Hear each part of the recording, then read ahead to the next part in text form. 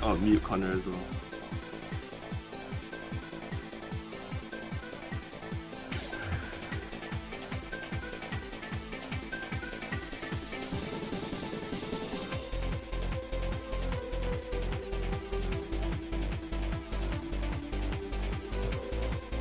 Hello, welcome back to HADO 2025 New Zealand qualifiers.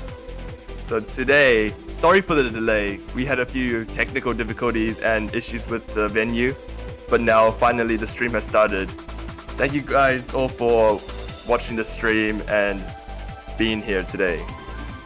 So today's tournament is not actually the conventional tournament system. Today we're actually playing by Connor picking the teams, well, our coach Connor picking the teams and also setting their stats and testing out different strategies to pick the best team for New Zealand to go over to the Shanghai World Cup 2025.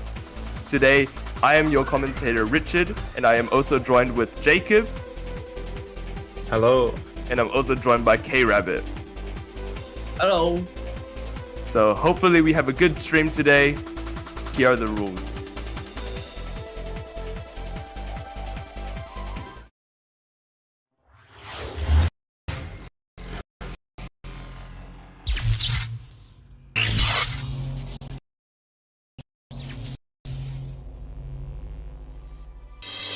Welcome to the Techno Sport. Each player wears a head-mounted display and armband sensor. Two teams of three battle it out over an 80-second round.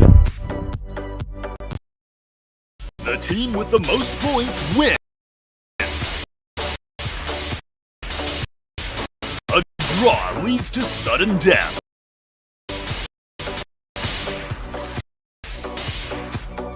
How to score. Players fire energy balls from their armband sensor, aiming for opponents' life cells. Break all four to earn a point. These life cells regenerate. A single energy ball can destroy all four cells. Defense. In HADO, dodging energy balls is the best defense. Each player can raise a shield for cover against attacks. Energy balls pass through your own shield for an effective offensive strategy. Skill set. Each player assigns points to four skills. Energy ball speed.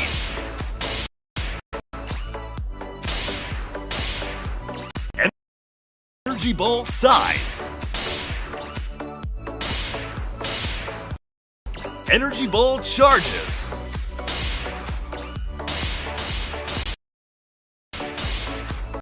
Shield stock and strength.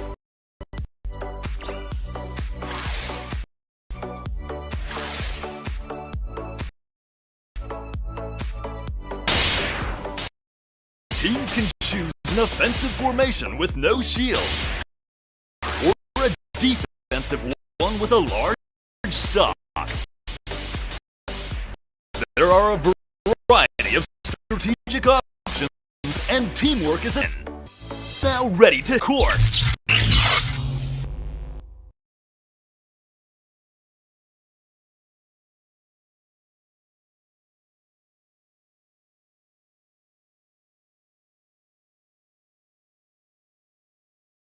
Everything is set up for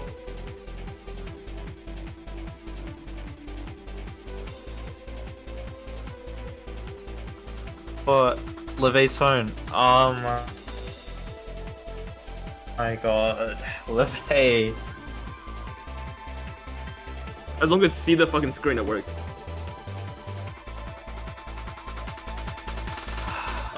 Okay, I mean, at least we're the live audio's working.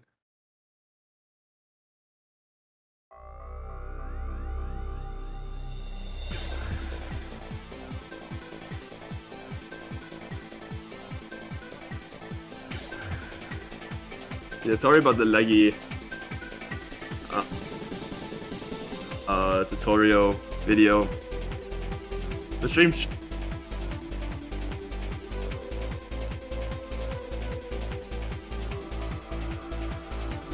get a bit better. We found a fix for it. Players to play.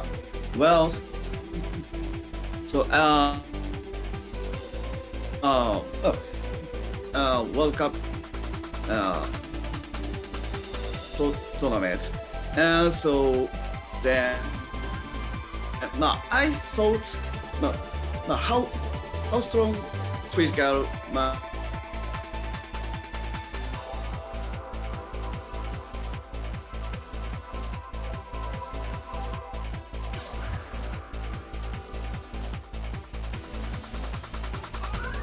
who have potential for their physical. So I'm and also looking forward to founding Diamond is the last.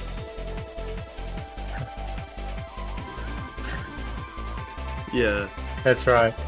Coming from another country and watching another country's HADO team and how they play and seeing the differences between countries is pretty interesting. And we're excited to see what your insight is to compare New Zealand teams with Japan. Yeah. Yeah, that's about right. Yeah, New Zealand is quite a new team in HADO. 2023 World Cup, we did come 8th place in the World Cup, losing out after the round robin. But we have had 2 years since then to, really develop our skills, extend the reach of HADO in New Zealand, and I believe that's bringing a lot of new players with a lot of new talents and a lot of new skill into HADO New Zealand, breathing new life and hopefully extending the skills into like a better World Cup in Shanghai 2025 this year.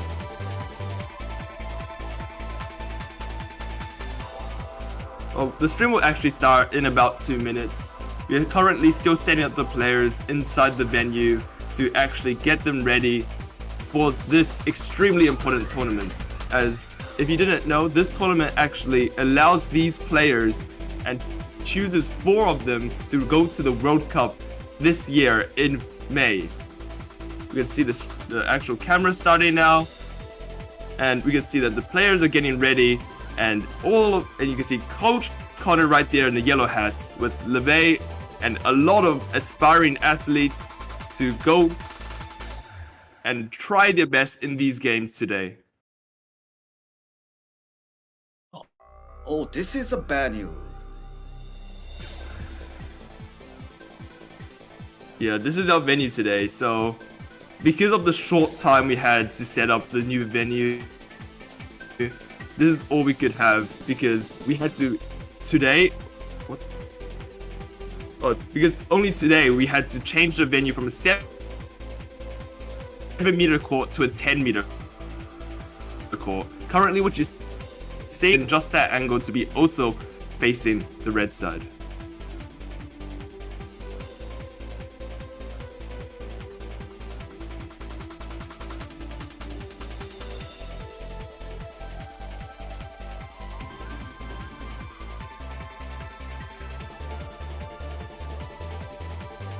Usually in HADO New Zealand, we practice and have our trainings on a 7-meter court. However, just for today, we set up a 10-meter court to really see how our team can perform on the standard court size.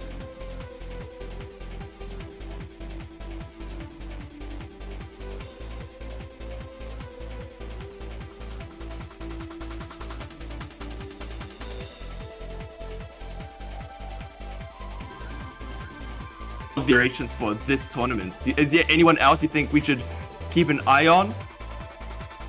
I'm really keeping out an eye, particularly for the previous players of the 2023 HADO World Cup team. As you can see, LeVay there at the bottom of the screen. He was one of our teammates when we went over to Japan in 2023. Off screen, I think we have Isabel as well, which was also a player in the main team. and on the right there you do see Hannah, I think. But then also, it's been 2 years since I've seen any of the players. And I've heard that a lot of new HADO players and a lot of new talent has come for HADO New Zealand. So I'm very interested to see how they perform against our veteran players here. Looks like we're getting into a few games very shortly. Yeah, that's right. Yeah, so there is, I think, with more experience with the new players actually getting into the game. It's YouTube from the view. So on the blue side, we can see that we have player 5 playing shields, and then a 5-3-1-1 and a spammer. The spammer instantly goes behind the shield, but the shield, well, the red side tries to put up a shield but fails. But actually, when they try to rotate backwards, gets knocked out instantly. They go back around, but they collide, unable to put up the shield again. Blue side still already using 3 of their shields, picking up 2 kills. But actually, red team has a 3 shield advantage, and can they use that advantage?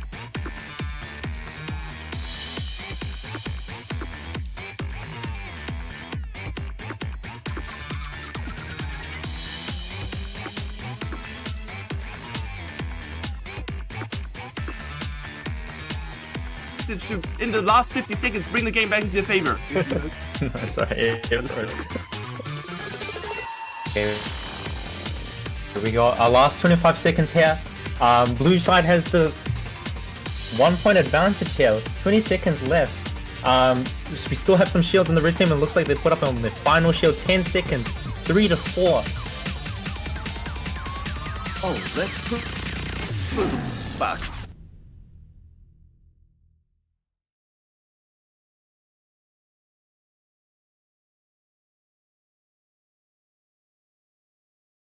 So we're getting into the replay here.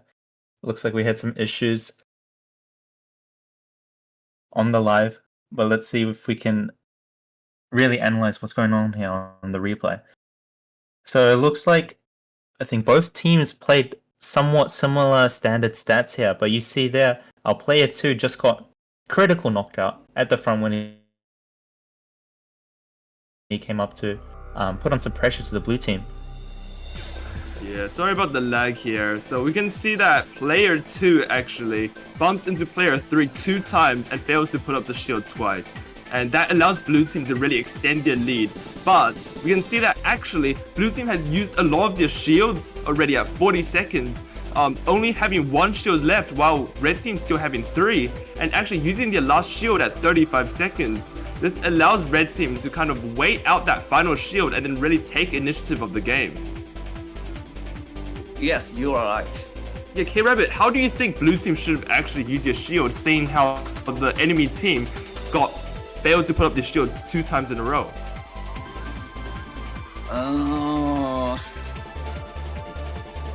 It's a situation for blue team. So,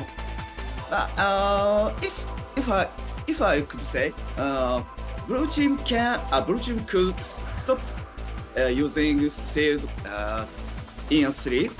So, once stopping raising shield, but instead of this, blue team can focusing to break shield.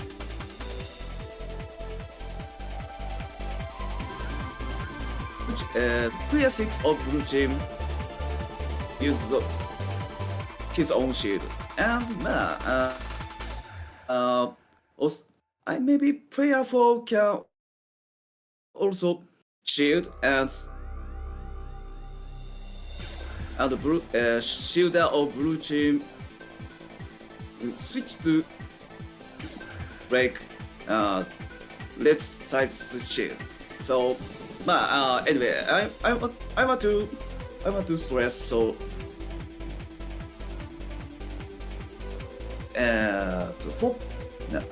thinking how to say it, so to make count number of each other's shield the same, or leads. Does it make sense? Yeah. Yeah, kind of. So you were saying about like how both teams should really save their shields to be like about the same or actually have the lead. So use less of your shields if the opponent isn't actually your shield, and to like take advantage of like the center line with just less shields and saving them. Yes. So it's important to save allied shield and so type it's not switching the offense and switching to defense. Yeah, that sounds about right. Yeah. Looks like we're getting ready for our second game here. I'm not sure if they swapped out the teams, but we'll see soon when we can see the stat selection when they start the game.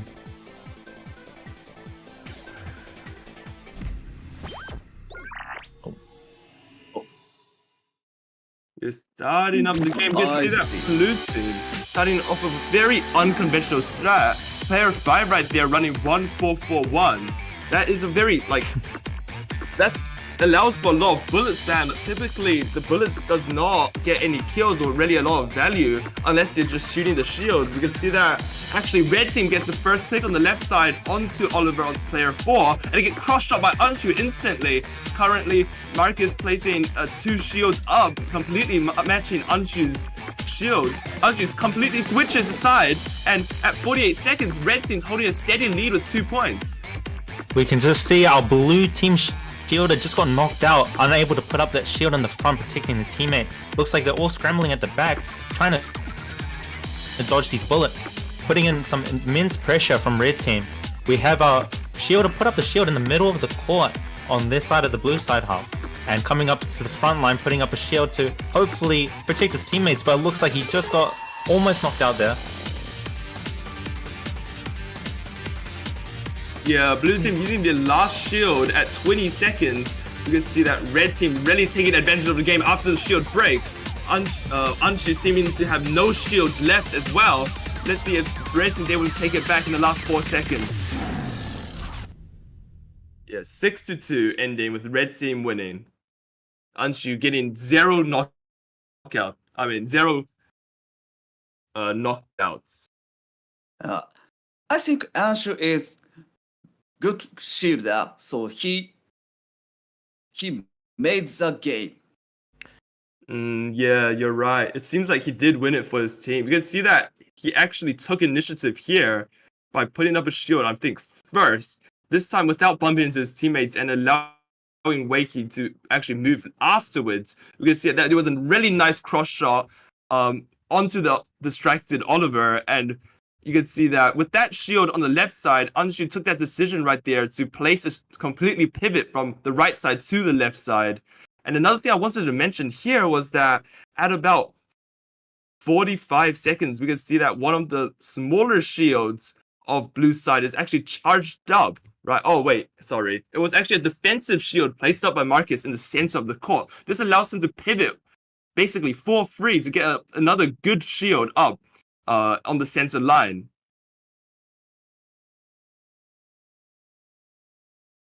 Yeah, but it seems that the early lead that red team really got proved too big of a task for blue team to overcome, even with that nice shield getting them a kill.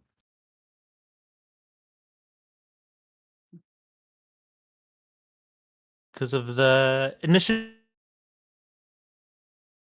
from the red team shielder here, they managed to secure an early lead leading up to the 4-point lead they had at the end with a 6-2 win.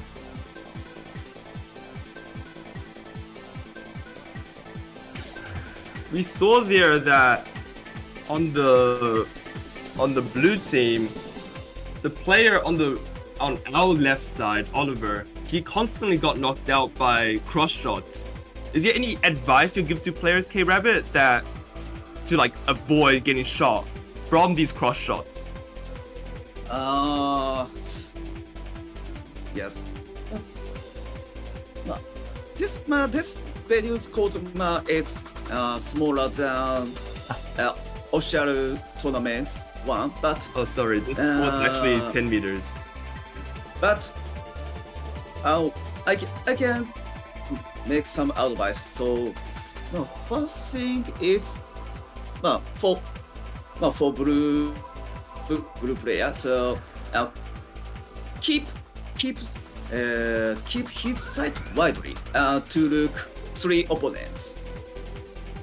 Do not watch only one person to dodge all energy barrels.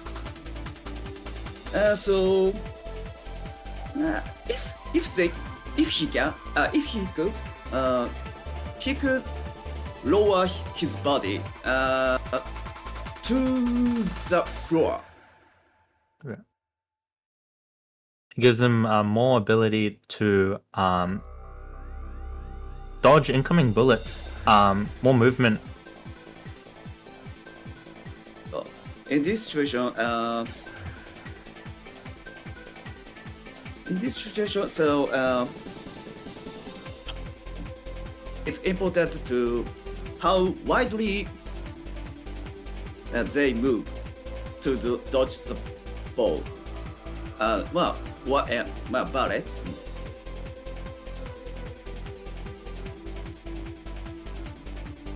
Yeah, I did feel like he was a bit too distracted with just the person in front of him.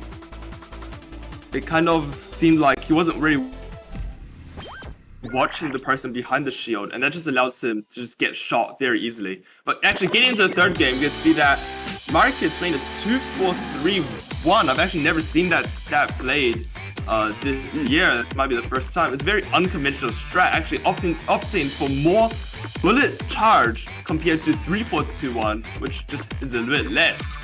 So maybe this allows him to break shields faster. So let's see how these plays this game. Oliver matches the single shield on the left side for us, but Unshield putting up his shield on the opposite side on the right side. You can see that actually Oliver's shield breaks first, and he is about to get knocked out but no lives, but with leaving all blue team on one pedal. We can see that at 43 seconds there's still zero kills. Actually Wakey gets a pick onto Marcus, player 6 right here, trying to break the shields.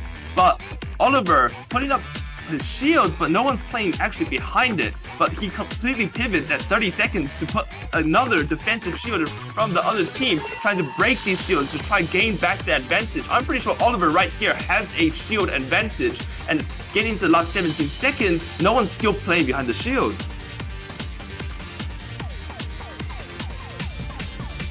Yeah, unfortunately, with the intention to protect his team, however, his team was not utilizing those shields and was running into the back side of the court, ultimately being more exposed to the red team's incoming bullets. We saw with the red team playing as a team, sitting behind the shield, and that managed to secure them the win. Yeah, sorry about the technical issues, but these replays should be slightly less laggy.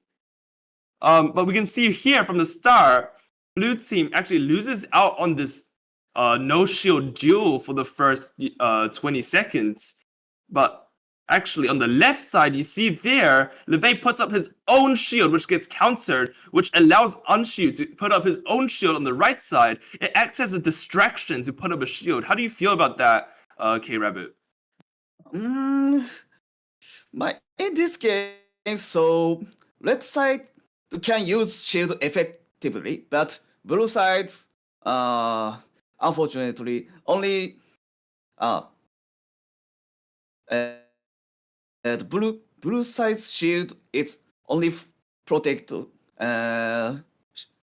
only protects shielder. So if blue side shielder can say anything or can tell their ally, so anyway, so I want to if you use a shield, so cooperating your ally, and so you using shield effectively. Yeah, did feel like a big waste that his teammates in the blue team weren't playing with him behind the shields. Because I think those shields actually were in a pretty good position and would have saved them a lot of time and ability to dodge, to allow them to just focus straight onto shooting. And if they were able to use that time shooting behind the shields, I think they would have most likely died less and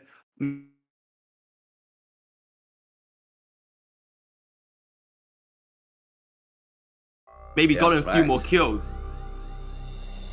Yeah, so that strategy for blue team 2-4-3-1, I don't think it got actually any kills.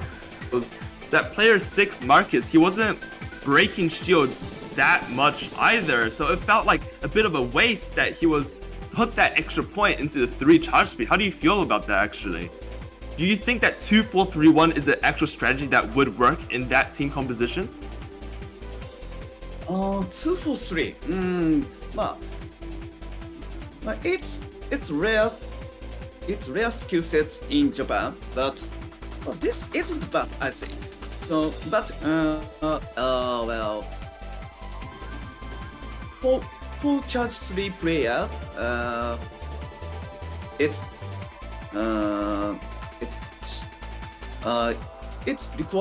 requires them to think how to switch when should be when they should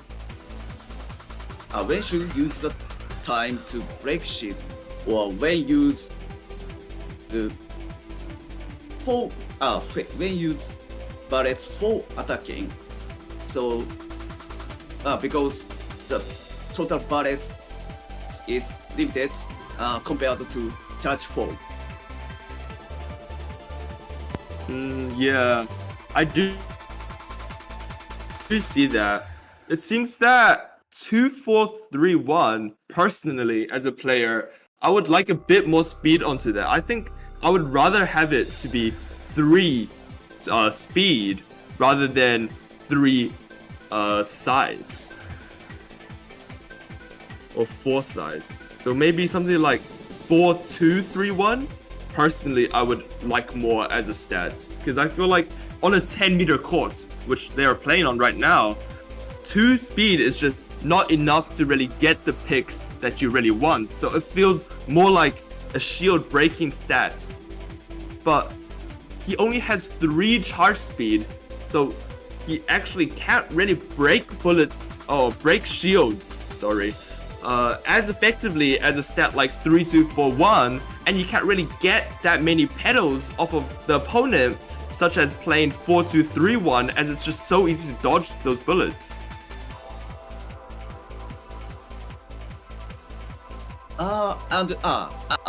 I forgot to mention this. For 2-4-3-1, its advantage is scale 4. So best to but ideally say 2-4-3 is good for shoot from the front line. So if he could, it's good to shoot the opponent's shield to prevent the raising shield from the center line. But it requires agility or physical strongness. So. Right. Like a fitness is to be able to be that adaptable and. Yeah, but if I add on to that, we did see that game that a lot of the players weren't playing behind the shields that Oliver was putting up. And that kind of just means maybe Marcus could have played behind these shields and wasn't required to have that physical ability. Yes. In the moment, so. Yeah, I completely get that. So if your bullets are so slow, you need to be closer to the opponent. And if you fail to do that, it kind of feels like it's like a waste, especially of the shields that weren't getting used already.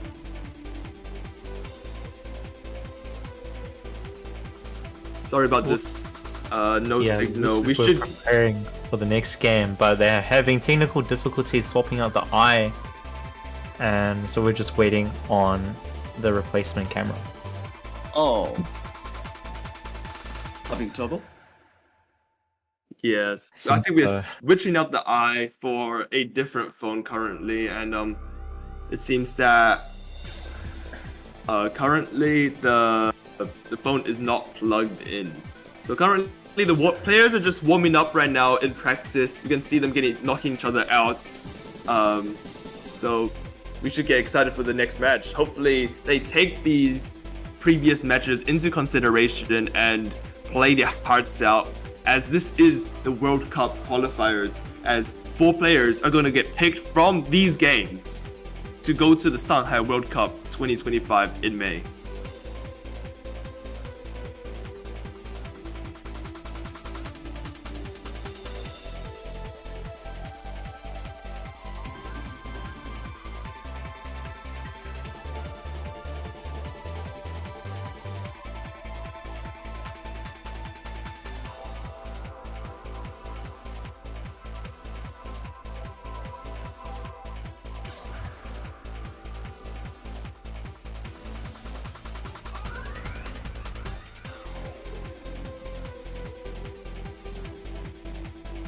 To ask about the game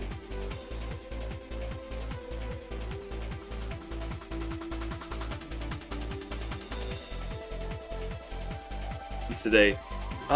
K-Rabbit, what is your favorite stat right now, do you think? What do you think these games? This is this is so I think 3-4-2-1 for attacker. Yeah, you're right. I have seen a lot of players playing that stat recently. Wait, sorry about that. We actually got into a game. HADO fights at 76 seconds. We can see that the new stat has Isabel playing Shielder and Anshu still playing Shielder for the red team. We can see that Anshu and Wakey are still in the team together.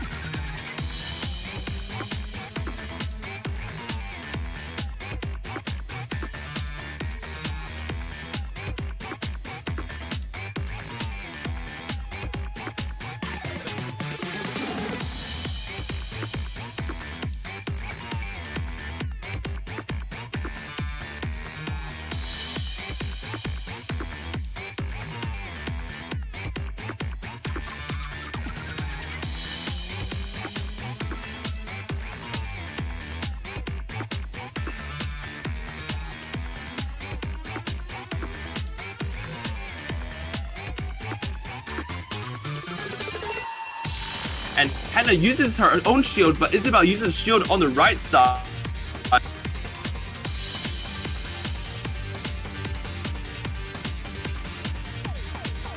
Team actually gets a knockout with Anshu or playing on the other side. And Anshu switches immediately. Oh, Sounds like we're in switching overtime position actually right now. Oh, yes, overtime. What happened? Yeah, I actually can't see the stream anymore. Both teams 7-7, with red team taking it out. Oh, red one. Oh, red team actually taking a comeback. We can see that. And the last second, LeVay got 3 kills. At the very end, let's get into this replay and see actually what happened. Yeah.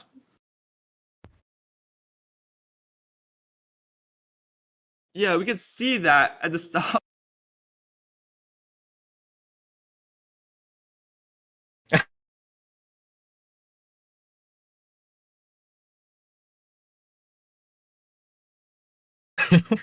Yeah, sorry about this.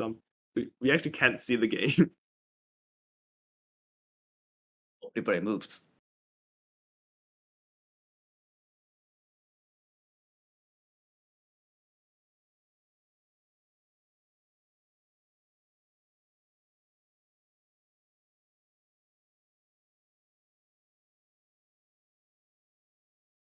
You can see that. Uh-huh. Uh-huh. Yeah, we can see that blue team actually takes that initial lead, but using a lot of their shields.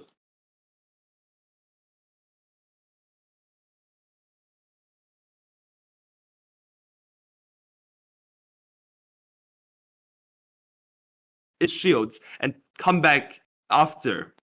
Quite unfortunately, our replay and our view of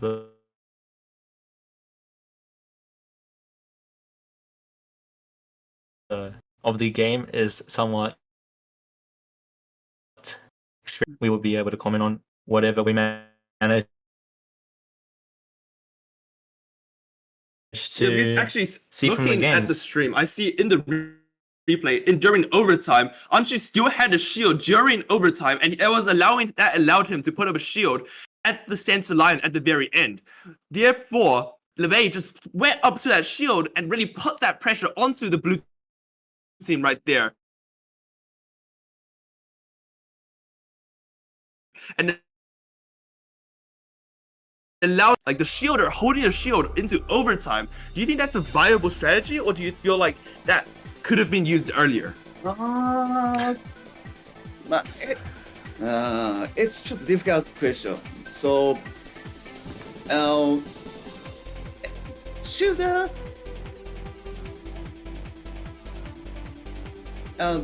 can make the decision properly always. So, in some case, shooter can decide their own shield to use their own shield in overtime. So for red side, so for due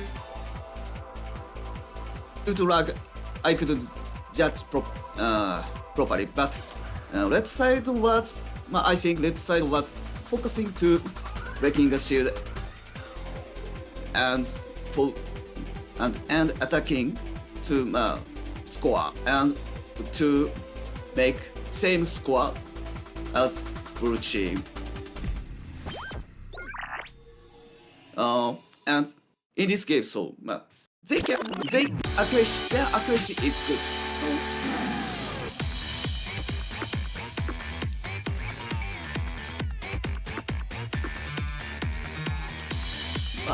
shooter can make their shield sorry.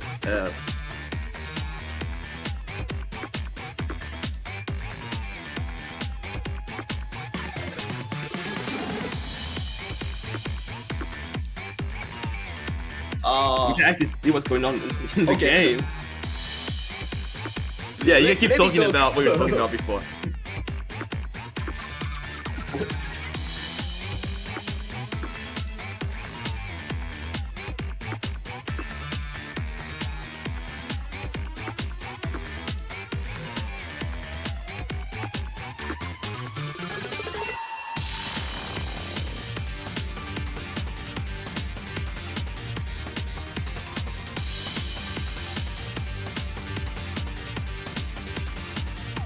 Sorry for my Kill English. advantage in the overtime. Okay. So yes. So red team.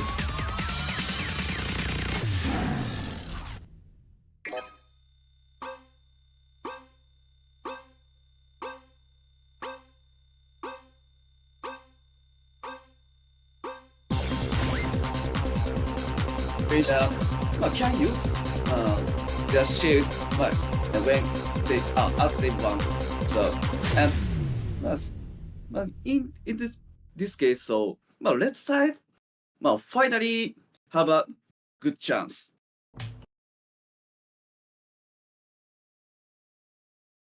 In Japan, Looks like similarly, in Japan, similar situation has occurred occasionally. Yeah, actually, seeing how that match just ended, we can see the new point.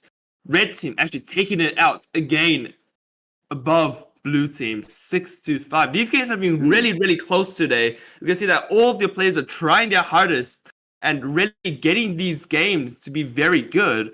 We can see that Wakey actually getting 4-2. That is really good stats. Getting 4 kills in the middle game, and he gets that in about a span of 10 seconds.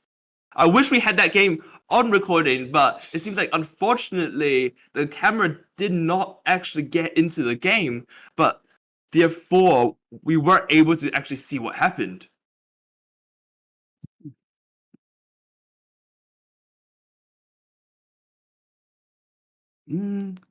I suppose so. Both Shielder didn't be knocked out so much. So, I suppose only few mistakes causing so their lose. Yeah, I feel like when you're playing double shields, there is a time at the start of the game and at the end of the game when you have no shields. So I feel like what you were saying, adding on to that, you have to not make any mistakes during this time so you can take full advantage of when you actually have these shields. So you mean if I lost all shields? Sorry, I was talking about double shields and how it works. It's because there's kind of like 3 parts to a double shield game, I feel. Correct me if I'm wrong, but I feel like it's like at the start of the game when you don't have any shields put up, because you usually wait until like 80 seconds to put up your first shield. During this time, you're very vulnerable to get knocked out, and if you get knocked out during that time, it's very detrimental to your team. Yeah. So, first in first 10 or about 10 to 15 seconds. So, so it's vulnerable to take enemies' bullets. So, almost team player has strong dodging skills to defend first, second. So, and also strong physical needs when especially overtime or use the but after all, so players is required their strong physical skill. Yeah, you're right, but I feel like it's very stressful for the attacker shields, as if you put up your shield and you aren't able to get a few kills when you had your shields up, I feel like it's a very difficult game to win. Oh yes, it's so someone feels stress to stay behind the allied shields. So this strategy requires attackers to be なんだっけ我慢強さだ。to be Be strong? their stress to be なんだっけpatient. Yeah, you're right. Patience, I do feel like patience is very important. You gotta look for those opportunities that you 100% can get a few kills.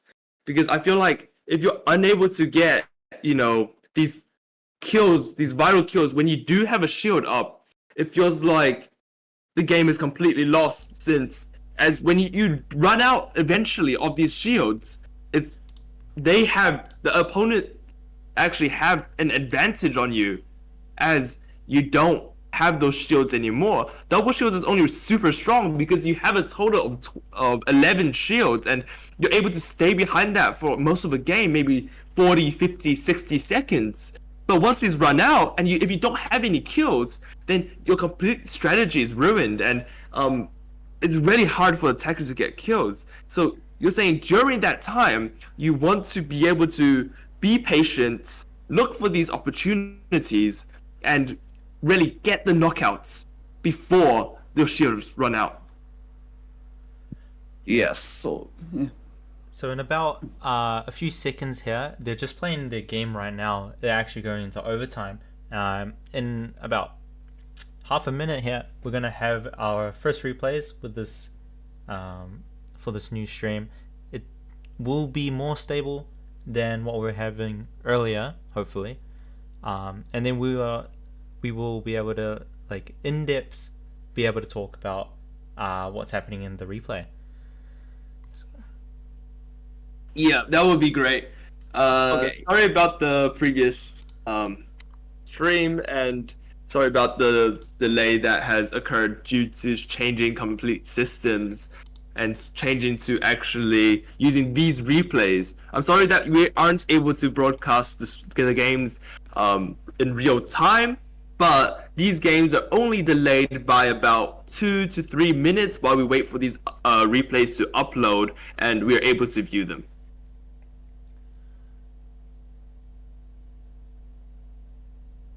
Alright, so our first one's coming in right now. Just to make sure, K-Rabbit, you can see...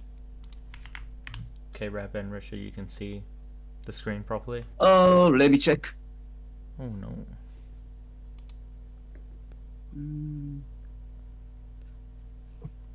Yeah, I can see it perfectly Oh. fine. Thank you, Jacob. I can see. Cool, let's get into got the it. first replay here.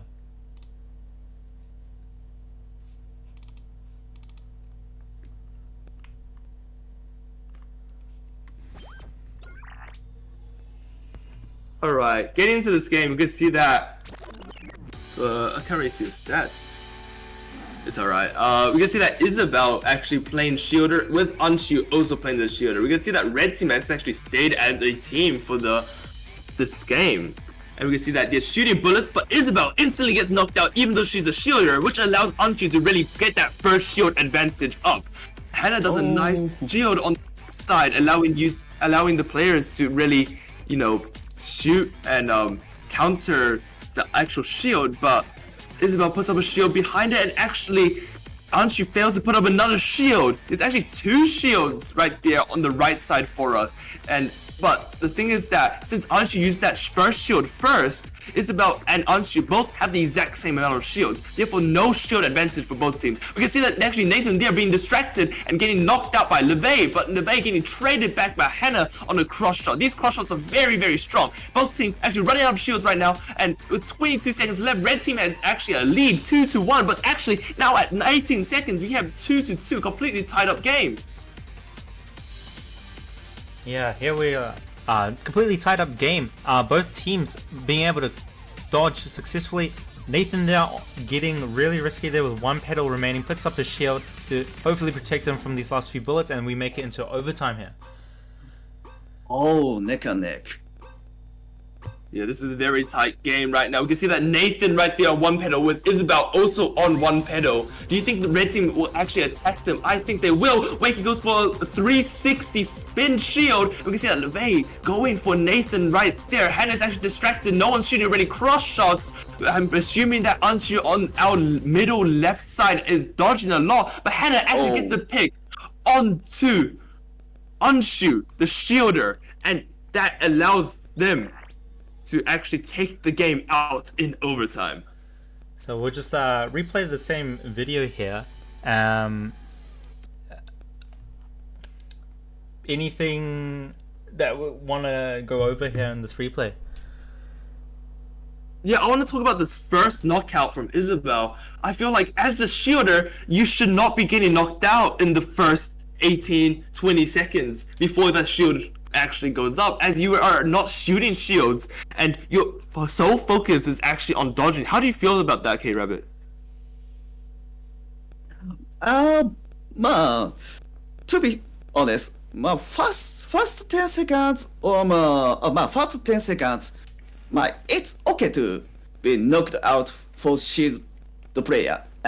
it's it will be critical. So in なんだっけ important situation like middle of the game or if they when なんだっけit will be critical to be knocked out for Shielder when the Shielder wants to prevent the opponent's attack or Shielder wants to use shield for attack. So opponents, it's good strategy to prevent the enemy shielder from raising their shield.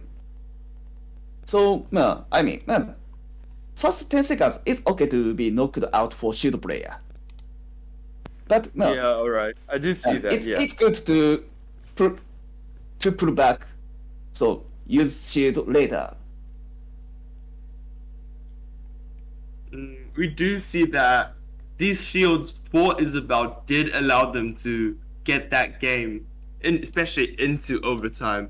But the thing is that the overtime was really, really close. I think that most of the teams, how do you really play overtime? I feel like it's really hard to, play these overtimes as you have to always be focused on every single player, especially without shields. How do you suggest playing overtime?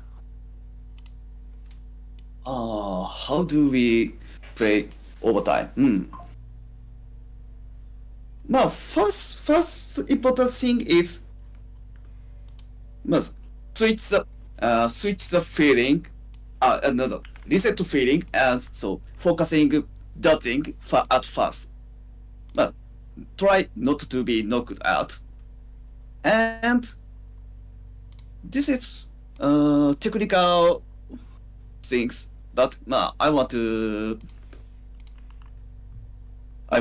say so. That is, if you could try to draw the opponent's focus to succeed. To make allies can shoot accurately. If you could draw the opponent's focus long time, your ally gets easier to aim opponents. This is good strategy in the overtime. So basically, be the focus and don't get knocked out. Well, try your best not to get knocked out and allow your teammate to get the picks that they want by having the opponent team being distracted. Yes. Sounds about right. Yeah, thank you for your insight onto that. Okay, Rabbit, actually, let's get into our second replay game of today. Second replay, okay. Second replay, more like eighth, but yeah. Yeah, but like actual replay. So, okay, team as we get into this game, we can see that red team changing out with Julius, Alvin, and Liam. Julius playing 1-4-4-1, Alvin playing 3-5-1-1. I really like how Alvin plays 3-5-1-1 from how I've seen him play before, but Blue team also having a really, really strong team we see them taking out a lot of games from the other teams. Let's see if red team can actually do this. 1-4-4-1 allowing to break a lot of these shields, where he wasn't playing behind the shield for quite a while, but now 55 seconds with that shield slightly leaning off to on the right side, allowing LeVay to really get these shots through that shield, but that bullet is just way too big. Alvin just getting that pick of the player 4 right there. At 39 seconds, we can see that blue team actually has the lead 4-2, with Anshu only have 1 shield while Liam actually having 2 shield. Now Anshu actually having 0 shields, with Julius constantly putting those 1-4-4-1 bullets into that shield, breaking them. Wakey and Anshu having forced back 7-2 at 20 seconds.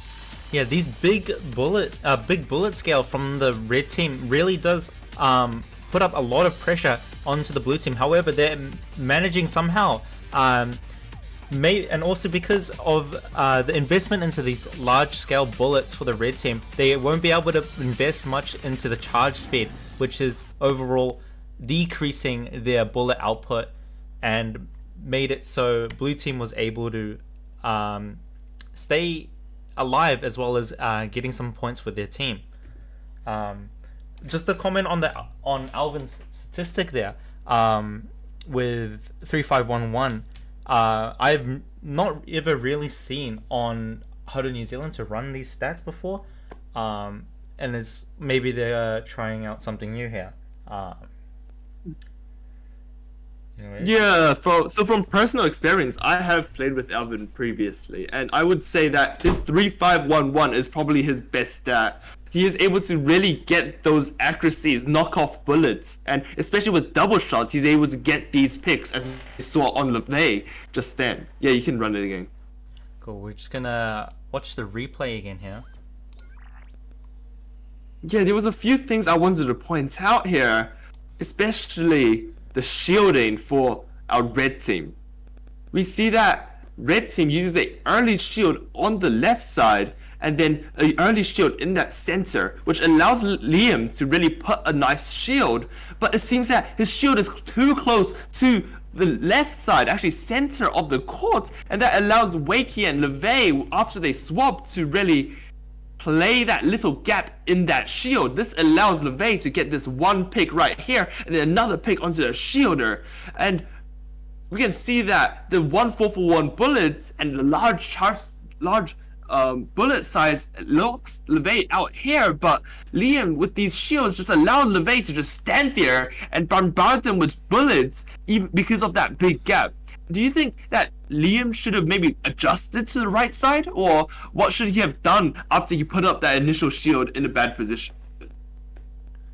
In this game, for blue shielder stopped 3511 player completely.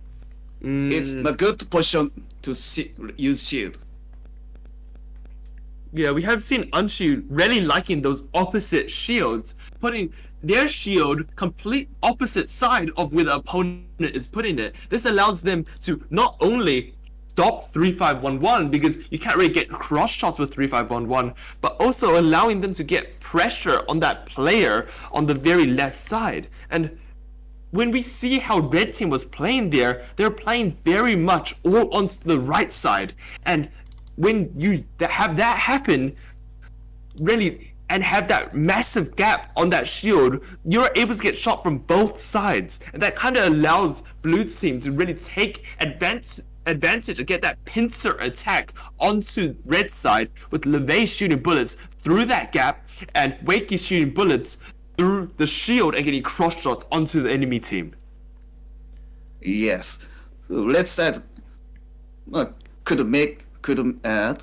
could shoot cross shot as well. It's one of the measurement for red team. Yes, that was Yeah, so Jacob, could you please put the replay to near the end? Maybe 40 seconds. There was something I wanted to point out there.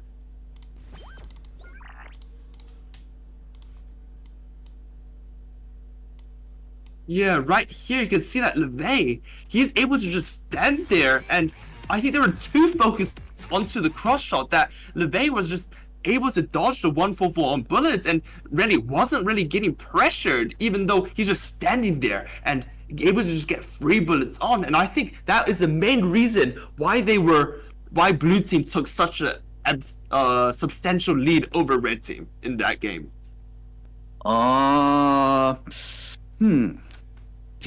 In this case,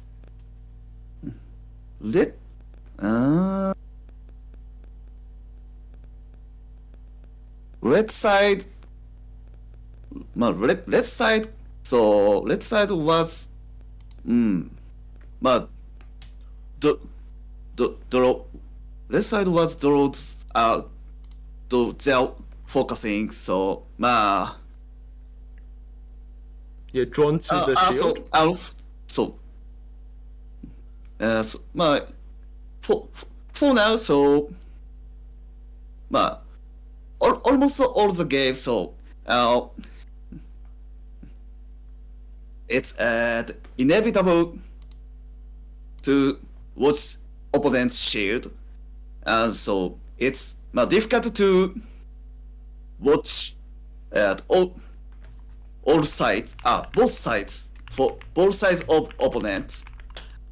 But in this game, so at right side of blue is almost on the front line. So if let's side the two if let's side though if let in on let's side 1-4-4-1 and 3-5-1-1, both two players able to one light of blue. Sorry, if let's side two players shoot light of blue player, they maybe なんだっけ they may maybe make just the pressure less than last game. Yes. Okay. So we actually have another replay now. Starting this game, we can see that it's the same team, it's red team with Julius, Alvin, Liam versus Anshu, Wakey, and LeVay on the blue side. Let's see how this goes, and let's see if their stats changes. Okay, we see that Alvin actually playing shooter now, changing his role with Liam. Liam playing 5-3-1-1, changing up that dynamic of big bullets and swapping it for very fast bullets now. And at 70 seconds, we see that actually we can see that red team first places up the shield on the left side, but Wakey completely tricking red side by doing that 360 turn to do a counter shield. That is completely opposite to what Anshu does. We can see that what Anshu does is that he actually plays these counter opposite sided shields, but Wakey likes playing these shields, just completely blocking off the other side and winning these shield fights, getting the shield advantage ideally.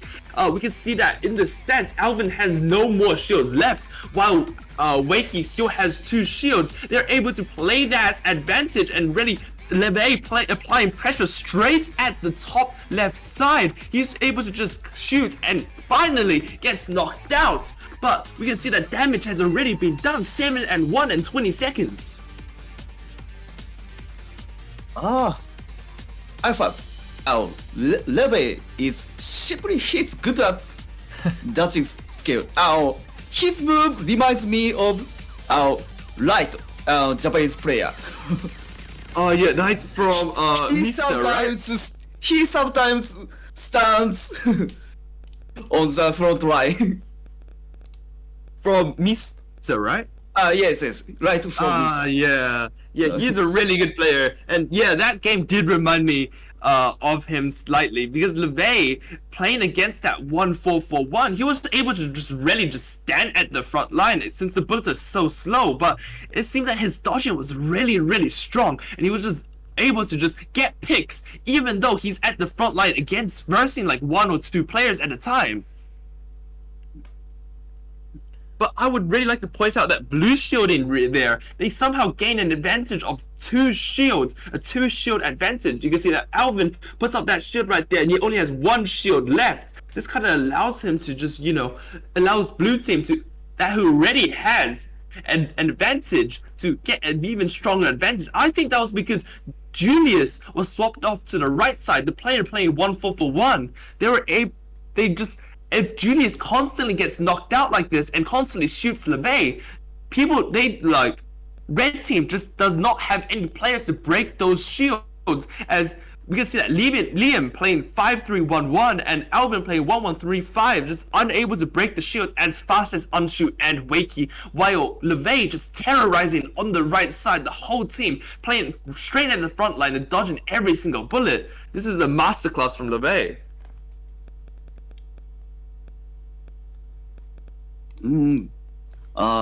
Yeah. For LeVay, so 1-4-4-1, it's too slow. Yeah.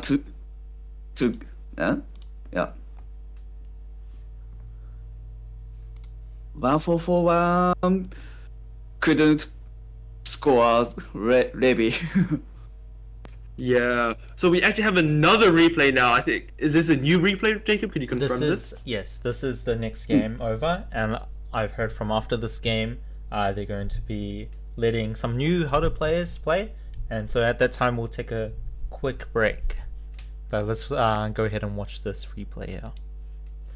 Yeah, so this is our last match for now. I think we're coming back with a few more games, letting our players rest up and be in the top performance for the next few games. So we see here that Anshu is still playing Disruptor while Waking playing Shielder. We see Alvin actually changed his stats to 1-1-3-5 there, turning into a Shielder.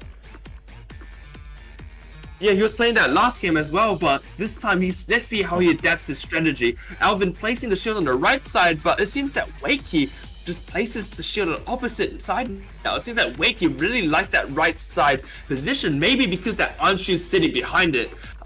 It seems that Julius also adapted his strategy, playing 4-3-2-1 to really attack LeVay now, but yet he is able to dodge everything. And we can see that that shield does not cover Alvin and Julius enough, and Alvin actually gets knocked out because he's not sitting behind that shield close enough. Is Alvin be able to get another shield? Yes, he is. And now they try to pressure LeVay more and more, but Wakey with those cross shots able to take another few petals and take their attention away from LeVay. LeVay gets cross shot by Liam right there on the left side, but we can see that it's a scramble right now, but blue team coming up on top. Yes, we have two on the left side from the blue team, really putting in the pressure while they just sit behind that shield that remains unbroken, leaving LeVay, while they're adding on pressure, to pinpoint exactly and knock out when they're not paying attention. Yes, you're right. Blue side made pressure all the time. Just replaying here, if we missed anything. Yeah, so that early shield there from Alvin, giving that team, the red side team here, some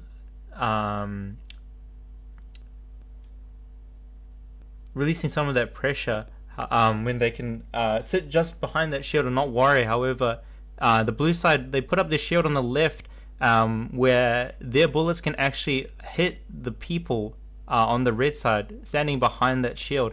Putting up these red shields really leaves them unprotected from blue side. You see them taking the advantage right there.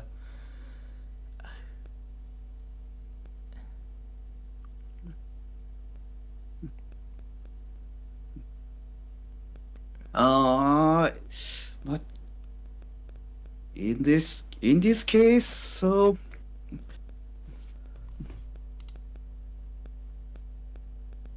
left side, the switch for one, it's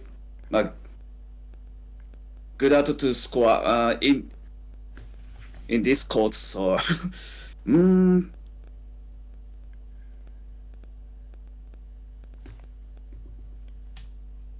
blue side.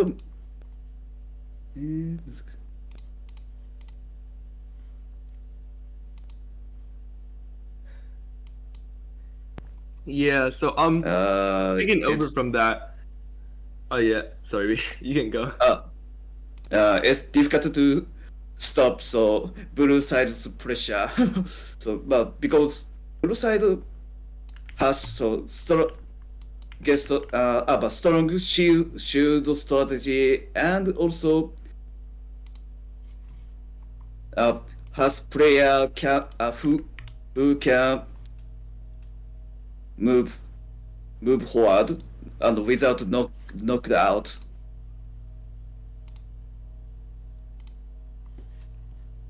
Yeah, the Vey right there displaying a very dominant showing as he's just able to, he's just able to really stand at that front line and not be knocked out. Like, not many players can do that, as it requires so much agility and fitness to be able to do that for the whole 80 seconds of a match. Yes, Yes, he has strong, so physical. Yeah. Now we're just letting some new players to HADO play a few games. So our commentators here will take a quick break until the games resume.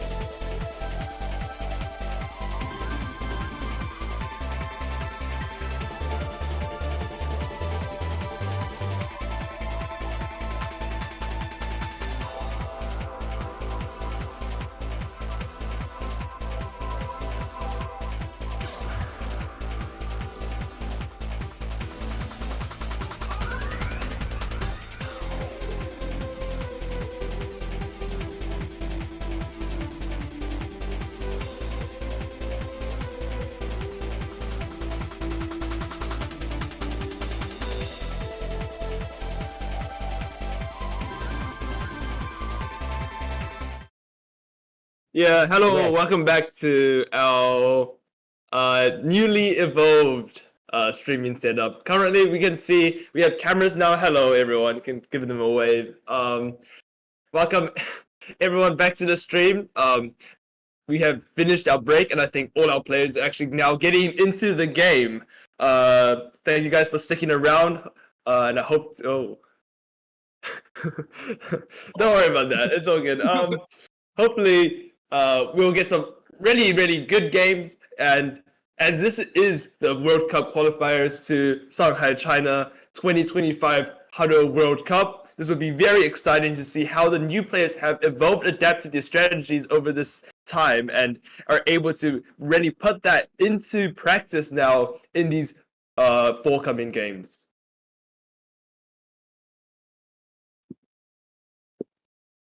So actually, as we actually have the resources now to run the stream with cameras, we will be using this as well, which is why now you can actually physically see us while we commentate. Yes, that's right. I'm just setting up the next game, yeah? Yeah. So currently we're actually still using the replay system. So currently you can see that we will still be watching replays of the games and can't commentate it live. But this allows us to bring you better production quality with these cameras and without lagging during commentary and without seeing lag during the games as well. Yes, that's right. All right. I think we will get into our first game back right now. Okay. Alright, so as this game starts, we can see that the teams are Oliver, Josh, Marcus, and Liam, Julius, Alvin. So the Liam, Julius, Alvin team hasn't actually changed, but Oliver, Josh, Marcus is a team that we have never seen before on the red side. 66 seconds, Alvin is actually the first one to put up the shield on the left side, immediately matched by Marcus. Julius is playing behind, playing 1-4-4-1, which is a stat that we did see before that did not work against LeVay. I feel like maybe on this new team it might work a little bit better. He's looking for a cross shot but breaks all the shields. Alvin actually less than one shield, so therefore having Marcus having that one shield advantage 1-0 to the blue side right now, but we can see that Oliver is able to get these cross shots because it seems that the players are playing super behind the shields. Is he able to capitalize on that? Behind shield. Oh, it seems that Marcus' shield actually right there also had a slight gap being played by Liam, applying that pressure. But it seems that red team actually 4-2, but blue team still has enough time to come back from this. Is blue team able to apply enough pressure? One more shield goes up for red team, but actually they tied it up and for 3 seconds left. 5 actually brings it back. Both teams getting a score at the very last second, getting into overtime.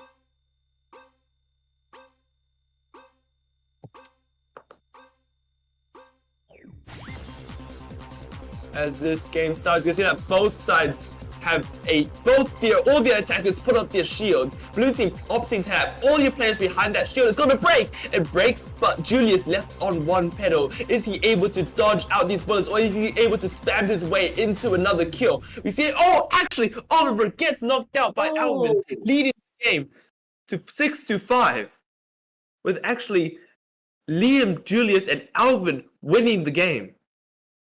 1-1 Barrett score last time. Yeah, so we're just loading up the same game.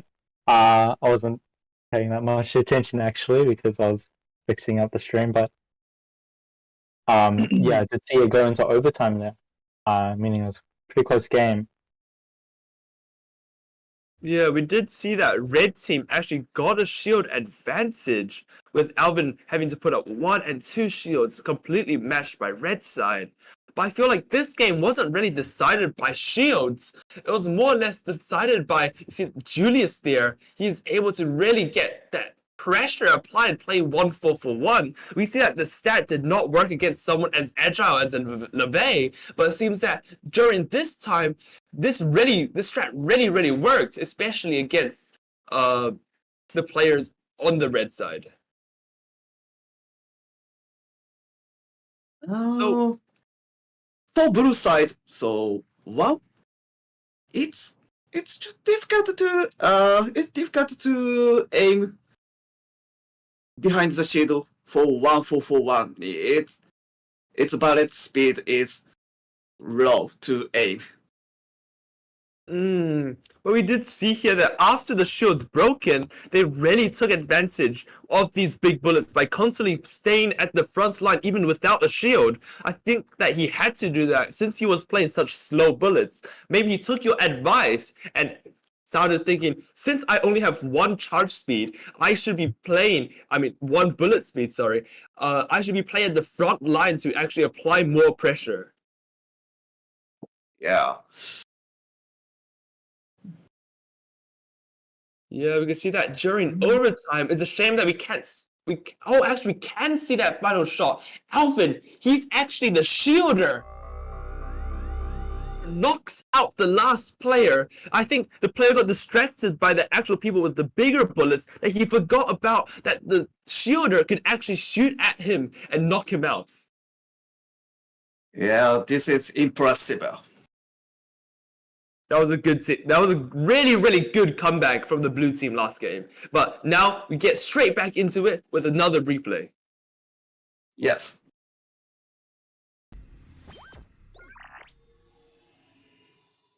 So we can see that blue side and red side, same teams, but actually Marcus opting to play 5-3-1-1 and Oliver now playing 1-1-3-5 with Josh adapting to Julius' strategy of 1-4-4-1. Both teams now have running 1-4-4-1. You see that the massive bullets already got 2 penalties off of Liam, but it seems that the shields that Alvin getting put up are actually not breaking. He's only used 2 shields, even though he's been up there for already 30 seconds.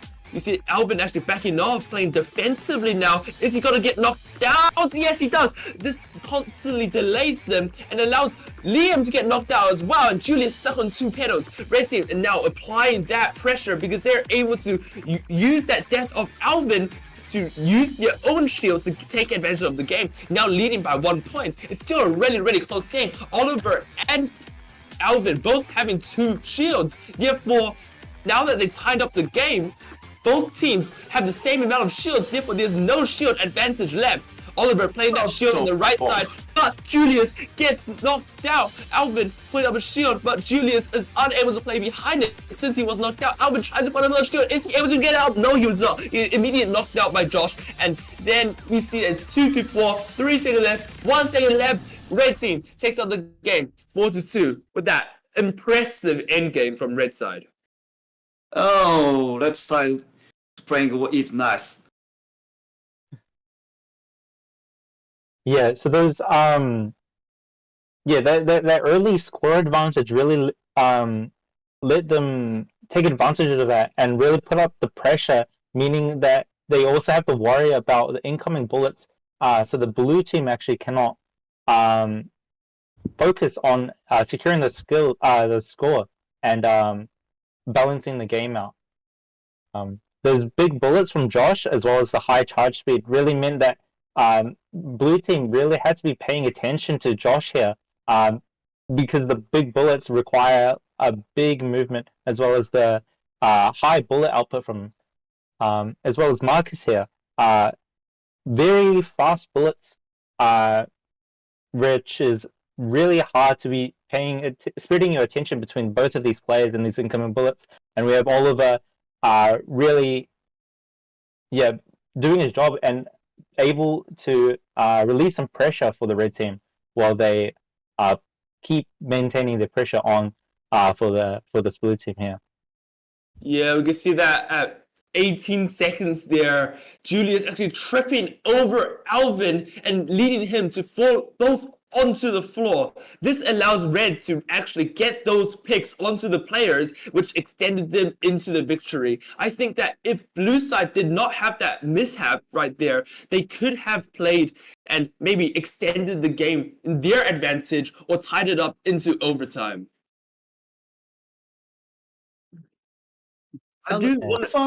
I found so one of red player used 1-4-4-1. It's a kind of trap to prevent shielder and to prevent attacker from going forward. It was nice to use. All right. Shall we get into the next game here? Okay. Yeah, perfect. Next game. I'm ready whenever.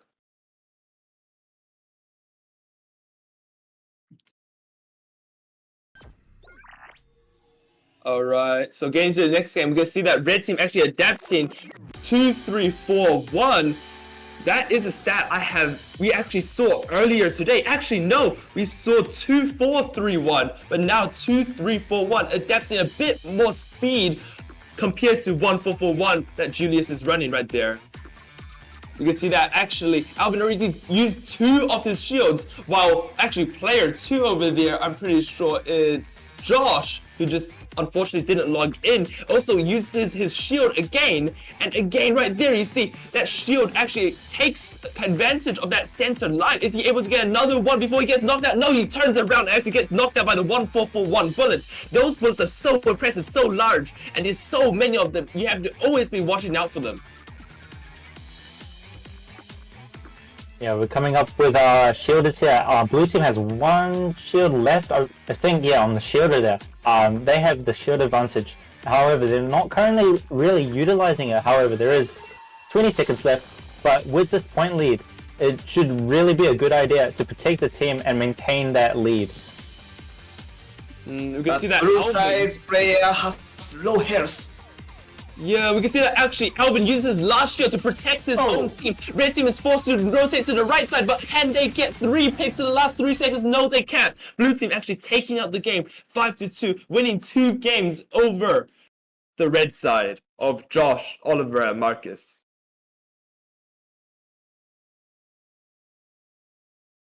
Yeah, that was a really close game. We can see that Alvin going for that instant shield. As soon as the game starts, he puts up a shield and completely puts a second shield up straight after it. We can see that that actually plays well as red team really reliant on that shield. With that 1-4-4-1 player, you can see that they didn't expect him to, he shoots 3 bullets at 60 seconds, but now at 50 seconds, he still has 1, 2, 3, 4, 5 bullets, and I'm pretty sure that catches him off guard as soon as this shield breaks. And the shielder of Josh, he turns around and he gets instantly knocked out. That is so impressive.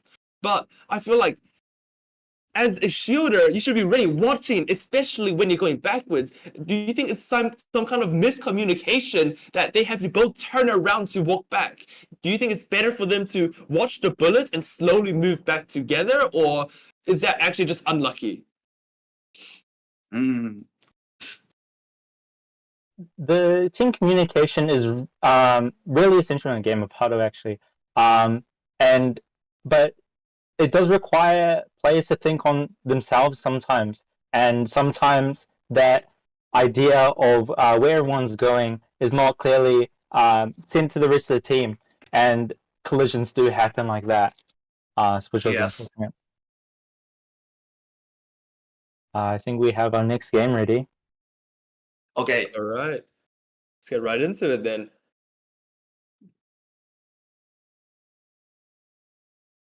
Oh, I found a Japanese comment in YouTube chat. 見てますよ。ありがとうございます、コメント。日本語のコメント見つけたら、ちょっと日本語で返すようにしますね。Okay, that's fine. All right, now we can see that the blue team actually changing out, playing Nathan, Isabel, Hannah, replacing Alvin and his team. Right now we can see that red side playing the same strategy that brought them success. Actually, no, defeats last game. They didn't change it up. And now the 5-3-1-1, but Nathan instantly gets a knockout onto Oliver right there. Nathan moving really well to dodge these 1-4-1 bullets, He actually loses the pedal there at 65 seconds, but he's able to dodge all of these. Does he actually get hit by that? No, he doesn't. Marcus actually tries to put up a shield, gets knocked out during transition. Is about putting a pincer shield, putting a shield on the left side and the right side, allowing both of their attackers to really go at the shields and go at the players, applying pressures from both directions, making it really hard for both players to watch. 4-0 already at 40 seconds. This game is intense already.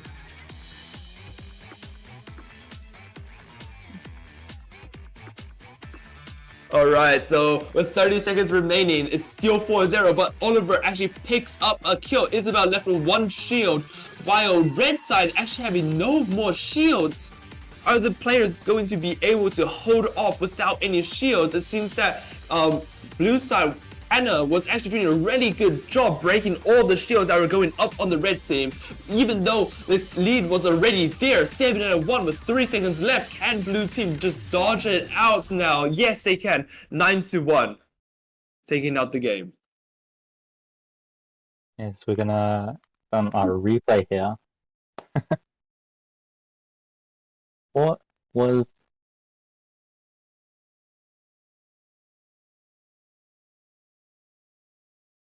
Yeah, we can see that Nathan does a really good job of dodging these 1-4-4-1 bullets, where we saw other players struggling to do. He plays at the back and he just watches these bullets and just moves in the opposite direction of them. He does a very good job. He just not being very, very calm and composed during these fights. We can see that Marcus there on the left actually gets caught out during transition by Hannah, I'm pretty sure, just shooting bullets at the shield. I'm pretty sure the shield maybe broke and then he ran into the bullet, getting knocked out. Okay, Rabbit, how do you think about this shield that Isabel's doing? Putting a shield on the left side and the right side. Do you think it's very effective? Yes, this is popular strategy to make shield both sides, left and to right, right to left. It's because so both sides shield can do the opponent's focus disturbing. Yeah, that's right. I feel like when you have two players just shooting at you from two different directions, super close to you because it's at the center line, I feel like dodging just becomes such a threat, especially when you run out of shields like red team did there. I think pretty sure Marcus used up all his shields while his teammates weren't breaking the shields as much. Maybe blue team played more defensively at the start, saving their shields for the later rounds, later time, and then therefore they were able to, hold the shields to do these pincer attacks and apply more pressure. Yes, so pinches attacks. I mean. Yeah, that seems really strong. Let's see how they do in the next game, which we have right here. Okay, Same next teams. I'm pretty sure red team right here, we can see that they keep the same stats, but actually changing out the shielder. Oliver playing 1-1-3-5 and Marcus playing 4-4-1-1, while blue team keeping everything the exact same as we saw before. Their strategy worked out really well. Let's see if blue team can reproduce those results. At 65 seconds, we can see that Nathan actually getting that first hit onto Josh right there, dodging perfectly the 1-4-4-1 pedals. Hannah playing the same shield. Isabel reusing that pincer attack that we saw worked out so well last time, but yet that shield was way too over the center line. The players were able to look past that shield and completely knock out Nathan and then knock out Isabel with that little gap on the right side. I feel like that pincer attack didn't work because the shields weren't placed in a very good position. Now Isabel placing another shield, but Hannah gets crushed. The shield on the right side is a pretty good spot. Oliver is just keeping that position, but no one's playing behind it. 3-3, 24 seconds. We can see that Isabel left on one shield and Oliver also left on one shield. 4-3 with 17 seconds left. Isabel actually takes the first initiative, but both teams places the shield in front of each other. Which shield is going to go down? Can Hannah move towards that shield? Is Oliver getting knocked out? Next knocked out. 6-4. 5 seconds left. Can they bring it back in the last 3 seconds? It's 3 seconds to get a pick. Can they do it? No, they can't. 6-5. Blue team actually barely scraping it out. Mm-hmm. Yeah, it was very very close game until the very end there. Yeah, everyone sort of doing their roles there. What did you see actually went wrong there, Richard?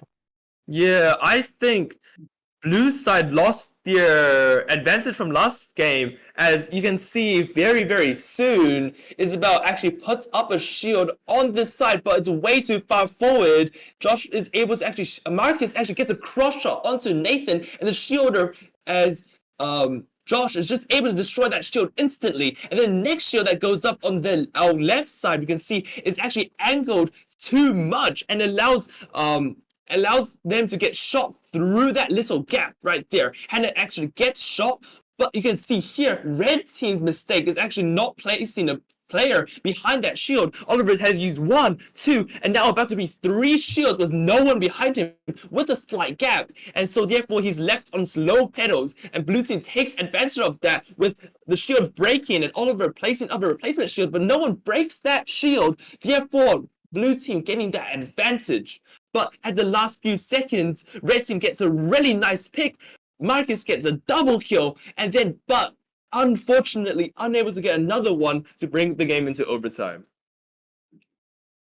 Yeah, For very, blue side, very so first score to kill 1-4-4-1 player is good start. And so, and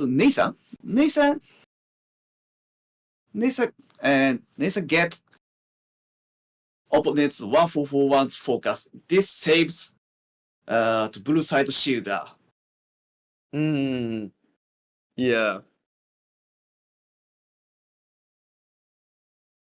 Alright then. So following on to that match, we have another rematch of the same teams. With a new replay, and let's see if blue team and red team are able to adapt from their mistakes last game and actually take the game in a more demanding fashion. As we can see that last game was so close, it could have been any team's game. Can it be changed this time?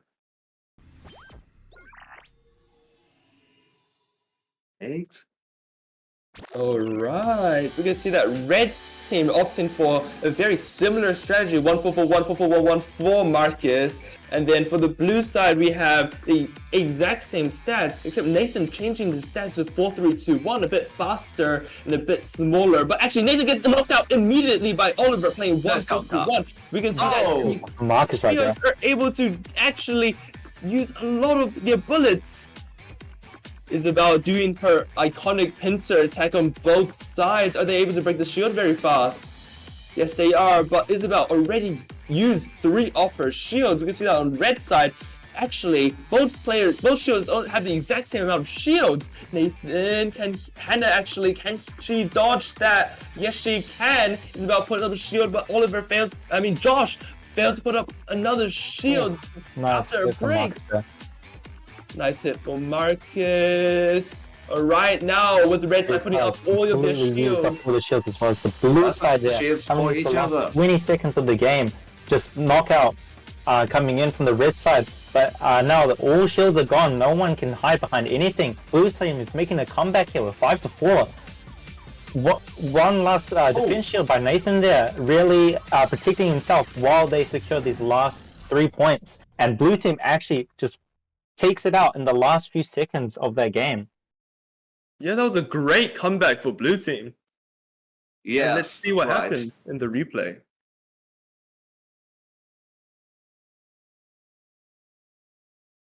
First half of the game, red side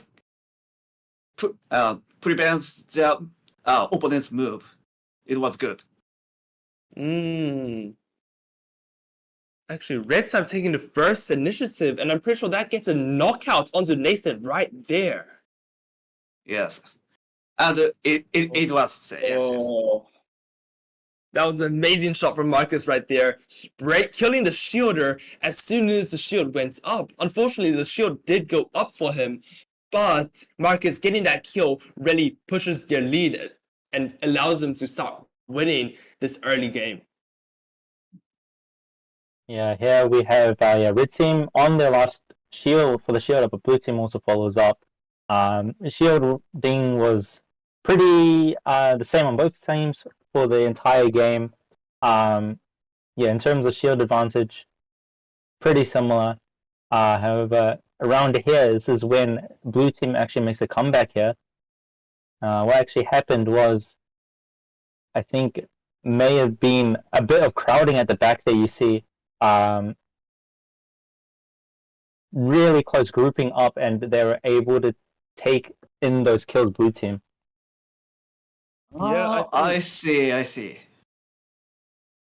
I do feel like red team, maybe they got comfortable with that 2-point lead, while Nathan and blue team really taking initiative and using his shield in the front line and really just bombarding red teams, while following on what Jacob said, crowding and just able to really pressure all three players with 1 bullet, 2 bullets, just from one player. As long as you shoot in that general direction, it seems that every single bullet got some value.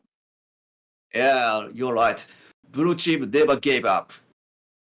Yeah, that's really... Okay. Yeah, they gave them the win there. Yeah, too comfortable. Is moving on to our next game here. You can actually see now it's blue side who hasn't changed, and their stats have all been the same from last game, but red team actually changed their team. It's actually Alvin, Julius, Liam from the team that we saw before.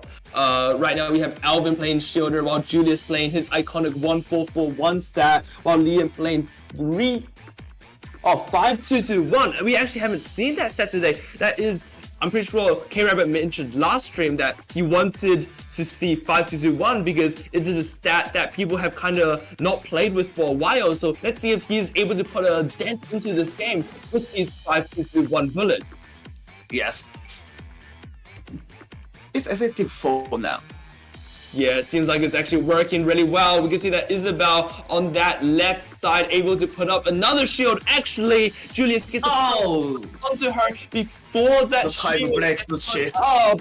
Can red team hold on to this lead? 1-2-2. Places up another shield. Isabel actually going for another shield. Does she get knocked out? No, she doesn't. She's left on one pedal though. And Nathan not really playing behind the shield. No one's playing behind that shield on blue side. And she actually runs across the court, places up a shield, but Hannah gets 2 kills at once. It seems that red side has no more shield, and that is the end of their game as there's 3 seconds left and blue team get more kills. I mean, red team unable to really get any kills at the last after they ran out of shields. They got an early lead by using all of their shields, but for the last 40 seconds it seems like they just were left with none. We can see here that red team actually takes good initiative, puts up that first shield with Liam, and then Alvin trying to use that shield but unable to, but that actually didn't lead into a kill, except Julius gets knocked out by Nathan. But right here on that left side, that is a red angled shield. Rambo. Yeah, facing the wrong way. Facing the wrong way, but kind of adjusts back for that with that second shield. But we can see that Isabel gets knocked out trying to put up a shield, and then actually, if you wait a little bit here, Isabel puts up another shield to counter that shield. But it seems that she shot that shield so long that the shield broke, and as before she was able to put up a shield, gets knocked out. And this time we can see that red team actually has no shields, while Isabel still has 2 because she got knocked out 2 times. It's unfortunate that red team wasn't able to capitalize on that as much as they could, as the shield got knocked out twice in the mid game. They should have been able to really snowball into a lead, but here we can see that they only had a 1-point lead, but Hannah gets 2 beautiful shots, knocking out 2 players, leading it to 4-2, and then snowballing it with that final 2 shields from Isabel into a 7-2 lead and ending the game. Now, last 2 shields finish the game. Yeah, you're right. The last 2 shields were really well played by Hannah because she was just able to stand the front line and bombard the opponent with just bullets, bullets, bullets. And honestly, that just led to their win. But honestly, that was a really good game. Oh, okay. Next game. Okay. Oh, do you want to say? You can feel free to say anything because these are just replays. It's the last game, so ideally say so to prevent opponent's shield, especially two shields in a series, at least they had to hold at least one shield to stop two shields. Last game, so red side you use all shields so early. Yeah, they should have at least saved one for defense, maybe, because I think blue side really putting on that pressure with the last two shields. Yes. The gap of the number of shield make the game can make game changing. Yeah, you're right. All right. So now getting into the next game, we can see that it's a rematch. Alvin, Julius, Liam, and on blue side there's Nathan, Isabel, Hannah. I think both teams playing the exact same stats as they were before. Let's see how this changes again. Does blue team learn from their previous game and not? And can Isabel place up these shields and not get knocked out? There was Actually, a failed Nathan taking a lot shield of shields. from Liam there initially. However, I think he did not actually get hit there, which was lucky. Yeah, you're right. You can see that it's a shielder scramble here at the front. Both shielders ready, just putting up their shield and trying to break it as fast as possible. Julius looks for past the shield, but he actually gets knocked down and punished. But he gets actually Nathan right there. But Isabel now actually won that shielder scramble, is actually able to keep that center line. But that shield, we can see that red shield actually has a big gap. Can Hannah take advantage of it and get a pick through that shield? No, she's not able to, and actually someone gets knocked out there. I'm not sure who. Blue team with a 7-1 lead. Isabel having actually one more shield than Liam. Isabel, she puts up that final shield with that shield advantage. Can Nathan and Hannah get the pick? Nathan's actually dodging across on the front line. He's not scared of the opponent at all. He's not scared of 1-4-1. He's not scared of anything. He's able to just dodge all the bullets. Can he live? Yes, he can. Oh my god. 8-1. Blue team. That was an epic game. Oh,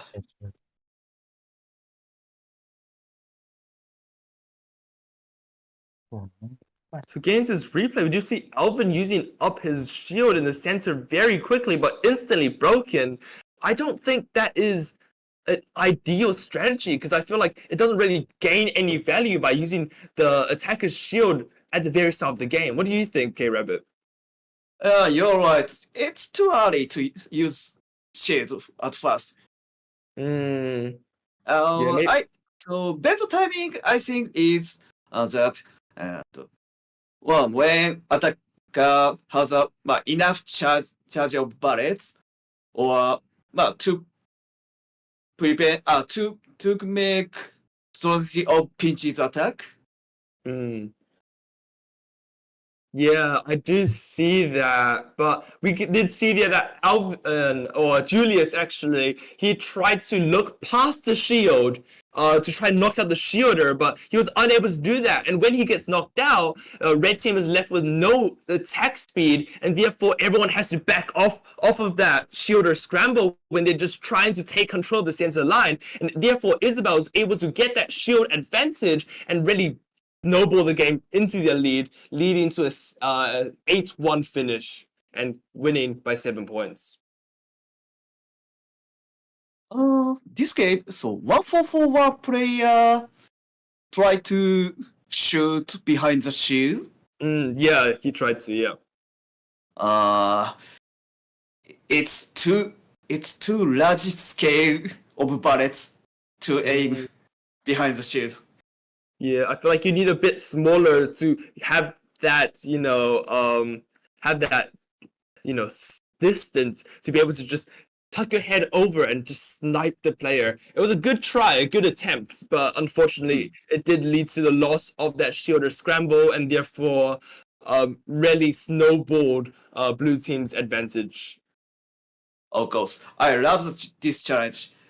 I I remember my trying to prevent なんだっけ opponent's shielder by using 4411.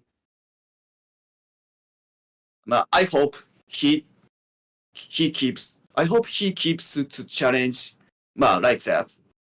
Yeah, it's not a stat you see anywhere else. Because I've never seen 1-4-4-1 being played in, in Japan Cups or like Korea Cups. I've only really seen it in New Zealand, and it's very unique, and we have seen it work out in a few games today. Hopefully he keeps trying, and speaking of keep trying, he's actually in the game again. Let's see how this game goes. Okay. Yeah, you can see that Julius still playing that 1-4-4-1, but Liam adjusting to 5-2-2-1. I'm not sure, but Alvin actually, he is in this game, places up a shield early, but that shield gets instantly broken. Second shield already up, but no one in red team's playing behind that shield. That's kind of a wasted shield, it feels like. Isabel with HADO both putting up shield on both sides, creating that pincer attack, but that shield is still there, denying HADO and allowing Liam to snipe her during transition. You can see that Nathan right there gets a nice pick, but also gets punished by Liam for being too far on the center. We saw that working before, but it seems like he can't be that forward anymore. Alvin and Isabel both on the same shields. Isabel with that shield advantage used, HADO's able to get another 2 picks, bringing the advantage to them. Therefore, after knocking out the players, Nathan's able to really start pushing the game. But Isabel, before she puts on the shield, gets knocked out for 1-4-4-1 again. These 1-4-4-1 shields are actually providing so much value. Isabel placing a shield on the left side is able to actually do a counter shield. Alvin with left with no shield. This charging shield though is unable to place it up. 4-4 on both teams. 5-4 now with 2 shield advantage for blue team. Liam tries to bring back the game by pushing up, but gets knocked out with 2 seconds left, 1 second left. It's unable to bring the game back into overtime or into the advantage. Coming into the replay here. Key moments from that last game that really turned events were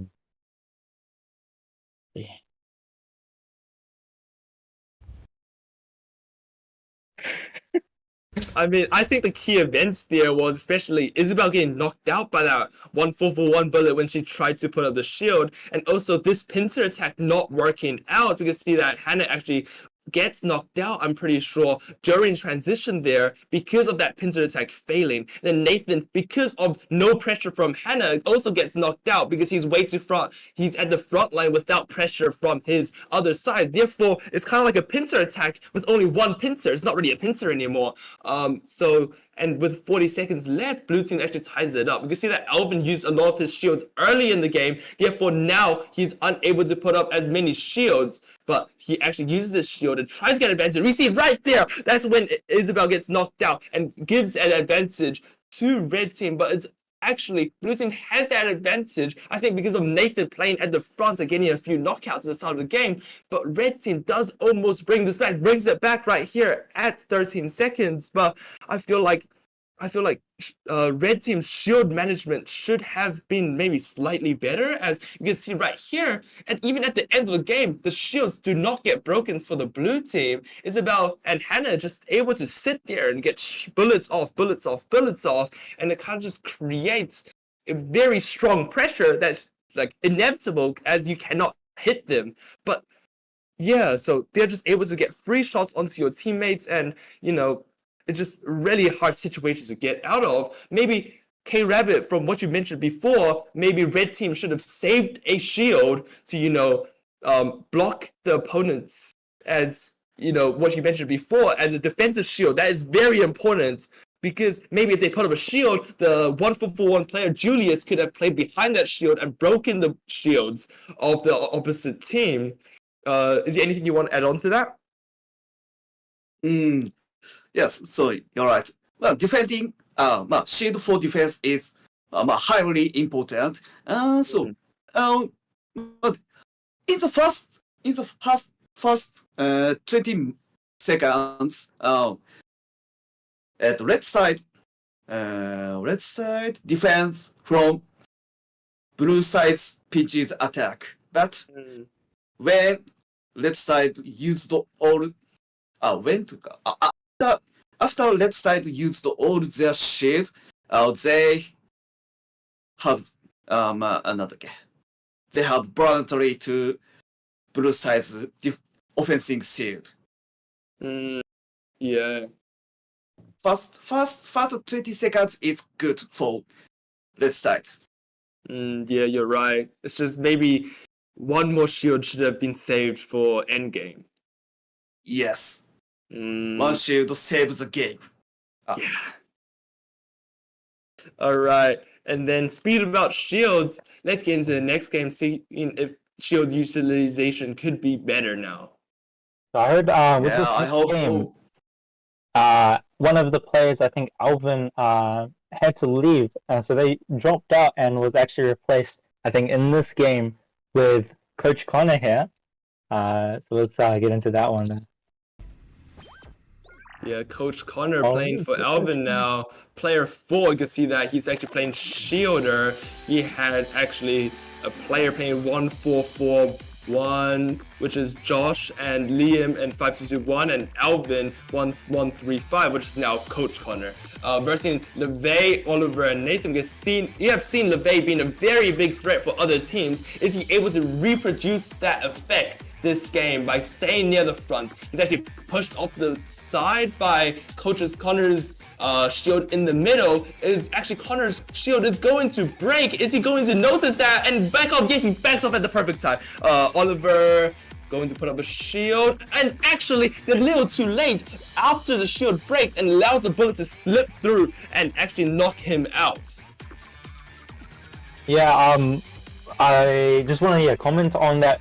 At the very start of the game, I saw LeVay actually put up that shield, and it instantly got destroyed by there's a 1-4-4-1 player, Josh. He's really high charge speed, managing to output heaps and heaps of bullets. And this is really sort of a problem for Red Team. However, they're managing to keep up. The game's tied up right now. 10 seconds left. 3-3. Will we go into overtime here? Yeah, we can see This that is close. we can see that the shields have all ran out.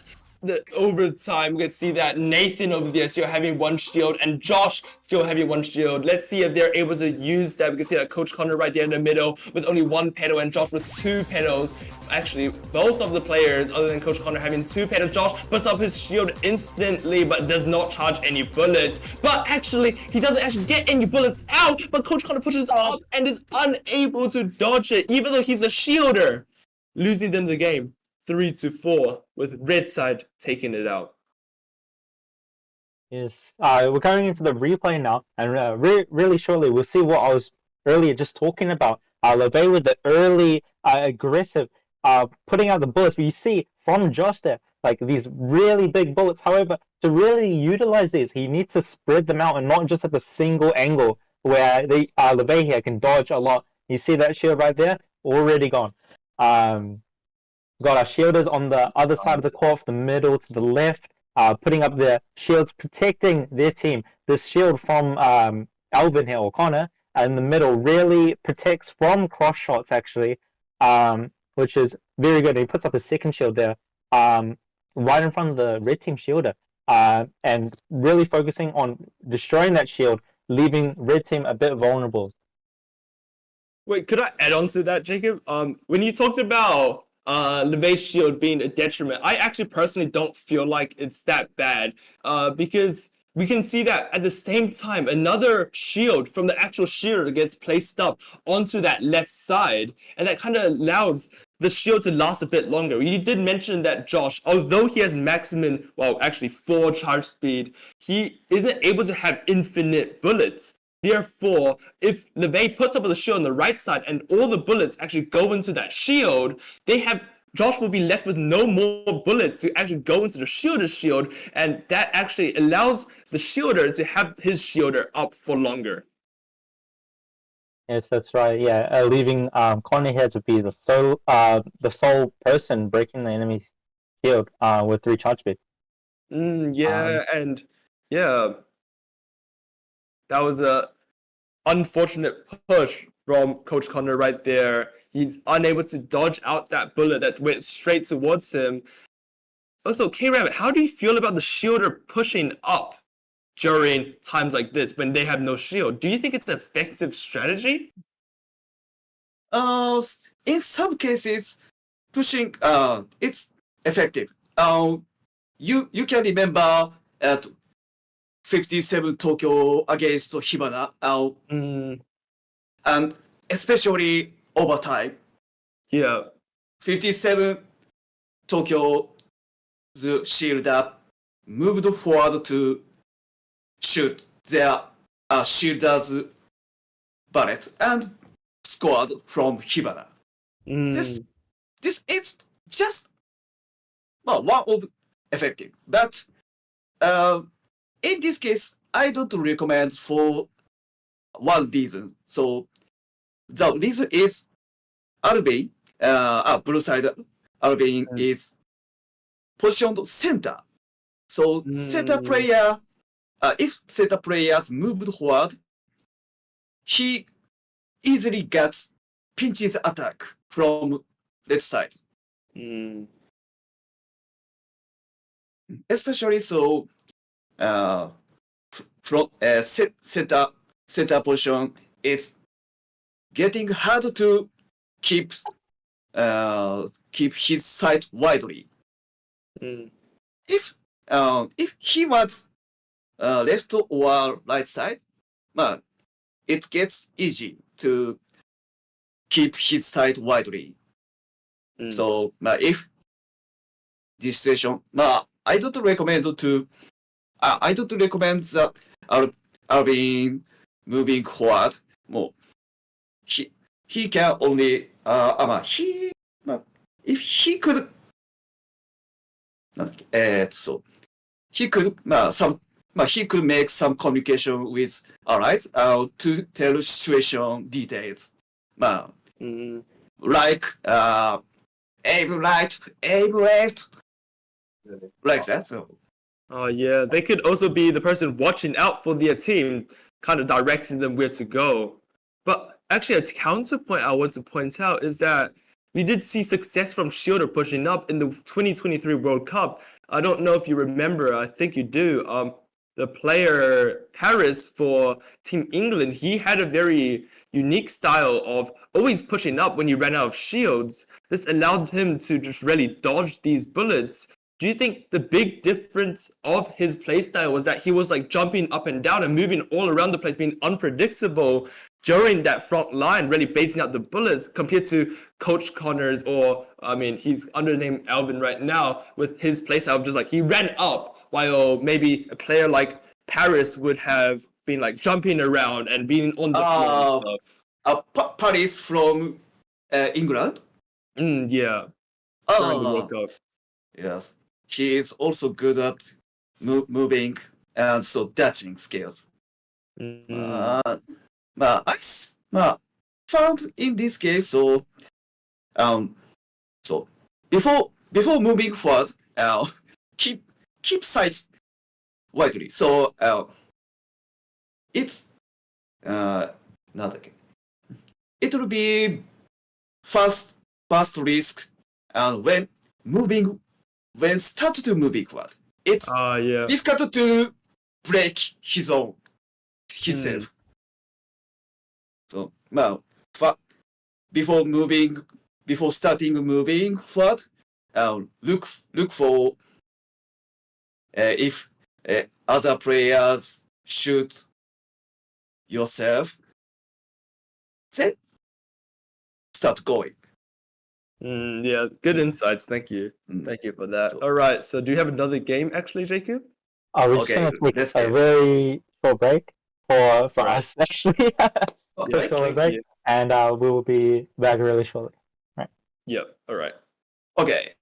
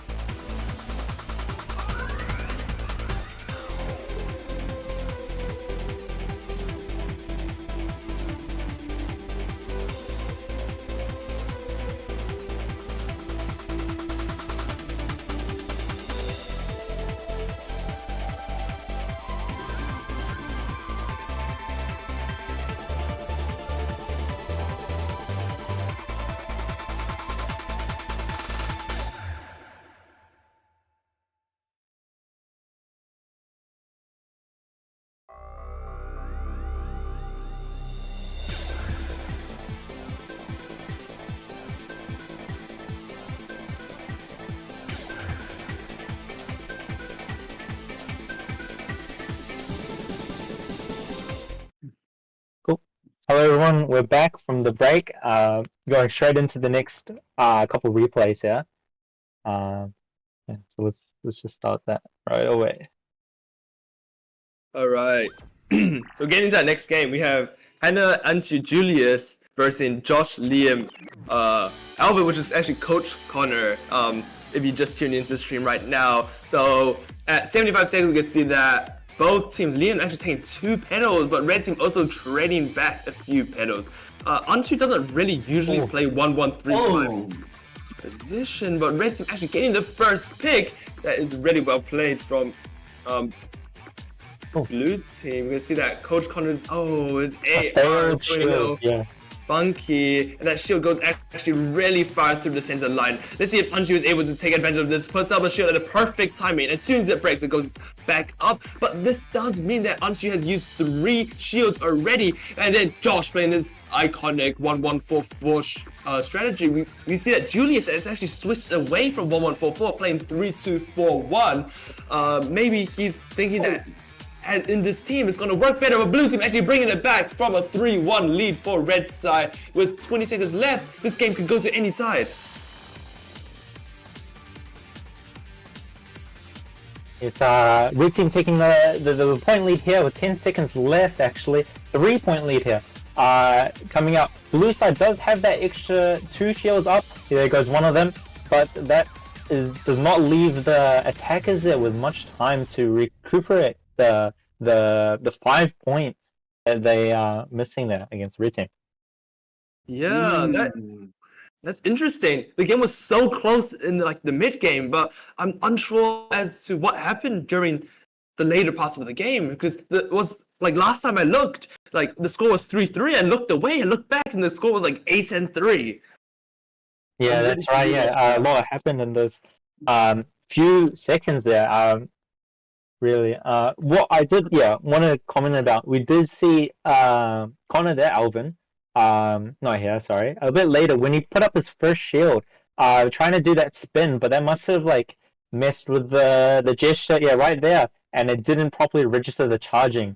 And unfortunately, because of that spin, it also looks like the AR on his headset malfunctioned there, meaning that his shield was put up over the halfway line. You see, they're focusing their efforts on getting rid of that shield. However, if they move forward, because at that moment there wasn't much pressure going towards the back right side towards red team. They could have moved around that shield and actually put up more pressure to blue team. However, they chose to instead focus on that shield. Oh, Liam 3 kill. Liam gets 3 of them, getting 2 of them from behind that badly angled shield, and then also getting a cross shot when everyone is dead. But after this, I did feel like Anshu put up this shield, which just allowed his teammates to push up and get a lot of these picks. We can see that shield on our right side right there for blue team was unable to be played for quite a while because no one's playing behind it, and then Connor saves his shield for the last 3 seconds. I feel like since he did have that shield, it could have been used for, what K-Rabbit mentioned before, a defensive shield. I feel like that would have worked a lot better because, after they pushed up on our left side, I feel like he could have used another of his shield to counter that, because I feel like if he used a defensive shield on the right side at that ending moment, I feel like maybe he could have stopped the bleeding of his teammates. Yeah, that's right. So until mid game, so Liam is good at finding the chance to aim. That's so. For blue team, so I recommend to use shield little bit earlier. Not need to wait. Yeah, those shields were pretty useless because the shield went up at I think 3 seconds remaining. It could have been broken that time, and there was so much space. No one's playing behind the shields, and it kind of just snowballed. All those minor errors snowballed into a loss of 8-3. Yes, we'll get straight into our next replay here. Okay.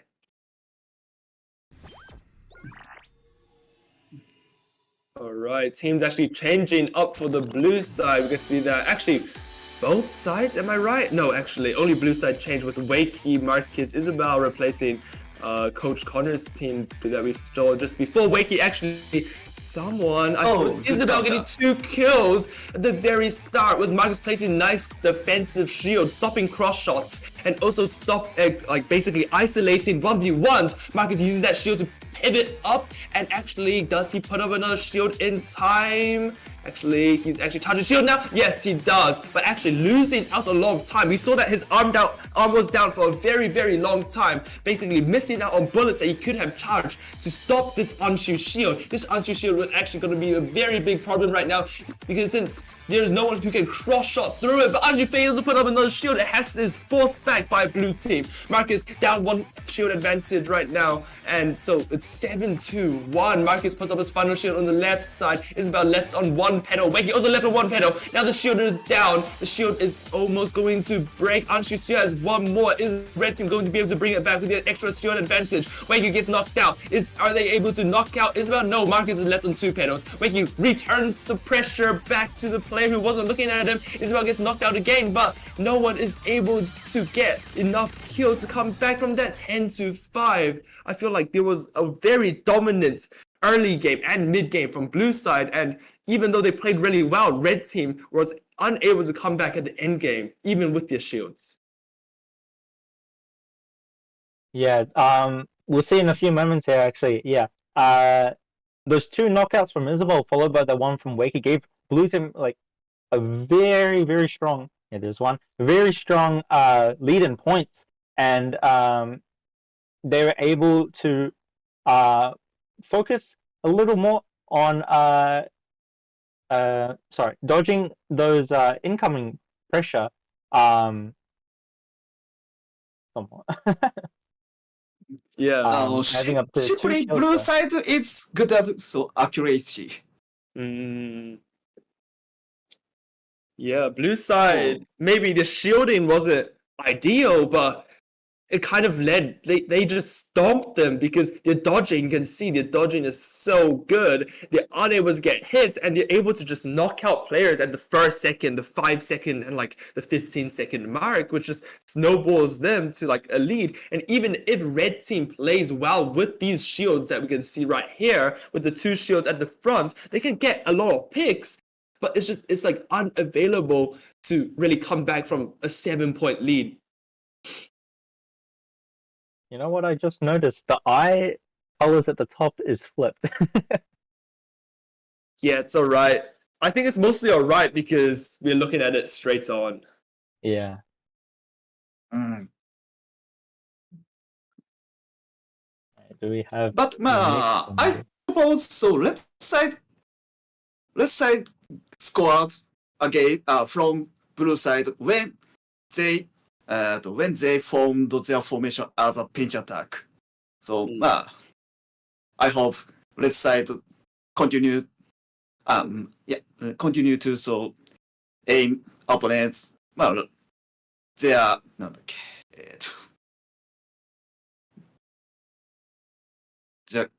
they are good formation. Alright, so on that topic, let's see how the teams do again. Actually, no, blue side switching out, am I right? With Nathan Oliver LeVay. Or was it the same team before? Sorry, I do not remember. That is my bad. Okay, so getting into this game, you can see that 4-3-2-1, 1-1-3-5, 4-2, 3-2-4-1 for the red side, and really typically the same, but the disruptor is running one extra. Actually, no, it's a mirror lineup for both sides. Sorry. So at 70 seconds, we can see that both teams are just applying pressure to the shield. Are they able to knock him down? No, they're not. And Oliver puts up the first shield on the left side, and Nathan is able to take shots at the player on the left side. Does he get a knockout? No, he doesn't seem like it. LeVay puts up his own shield, creating that pincer attack. But Anshu, liking that opposite shield play, places a shield on the right side, but is unable to place up another shield as he was breaking the shields on the other team. Oliver plays. Oh no, he gets knocked out on the front line. It's 2-2 at 40 seconds. Yeah, that shield rotating from the red team to the right side to really put pressure on LeVay with his solo shield. they managed to get rid of that shield, but also giving that opportunity to do frost shots over to the left-hand blue shielder there. LeVay was forced to move back to get more room to be dodging. Yeah, actually, red team getting 2 picks, but blue team getting another traded back. Can they hold on for 3 seconds, or is the team gonna take the game right now? No, they won't. Actually, look at the pedals. I think red team is left on 1 pedal, 2 pedal, and I'm unsure of the other player. But Nathan right there, 1 pedal. Nathan is actually the sniper of the team. He needs to be playing very proactively, but also carefully, as these bullets actually hit straight into him. He dodges into the bullet and loses the game in overtime. That was such a close game. Alright, so getting to the replay, we see a mirror matchup on stats. We can see at the start, it was actually a very good play from Oliver, placing that first shield onto that left side, creating pressure. But I feel like it's slightly unfortunate because although blue team played extremely well here, having their sniper play behind, they were unable to get a knockout onto that player on the left side. And LeVay creating that pincer attack creates really a lot of pressure, but only gets 1 pick from that. And actually, no, 2, but instantly traded back after the shield gets broken. And then Oliver, you see there, goes up for a shield, but gets knocked out, kind of leading the game, snowballing in red team's favor. But now, after both shields go up, this goes into a reset, goes to shield or scramble. Oliver fails to put up a shield, but is able to dodge out all the bullets. Hannah actually looking for another pincer attack on that right side with her shield, and is able to dodge out LeVay's bullets. But no, LeVay is actually able to take that out, and Nathan's just going for the respawn kill. Oliver runs out of shields and is forced to get back and actually dies, but Nathan instantly training back. But we can see there, right there, Andrew actually had a shield advantage right there and is able to play out the game. You can see that we're going into overtime. I forgot to mention this, but the shield that you see on the left side is actually a shielder's shield, so it actually live a lot longer than compared to the blue shield we see there. So when we actually get into overtime here, we can see that although a shield that does die, Julius is able to put up another shield, and Oliver is completely distracted by the shield, and Nathan as well. It's like this shield that they put up in overtime allows them to push up with confidence and is able to snipe Nathan and create a pincer. It's like a semi-pincer attack onto the center player right there, knocking him out when he is on 1 pedal. Yeah, both teams adopted similar strategies using shield. And so they scored each other at the moment when opponents made a mistake, or when the shield was broken. Yeah, it was all about shield management that game. There was not a very obvious skill gap between the players in that game. It was all just about strategy and how they played it. We could see that both teams went for a pincer attack, and the shield utilization was really good, but it just seemed that red team with their extra shield at the end was just able to take out the game. We do have another replay here.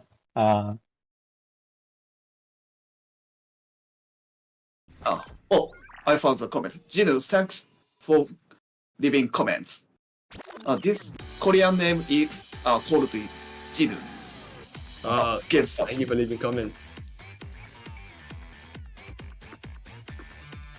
Alright, so actually the game has started already with Oliver already losing 3 of his pedals. You see LeVay right there creating a small shield, and Oliver's going to use that shield to actually pivot to the other side. Unexpected play. And Oliver actually instantly destroyed that shield, completely catching the shielder for the red team off guard. It's about did not expect Oliver to transition from the left side straight to the right side for the blue team. Now Oliver places up another shield. That's a really good play, already getting a 3-0 advantage. LeVay being oppressive in 3-4-2-1, playing the center line. LeVay really likes playing the center line right there. They actually swap around, but due to miscommunication, they stopped because they almost bump into each other and leading to Nathan getting knocked out. LeVay is able to get a lot of cross shots. You can see that LeVay loves this strategy of just always being where the shield is not, and he's able to play that front line, and with he trusts so much into his dodging abilities and his shooting abilities, he's just able to stand there at the front and dodge every single bullet. Nathan gets knocked out, but red team just cannot get enough points to tie the game up, and blue team wins 7-4.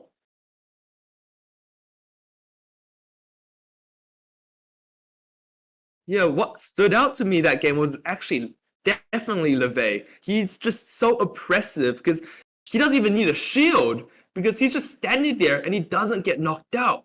I've played against him multiple times and he's a very slippery person. He's just able to just dodge out of all the bullets. You can shoot 4 bullets at him, but he can, as long as he lives with 1 petal, he's able to live. And you can see that with that large amount of movement, he just distracts the opponent, gets all their bullets, and the blue team shield is just alive for way longer because LeVay gets shot by this disruptor, gets shot by the sniper. No one's breaking blue side shield. That just creates the snowball effect, the pressure mounting onto red team. And although they do get a nice shield up here, they're just unable to capitalize on the shield as they just transition like that, and LeVay goes back to being a menace.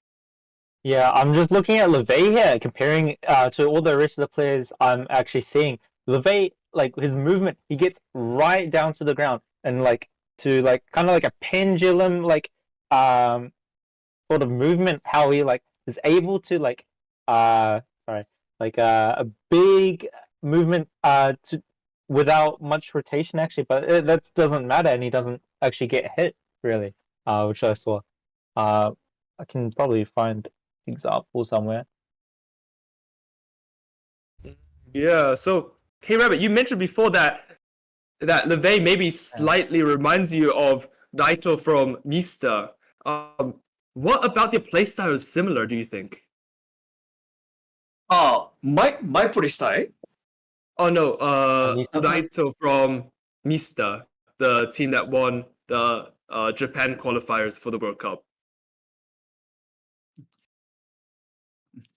At Yumi, sorry. So Mista, the sniper, the attacker player for their team. You said there were similarities, or like from how LeVay plays, just always being at the center line. どうしよう。So how do I?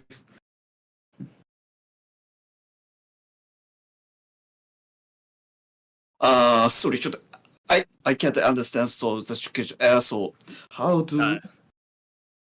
So what about Mister? Their attacker player, I think it's Naito, plays very similarly to LeVay, as we've seen in these games and these replays. Always play at the front. Why do you think a player like that is so oppressive? Why do they think? Because we have seen Mista achieve success in the World Cup qualifiers and LeVay winning these games by playing at the front. Why do you think this is such a good strategy? Why a player who can sit at the front line and always live is so good for the team? It's because it's so thank you for explaining. No worries. One of the simplest answer is moving forward without knocked out is can make advantage without using shield. So as I mentioned before, so to use shield as a defense is important thing. So it's ideally say making a score without shield is perfect strategy. but it's difficult to score without shield. So almost team make shield, but shield, but some player is good at to score, getting the score without shield by only moving forward. This can make advantages for their team. So and so I forgot to say and so making pressure it's good. Making pressure is I think always can make the team win. Only defense cannot win. Yeah, I do feel that. It's like the players who can dodge all the bullets, they have like a permanent shield in front of them because they don't get knocked out anyways. So it's just so valuable. Yes. Yeah, thank you. I think we have. Do we have Coach Connor hopping on for an interview right now? I'll just we'll see. Getting him a ring now. All right. Connor. Oh, hello. Hey, I'll chuck the camera on. Hold on. Oh, never mind. so Where's- does this miss Yeah. out our overlay, Jacob? It does.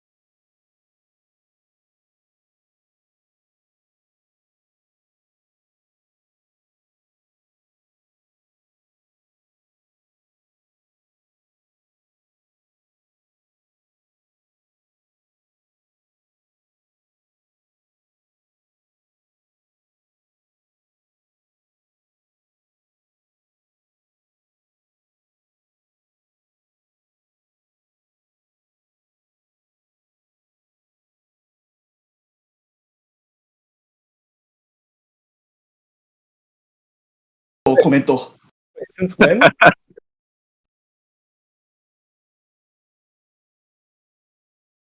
I'm Good to see checking me the smile. mic is on. All right, Connor. Is there anything you want to repeat for the stream that you think that they should hear? Yeah, I think some of the games we've seen so far, we're definitely sure the audio is working now. YouTube sound is off. Oh, Yeah, it's on it should be now. fixed It's now, on it should now. be Yeah. Oh, now, awesome. I'd just like to repeat that. I'm genuinely shocked at some of the players that have come through. Obviously, coming into this, I had a pretty good idea of the skill level of where I thought the players were at, and a lot of them have really proved that they're a lot higher in terms of the skill, and they've progressed a lot further than where I thought they were. They're really trying to prove that they deserve, each and every one of them is trying to prove that they're the one that deserves to be in this squad. And I think coming up, there's actually a much harder decision for me to make than I initially anticipated coming into this. I've got a book here. You may have seen me holding this throughout the tournament, so the World Cup qualifiers. Is off. Oh, it's on now. It's on now. Yes. Sorry, Karen. Okay, You can get that microphone, coming so mute is off. Now I can Yeah, it's working now. I Yeah. can listen. Yeah. Very good now. Thank you for adjusting. Yeah. Thank you, Jacob, for adjusting that. Awesome. Yeah, like I said, I've got the book here. It's full of notes at this point. I think I've got about 15 pages of notes from all the games so far. One question I have for you guys, just moving in, and the crowd, if you guys want to comment on it. I'm not actually a pro HADO player. I'm just a coach. You know, I only really play to fill in teams, and one of our players, he had to go help out his parents with something, so he was called away early from the trials. And because of that, I had to fill in for him, as you may have seen, one of the games. The game, sorry. If the crowd or anyone viewing this has got any opinions on my play style as a shielder, let me know. Other than obviously I didn't do any defensive shields. Or yeah, if you think you saw anything, the difference between me being a shielder versus other shielders, let me know what you think. I'd love to hear what you guys as commentators thought when you saw that, especially Richard and Jacob, because I know you guys definitely have some comments for my play style. And K-Rabbit, it'd be great if you got some insight for how I can improve. Yeah, all right. So I guess I'll start. Alright. So Connor, you do a lot of good stuff. Like when you go back, a lot of the shielders they like look back and stuff. I think you communicate with your team a lot, but I feel like sometimes the communication's lacking. I did see a few games where you had a shield up, but neither yourself nor your teammates were playing behind it. So maybe more communication on that front. But I know that comes with practice, as you did just hop into a team just all of a sudden and had to play with them. But I feel like if you were shouting a bit more of like being more of like a in-game leader, an IGL in-game, because I feel like as a shielder, you really have to take initiative with how you want the game to go. So I feel like maybe if you were saying, please, I'm going to put a shield on the left side, front side, and you ask your teammate to play behind it, and you chose your teammates, and you make these rotations, I feel like you would be winning a lot more games. Sure. I think just as you said as well, like a big thing is synergy within your team. Sometimes even if you do have a shielder, like I know that I just jumped in, but there should be that synergy within your team that they know that I'm going to put a shield up in a certain location because that's what I'm expected to do, or they notice my play style and how I go, and so they can kind of anticipate with it. But just like you said, that comes with practice, that comes with working with the same person over and over and over again, and just really learning their play style and working with them. But I think you're exactly right. Communication is definitely key. A big thing for me is I'm unfit, so it's hard for me to exercise and talk at the same time. But you did right. Definitely important to have that communication as a shielder and that in-game team leadership. Yeah. Does anyone else have any comments about that? Oh, let me ask question. All right. Yeah. Connor, as a coach, so what do you most なんだっけwhat do you what's the most important to teach so players? What's the most important things and when you teaching the player? One of the most important things I want to bring to the players moving forward is fitness. A lot of our players start really well, and you guys may have noticed this throughout the stream, that you see really good dodging in the first game, and in the second game, you see that they start becoming a little slack on their movement. and they don't move as much. And I can 100% guarantee that's for fitness. A lot of these people, they don't do fitness in their spare time. So moving forward, I'll definitely be ensuring that they get the fitness moving forward. And then the other thing that I like to work on is communication. Really communicating with your team and telling them what you're going to do, because it's a hard thing to realize, but we're not mind readers. I don't know what my teammates thinking, and they don't know what I'm thinking. But if I say what I'm going to do, they can hear that, and then they'll know what I'm going to do, and so they can anticipate what they need to do based on what I'm doing. Yes, you're right. No communication can make result. I have same experience. That's good to hear that your experience is in the same mindset as me. That means I must be doing the right thing. Must be. That's right. Thank you. Jacob, you got anything to say about my shielding skills? Your shielding skills, I feel like they're like pretty. I feel like they're pretty on par. Sort of some of the shielders I saw today. I did remember that one clip where I think you spun around, and I either like your gesture tracker lost like orientation because of like too much force rotating.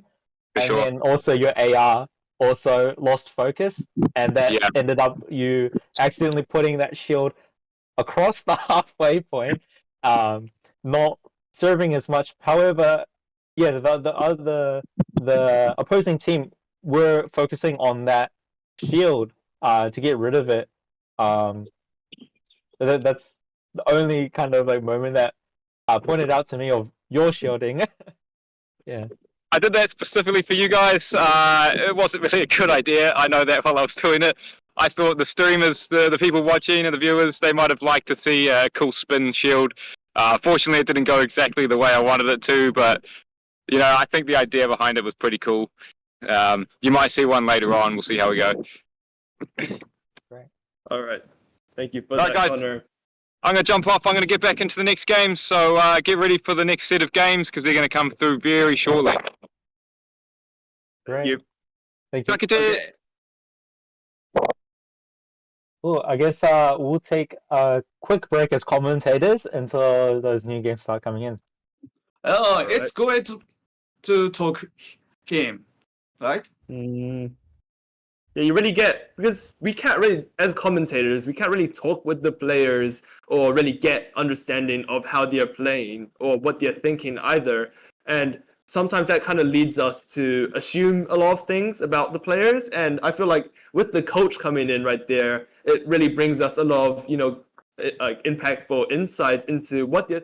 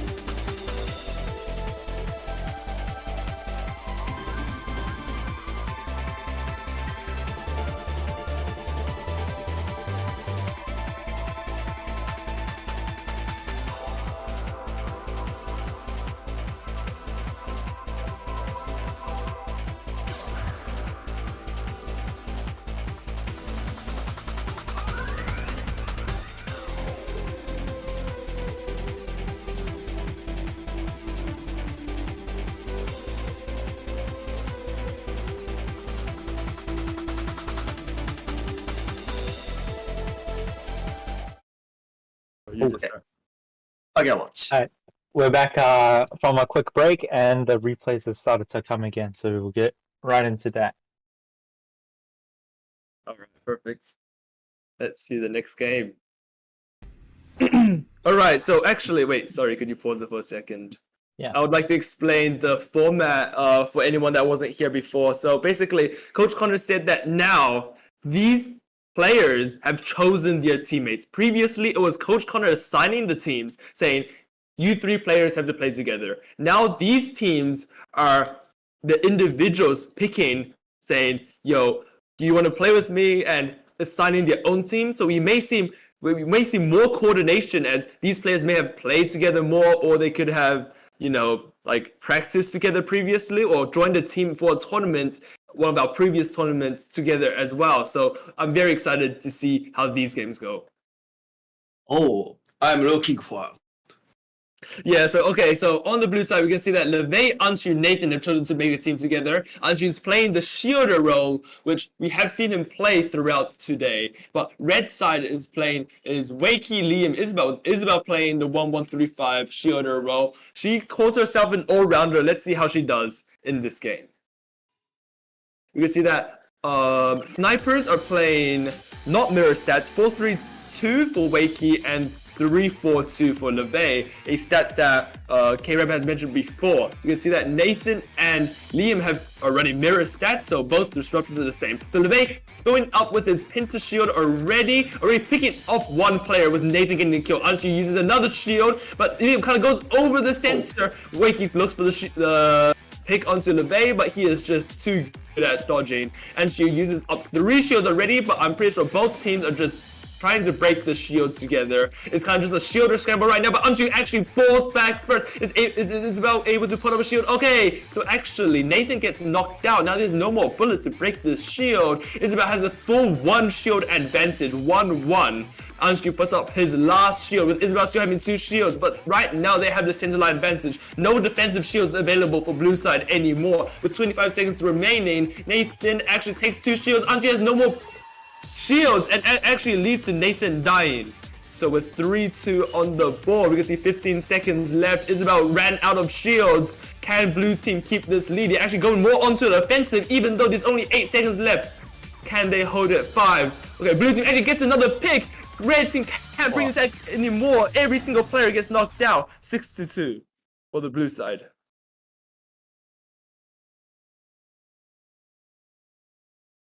Oh, it gets high level game. Yeah, because these teams are all chosen by themselves, so they are a lot more coordinated, and I feel like these games are a lot more intense. Yeah, that synergy that Connor was talking about in that interview really seems to be much stronger when these players pick their own teams, pick who they know and work well with. Really increases the same kind of level thinking, where each player can think on their own and it won't disrupt the work of the other players.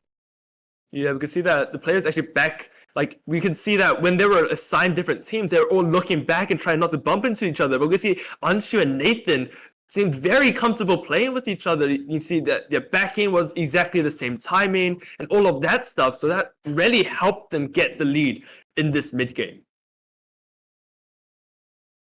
But unfortunately, right here, Anshu did not, I don't think he communicated that he ran out of shields, which kind of left Nathan kind of stranded because he expected another shield to go up. I don't think it was counting shields either. So they failed and he gets knocked out, bringing the game really close. But LeVay, doing LeVay things, is able to just walk up. He just creates so much pressure. He has an invisible shield in front of him and is able to just shoot. And when no one has a shield, but LeVay's still at the front line, that just creates so much pressure, and I think that's the main reason why blue team was able to come on top there. Oh, blue team looks like aggressive than red team. And so, both team, I suggest, I recommend both teams. So, to be carefully when the shield breaks. Yeah. Both teams, so got scored so due to this. Yeah, I feel like most players did die there, especially for the blue team because the shields were getting broken. Okay, let's see. It's wasting, I think. Okay. Yeah. All right. So actually, let's see if they keep doing that or if they adjust for these shields in the next game. We can see that Wakey, Marcus, Oliver. Actually, we switched out Isabel's team, and then it's still versus Nathan, Anshu, LeVay. All right. So for the blue side, we still have the exact same stats as last game, and for the red side, we have actually the mirror matchup from the last game. Let's see how blue team, who has already played before, adapts to that. So LeVay actually goes up the front line, but gets 3 pedals knocked out. Nathan gets 2 pedals knocked out. LeVay putting up his own shields, create that pincer attack that we mentioned before. Actually knocks out the player in front of him, and is allowed to create pressure and do a cross shot on the player on the right side of him. So Wakey uses his shield to allow Oliver to put up another shield in front of him, and then blue team counters it with a defensive shield, or slightly defensive shield, kind of created for this shielder scramble. Oliver fails to put up his shield. Can he dodge the bullets? Yes, he can. LeVay moved to the other side because he's comfortable, standing in the front line without a shield. It's so oppressive. You can see that he is actually about to get knocked out. Does he get knocked out? Actually, they place a shield in front of him. Is he going to rotate again? No, Wakey tries to push up to the shield, but it doesn't break, and he's just unable to get a pick there. He gets knocked out himself. 4-2 with LeVay getting a nice snipe after that shield breaks. And we can see that Oliver has no more shields, but his AR is a little messed up. But Anshu, with that one health, that Nathan puts up his attacker shield, but 4-3. Blue team taking out the game.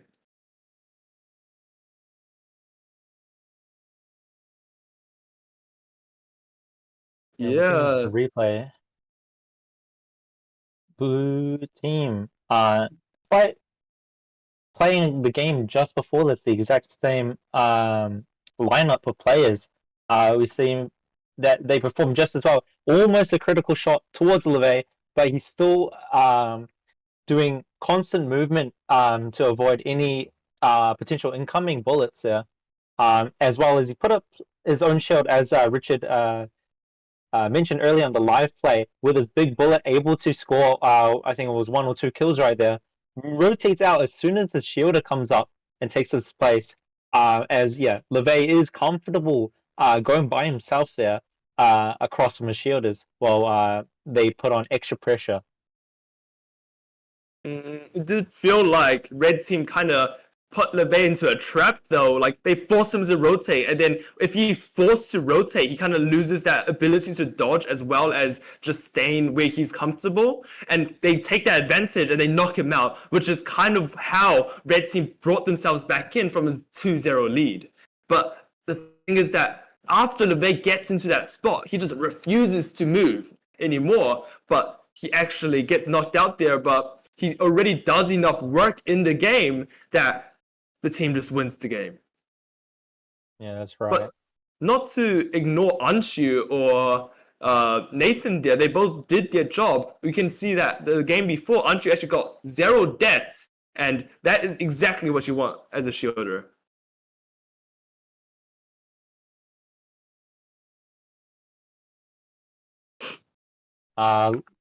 We do have our next game ready. Coming up. Is there anything you want to comment about that? Is there anything you want to comment about the last game? Yeah. Red side was lose, but it wasn't bad. So, but because red side defend well, and so and they could switch to nothing offensive well. But it's some points so to be wasted their life. So especially when red side make last shield. Now for view of blue side, same bright line in there are two players in same bright line. So this has some risk to be hit any bullets. And I guess they get knocked out. So it's kind of like it's more value for one bullet if you're shooting at two people because the chances of hitting one or more people is higher. Yes. Yeah. If they fixed so position or any other strategy, red had enough possibility to win. Yeah, I think so as well. It was a really close game already. Yes. But they just adjusted slightly. Maybe they could have taken the lead. All right, let's see how actually the game goes this time. It seems like this may be a king of the hill format. It's like whichever team wins stays on the court, while the losers, they swap out. Because as we've seen, blue team has stayed on the court twice, and the other teams have always been forced to leave. So I guess let's see if now this team has what it takes to take a win away from the blue team. You can see that blue side playing the exact same stats as last game, while red side bringing in the 1-4-4-1 that we've been seeing a lot from previous games. You can see that, actually, it gets rid of 3 petals already, 1-4-4-1. You can see that's going actually really good. Nathan and LeVay playing forward on the court. Anju places up that first shield, but is instantly getting shot by the 1-4-4-1. Actually, the shielder uses that middle shield to pivot over to the left side and starts doing the shielder scramble. LeVay doing LeVay's things, knocks out Isabel in the front line. Yeah, that early shield from the red side was placed a little further inside their zone, but I didn't notice much. Downside to that, except they're 2 points behind right now with 30 seconds left. Yeah, I do red feel like side has one shield remain.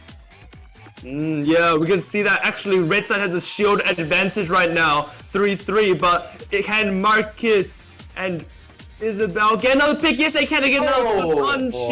Can red team, LeVay runs to the front line and instantly gets a pick. There's 7 Both seconds team left. has a chance. And both team, red team gets a pick, but blue team is unable to get one out. Gets one in the last 2 seconds. It goes into overtime. That's a very, very close game. The last 10 seconds. Both teams' aiming skill is good. Yeah, both teams getting those knockouts in the last few seconds. Let's see if any of the teams get an advantage during overtime. Nathan getting hit 3 bullets from the 1-4-4-1. Does he get hit? No! Anju, the shielder gets a pick onto Josh. How did that happen? That was very unfortunately we could not see at the end. Very, very interesting. A lot of things happening. We'll play the replay here, but I'm sure we want to talk mostly about those last few moments there. Yes, but we can also talk about how the game got to 5-5. It was a very, very intense game. We see that 1-4-4-1 strategy actually doing work, actually knocking out 4 petals already and almost knocking out Nathan, forcing him to move around. We can see that blue team playing the pincer position with all the players pushed up, just very, very, very aggressive. And we have seen that work out in their favor for the last 2 games, but this game, we can see that Marcus and Josh and I think is it Isabel actually is able to apply pressure back, and it has the shooting abilities to not lose fully to LeVay's antics. Like they can knock out LeVay here, and then once LeVay's knocked out, it's a lot easier to apply pressure onto Anju and Nathan. But also that instant KO on LeVay really brought the game back for red team. Yeah, this is where we start to see very equal performance from both teams, both 3-3 coming up to the last 10 seconds. Red team did get that kill, but yeah, really just back and forth, conceding points and gaining points, both teams. And both teams was this 0 shield, just relying on dodging and pure aim. And so in the overtimes, 皆さん doesn't judge his next move well, and so he button touched Leve. Mm. Mm. I think Nathan was being like a distraction almost. Like he was jumping all over the place. Everyone was just focusing Nathan. That kind of just allowed LeVay and everyone to just apply pressure. And seemingly that the last bullet was just the shielders that hit. Blue side makes a good. Blue side made good strategies in the overtime. Mm. Yep, alright. So getting to our next game, we do see blue side switched out. I think that's because they played up to 3 games. We want to give everyone an equal opportunity to make it into the 2025 Shanghai World Cup. So on the blue side now, we have Oliver, Hannah, Isabel, while on the red side, I think, it's actually a changed up team. Wakey, Marcus, Anshu. Let's see how this game goes. So on both teams, we have a shielder and a mirror matchup. Yes, we actually have a mirror matchup. So this is all about just player skill and not about some small gimmick and how they use the shields especially. Josh puts up a shield on the left side. I'm going to see that Nathan puts up a shield on the opposite side. Actually, that's Anshu, I'm sorry. I think the names in-game have not been registered correctly, but you can see that, those are a lot of bullets that went straight into the shield on that right side, forcing Nathan to back off.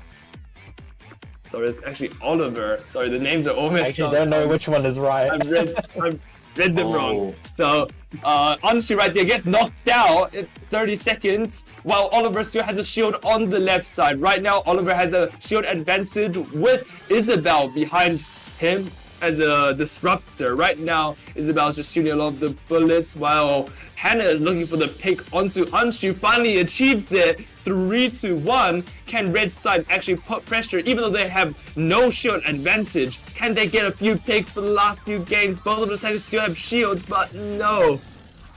4-1 for the blue team.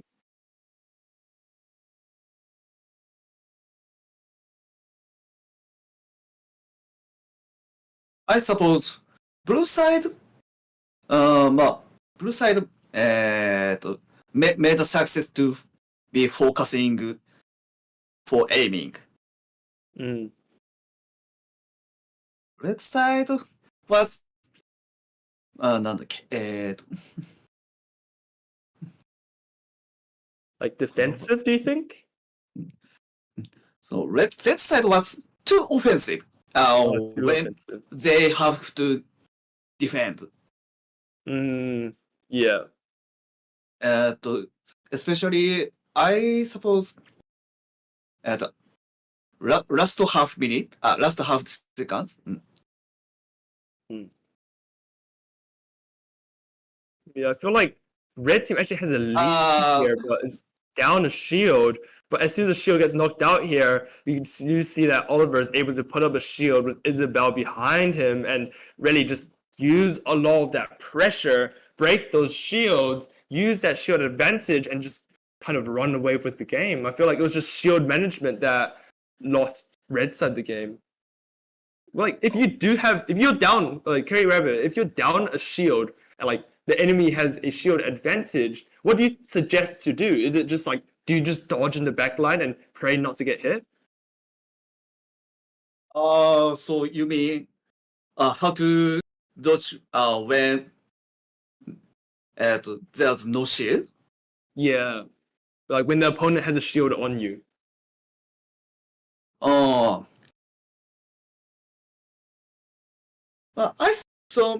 Okay. So, if one option is if I have my own shield, I would use my own shield. But if I don't have I look at enemy opponent's arms move. And so I think, and I'm going to think where where's the next shot opponents want to shot? Mm, So, I I ex- I expect I predict so next shot and so on. While looking for while looking at enemies move. Yeah, I've actually never thought about really looking at the arms and using that to predict because I've always been really Oh, kind of like guessing. I feel like that's really good advice for anyone who wants to really improve on their dodging, like close range dodging. so I've learned so the lesson few years ago. So it's too late to do that after seeing enemies' bullets. Mm. It's good timing to dodge when you look at enemy opponent's arm starts to move. Yeah, that makes a lot of sense. This can helps to this can help this can sorry this can help to dodge easier than looking for enemy bullet. Yeah, predicting exactly when you just get like a little more time beforehand they actually shoot, right? You watch them charge, or you can just kind of judge like how much they have ready to fire against you. Yeah. That's why I think at some point in 2023 when we were discussing training against the bots, actually, there's no tells. Like they're not human. You can't see where they're looking. You can't see when they're charging, when they're going to shoot. You can't see that movement. Um, those just like human tells do give an advantage if you are actually looking and paying attention to it. Yeah. Yes, you're right. Yeah, I think we can get into the next game if there's no more comments. Yeah, let's get straight into the next game then. I'm okay. All right. So on the Blues side, we have Isabel, Hannah, Oliver. I'm pretty sure that was the team that we saw last time. With the red side being Wakey, LeVay, and I think is it Coach Connor, as Alvin had to leave. I'm not sure if he has come back. We'll see very soon. Wakey gets the first kill onto Oliver. Actually, it didn't seem like Oliver was dodging that much against these bullets. He's just constantly getting hit. He's already lost a total of 6 pedals. This is really unfortunate. Oh, Wakey and Alvin that was good right there.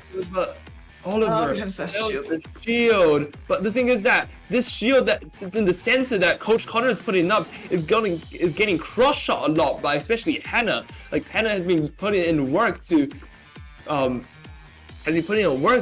completely like disregard the shield by just looking past it, playing her disruptor stats, actually sniper stats. You can see that blue team, because of that, has really gotten an advantage. Even though Oliver got knocked out 2 times at the start, Coach Connor does another shield play, but that actually leads. Oliver tries to rotate, and Isabel shields breaks, and red team just able to really just use those shields and shoot at 2 opponents at one time, creating a lot of advantage.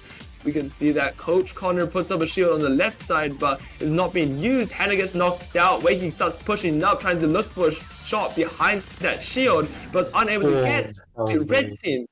Red team wins the game by getting 4 kills in the last, 30 seconds? Yeah. What a game. Yeah, talking about that synergy thing, I'm not sure if I'm just guessing here, but I don't know if they're still picking their own teams, but it seems that Blue did have somewhat of a not essentially a clash, but like they just weren't thinking on the same level. I feel like the shielder on their team kind of independent from Isabel. So at the end, it didn't really matter though. They had 2 shields up. Our shielder did put up a shield in front of Isabel, but since it was the last few seconds, I guess that was alright. Using up the shield, but maybe could have went over to protect Hannah. Also on the left side right there, we can see that Connor tried to break the shield, but he actually gets knocked out because his own shield breaks first. I feel like a priority should be your own life rather than breaking the shields. Because if you die as a shielder in one of these situations, it just feels like you completely give up the center line, and that just allows the opponents to get very aggressive. But Coach Connor plays well by just adapting and running to the front, doing his spins to kind of gain that advantage back. And thankfully for them, are able to take out the game. Yeah. And I found so this the turning point of the game is red team prevents blue side's shielder from making pizza attack. Is it right? So Yeah. making both sides shield has a risk, but the risk is the shielder is voluntary to be aimed. I'm not sure if this is the right spot, but I think this is the right spot. Yeah, he does So get left knocked out side when he found went the for it. chance. It's very good So for this red was side. yes. They can like see an opportunity and take it, because like maybe some other teams may have just like given up. I'm not saying that these players would have, or like any other players would have, but some may have become disheartened if they're down like 2-3 points and don't believe that they can come back. But we can see that red team really kept in there and saw the opportunity and really took it and ran with it. All right, so getting to the next replay, we have also changed up the teams. Marcus, Nathan, Anshu versus Wakey, Liam, LeVay. We have seen LeVay's antics before playing the center. Let's see if he does the same thing. Actually, no. LeVay is playing shielder. I have not seen that for a while. If anyone doesn't know, 2023, LeVay was the New Zealand shielder. And, I mean, it did go decently well. Let's see if he can continue with that streak as a shielder. He places the shield on the right side with Liam instantly following behind him. It seems like the communication is really good between the two of them. But two of them exactly know what to do. And she fails to put up a shield, but luckily gets it up before a bullet comes straight towards him. Liam's shooting cross shots. Wakey, after the finish of his opponent, immediately goes to the center line and knocks out the player behind the shield. And this kind of allows blue team kind of take advantage of the center line. Wakey's Both just teams sitting using there, all like the not shield. getting any attention from the red team. There's nothing going to Wakey, and he just like puts on the extra pressure towards that left side while everyone is distracted by the shielder on the right side. LeVay used all of the shields and is knocked out. Red side does not have any other shields either. Now it's just a game of dodging and shooting. Wakey used up his last shield of the team. Red team still has one shield they can use up for defense. There it is. And they Will we can get win into overtime? the pick. Or does Wakey just completely demolish the red team? He's just sitting there the whole game and not getting shot. He did so much value, 3-0. That It was Great game close. for him. Yeah, no, that team composition, especially on blue. I mean, the point difference was not that high at the end, 1 point, but a very close game.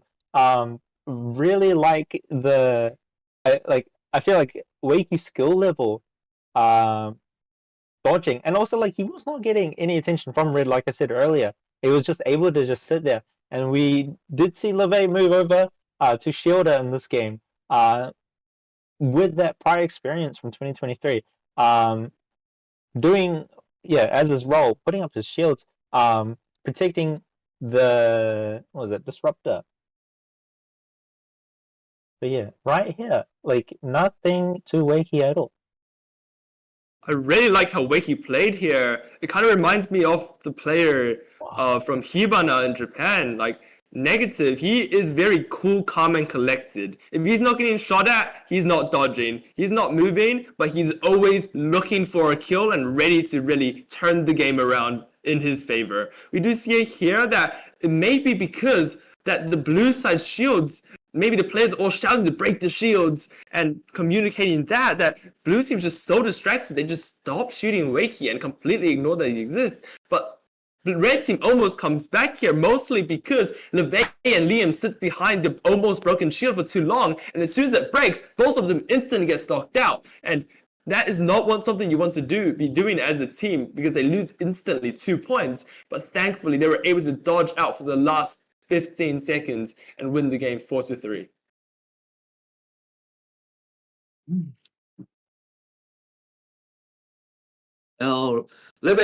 Levy managed his own ballet and so shield.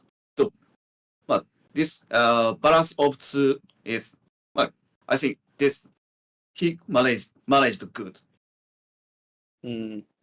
So this management makes remaining shield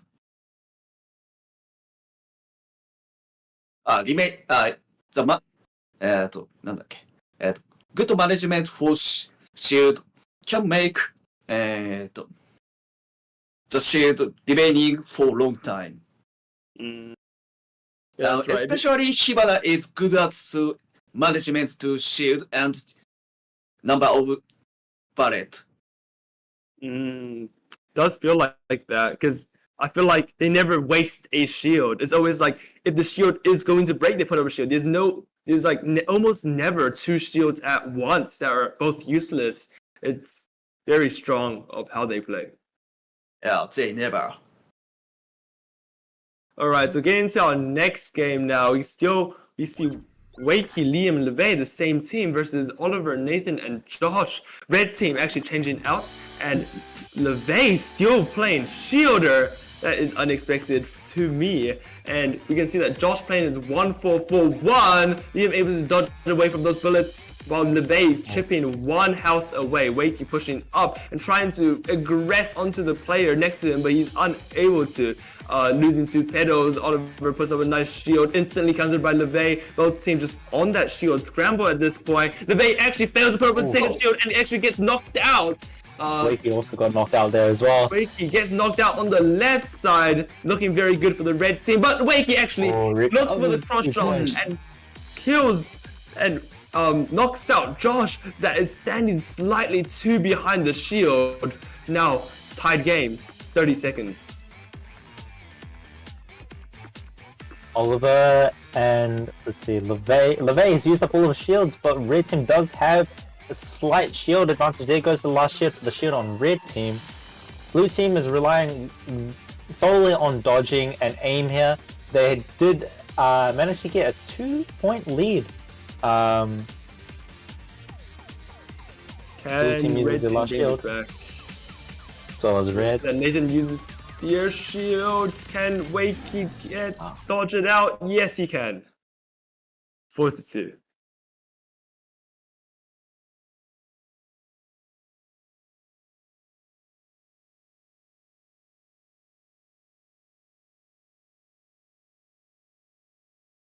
Yeah, I do see the advantage of 1-4-4-1. You see it especially in this game, but I'm not sure if that's just because they're reversing a 4-2-3-1. We did see the advantage of 4 charge speed over 3 charge speed, as red team was left after that shield scramble with 1 extra shield they were able to use.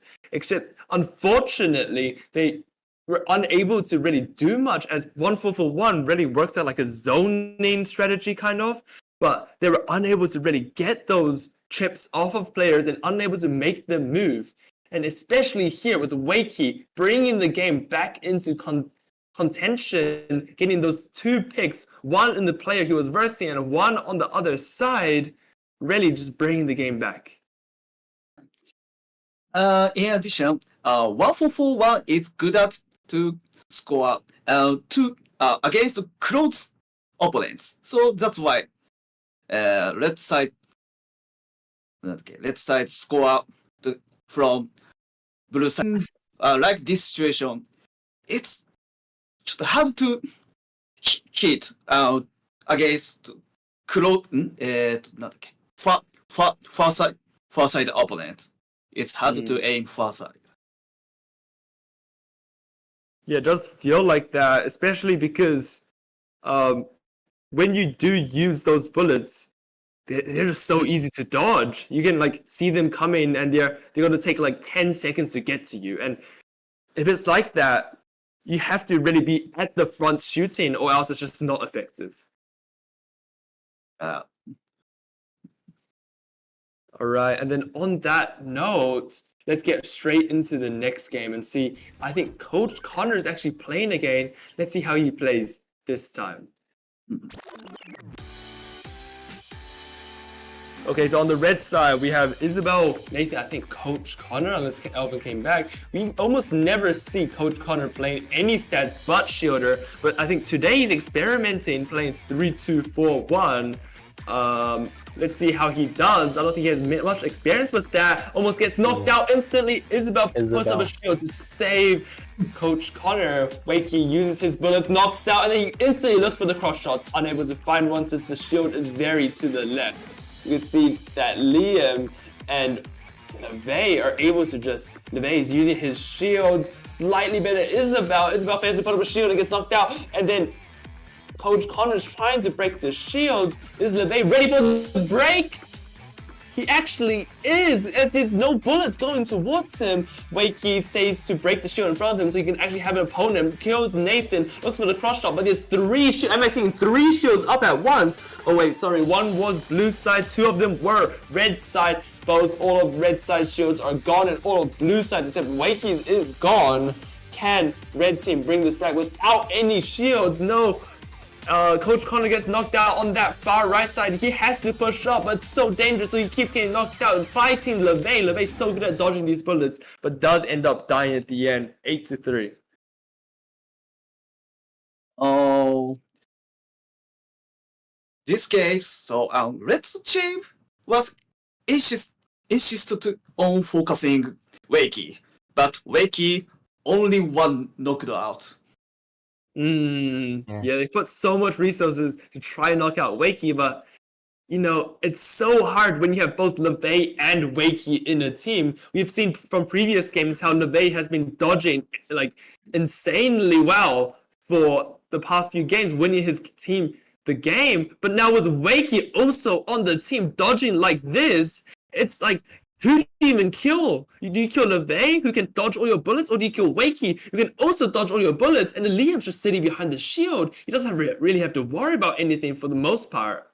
And it's just so oppressive. Wakey's evading is impressive. So that makes my red side wasted many bullets due to because of focusing Wakey. Definitely.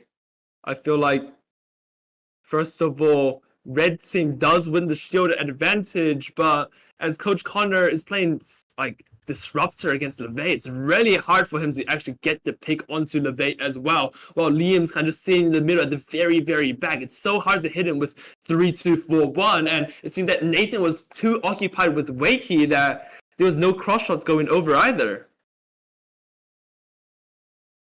Oh. So that was a beautiful game played by Blue Side. Let's see if they continue it up, I guess, with this next game. Okay, now we're going to see that Coach Connor is still playing in this game. He is playing Shielder. 1-1-3-5, going back to his usual position, is about countering with the Shielder, and it is actually almost mirror stats with Anshu playing 1 charge speed 4-4-1-1. Let's see how these bullets do. Shoots out 2 and 3 bullets and actually picks up a kill on the left side. But actually, Isabel getting knocked out early. Shielders, he should not be dying that early, I feel. But also, Connor actually gets knocked out. No, it wasn't Connor. It was actually HADO getting knocked out. Connor now on the left side playing this shield or scramble. Notices that he has no actual disruptor with him. And Isabel fails to put up a shield but actually puts it up later. Connor does not have a disruptor playing behind him. So he is unable to really win this shield or scramble. As you can see, finally, HADO is starting to shoot this shield but still loses out due to Nathan saving all his bullets for that shield. Yeah, coming up to 20 seconds, 3-2 lead for blue side. Red team does have the shield advantage. Can do that now? No, I don't think so anymore, especially after that, after Connor gets knocked out. 5-3 with 3 seconds left. Picks one, can they pick another? Unfortunate for the red side, unable to pick up another. It was a really good game from Liam, 3-1, but unfortunately I think Coach Connor may have gotten knocked out a few too many times. I don't think first red side center shield work. Are you talking about this shield, the first shield that comes up? This one. So this one doesn't work. Yeah, it doesn't seem So like it. no attacker wasn't in. No attacker was in.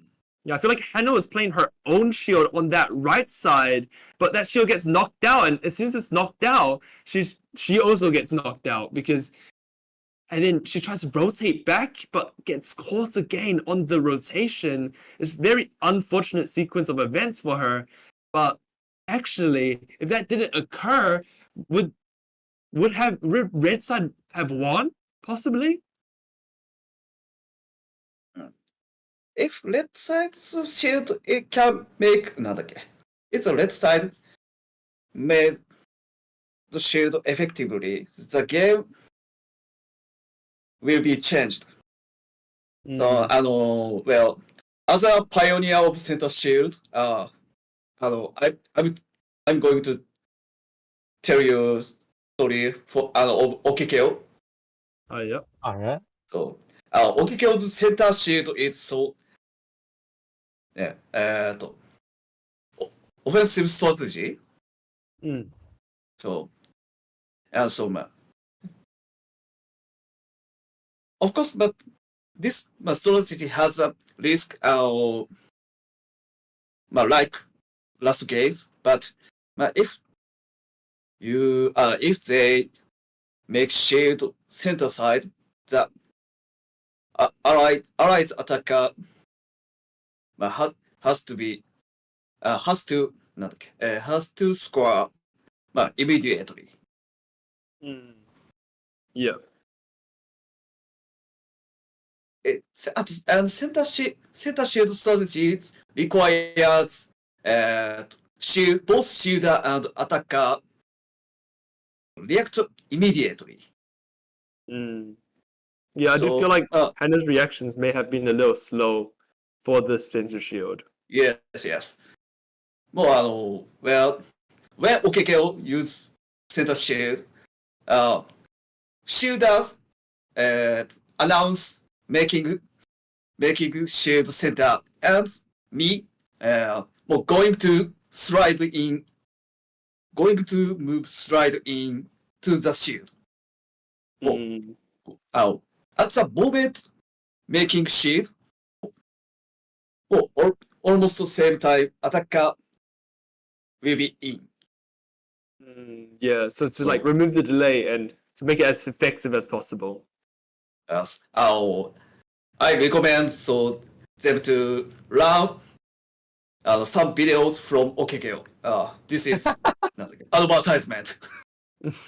All right, I'll let them know, definitely. Hopefully they can learn a few things. Especially last week's Okekeo.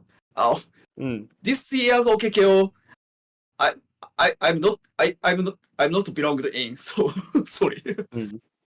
It's alright. Please watch last year's Okekeo playing video. Yeah.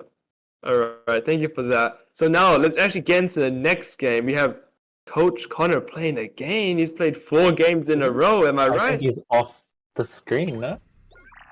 Oh, playing oh, sorry. The Manchu. names are not. Oh, The names are not correct again. It's actually Liam. oh.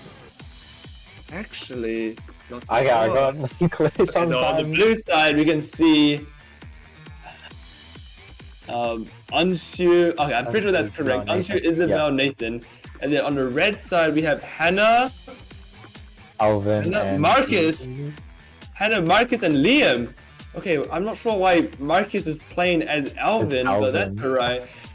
So we can see that on the left side we have Isabel putting up her shield constantly, and then Anshu constantly looking for the cross shots behind the shield. I'm not sure, but I'm pretty sure that the players are not playing that close to the shield, which just allows Anshu to get these cross shots, extending the lead to 3-2-1. With 35 seconds left, we see that both teams still playing the shield scramble on the left side, just trying to gain advantage of their center line. Marcus, with one shield left, actually has a shield advantage at this point. If they break that shield and Marcus looks for a good shield, they could come back. Okay, that shield was a bit further back than I thought, but actually works out into their favor, knocking out Anshu. Are they able to actually pick another one? Except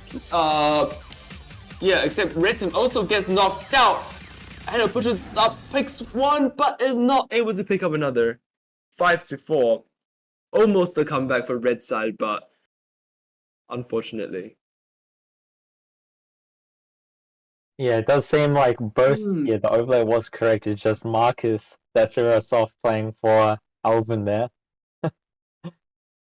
Red team has enough charge, but they didn't. But they couldn't break blue side's shields early.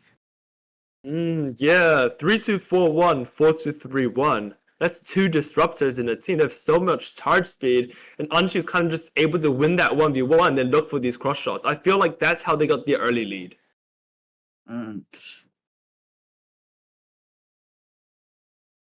Yeah, we do see Isabel kind of dodging all the bullets, but we did see at the end that red team did have one shield advantage, which they took a good advantage of since they did almost come back into this game with that last shield.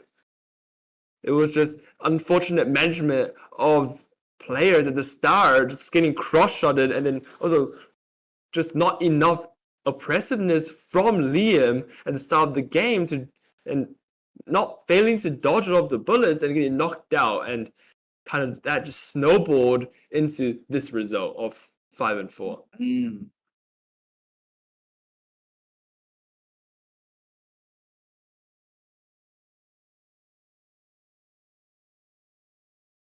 If red side focusing, if red side focus on breaking the shield with 3 players, so I think this game would be changed. Yeah, they do have so much disruptors. Maybe Liam shouldn't have shot so much at Anshu in that 1v1, as it's so much harder to win when you don't have that bullet size. And so Ashu moved. Ashu that's the like so Wiki. Ashu is also good at dodging. So for red side, it was difficult to score. Yeah, it was. Alright, let's see how Anshu dodges his way into this game now, versus the real Wakey on the red side. I'm assuming that Alvin is still Marcus, and let's get straight into this game with, I think, Marcus playing Shielder, and LeVay playing Disruptor, and Wakey playing Sniper.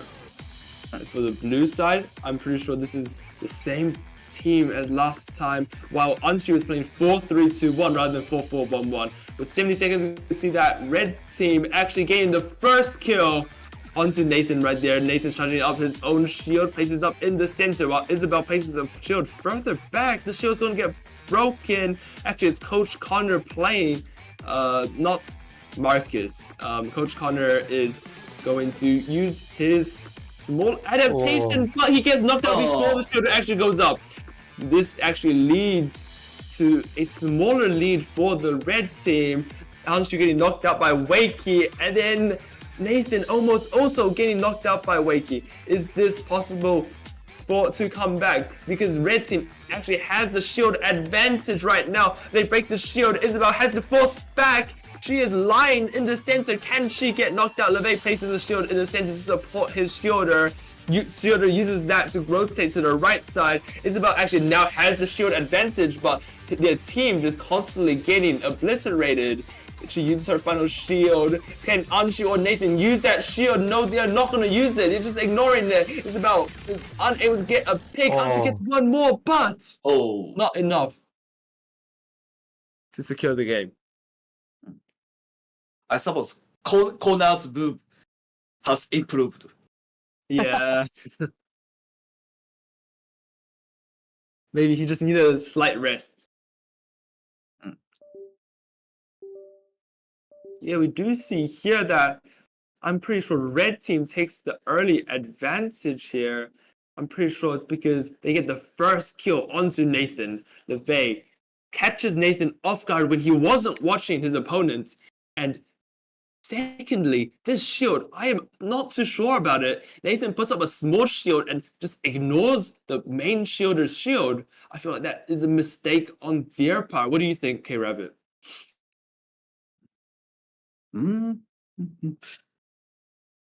I think to make so diagonal side shield has a risk. So, but luckily, 2 points lead for red. Defending is good for red side. Yeah.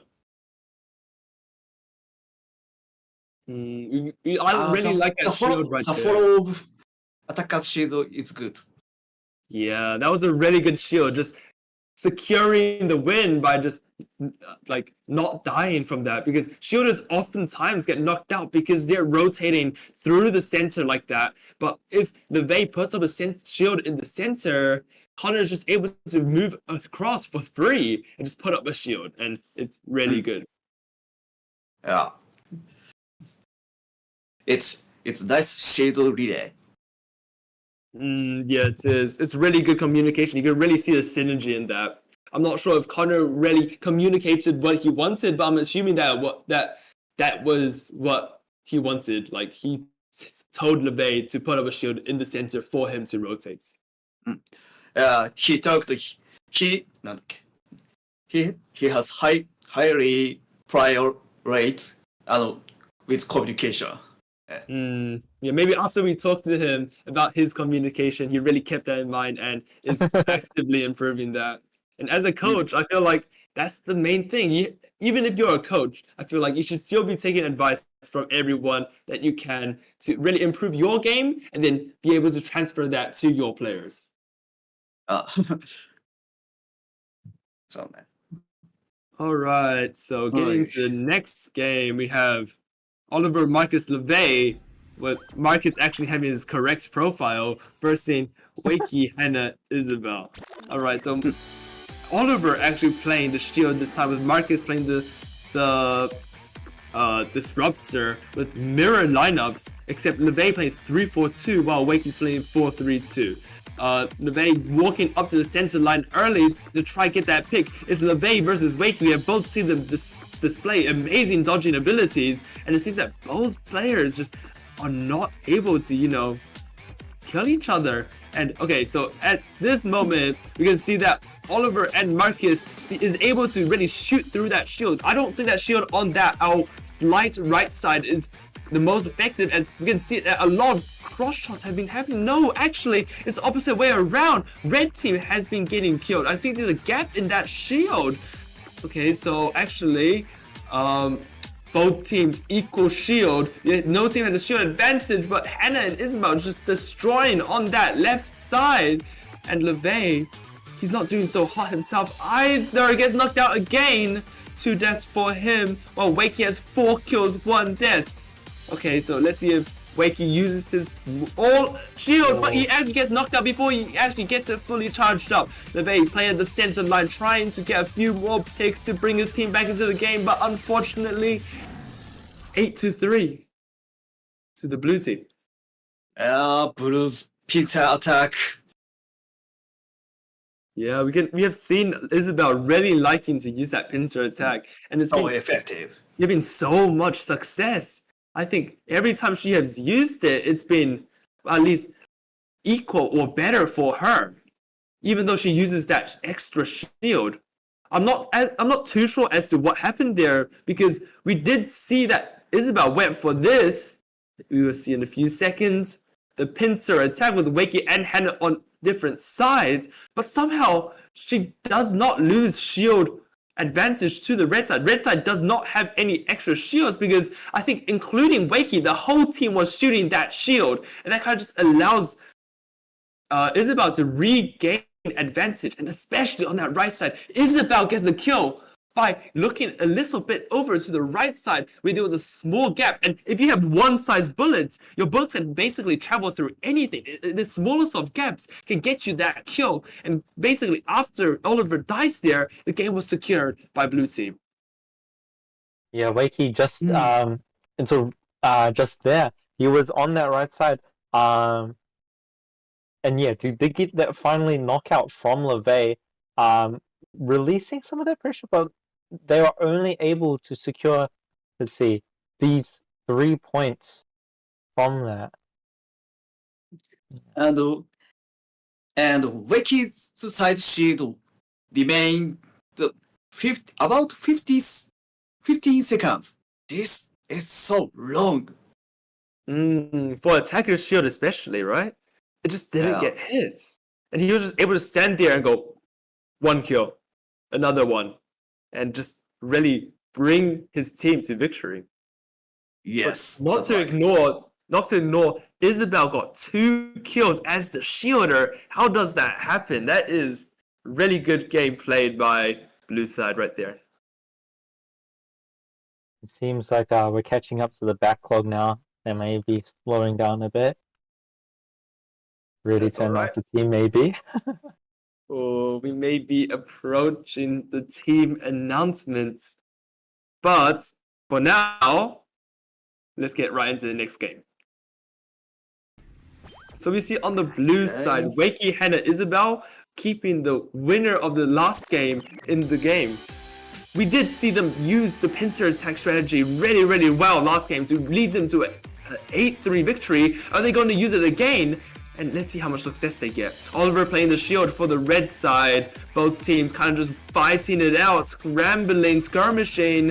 And then Isabel places that shield, and Hannah also places that shield, basically taking attack again. pincer attack. Does Wakey get a kill? Yes, he does.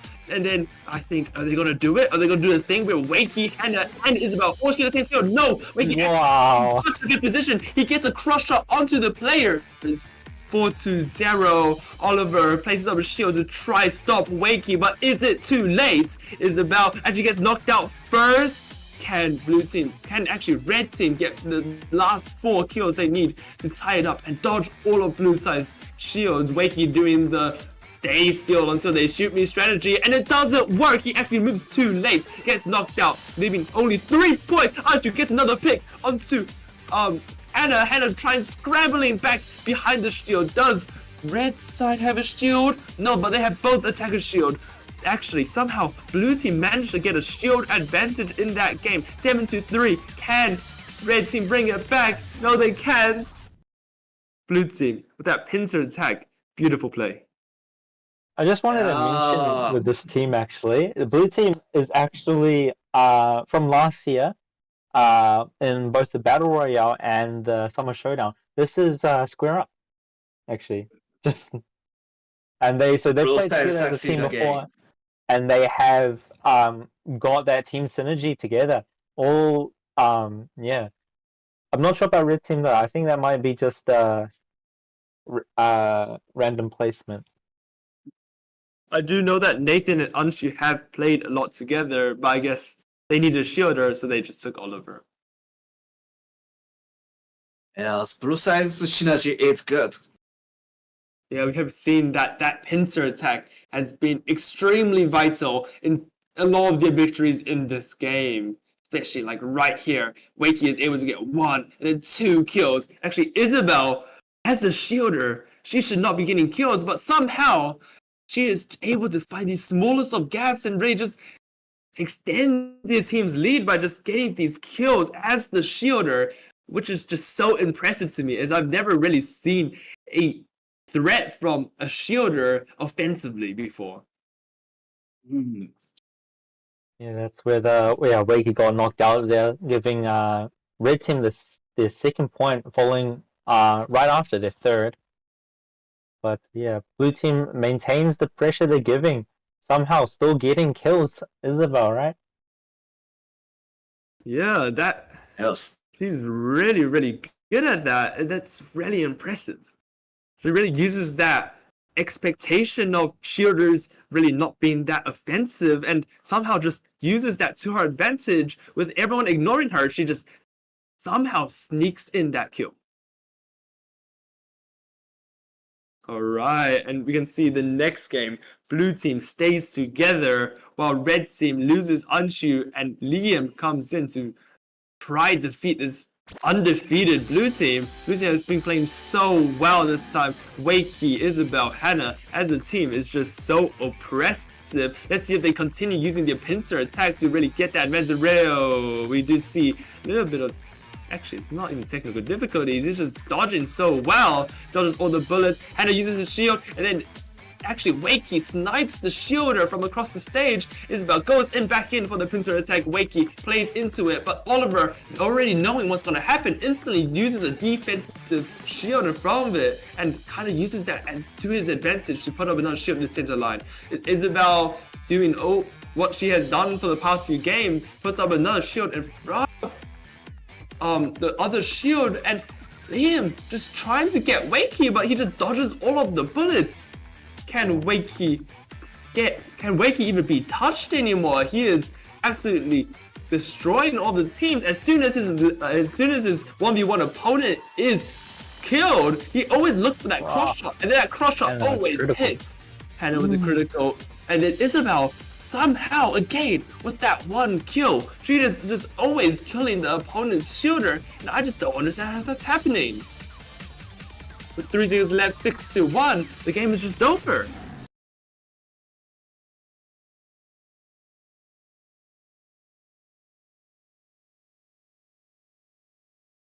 Yeah, that's just Oh, incredible So gameplay let- by Blue Team. yes. They succeed again. This team of Hannah, Isabel, Wakey is just way too good. They just can't be stopped, I don't think. Do you think anyone else can stop them? I feel like they have to somehow find a way around this pincer attack. You see, Isabel instantly rotates to the left side as soon as she has it charged up, and then Wakey walks up, and Hannah is just, there to chill, and then the shield goes up on the left side for the red team, and then Isabel just does the same thing, just counters it, and then Wakey is just there to, get the kills, pick the players in the cross shots, and fight his lane opponent as well that's right in front of him. And he is so good at dodging and shooting that he's just able to win this.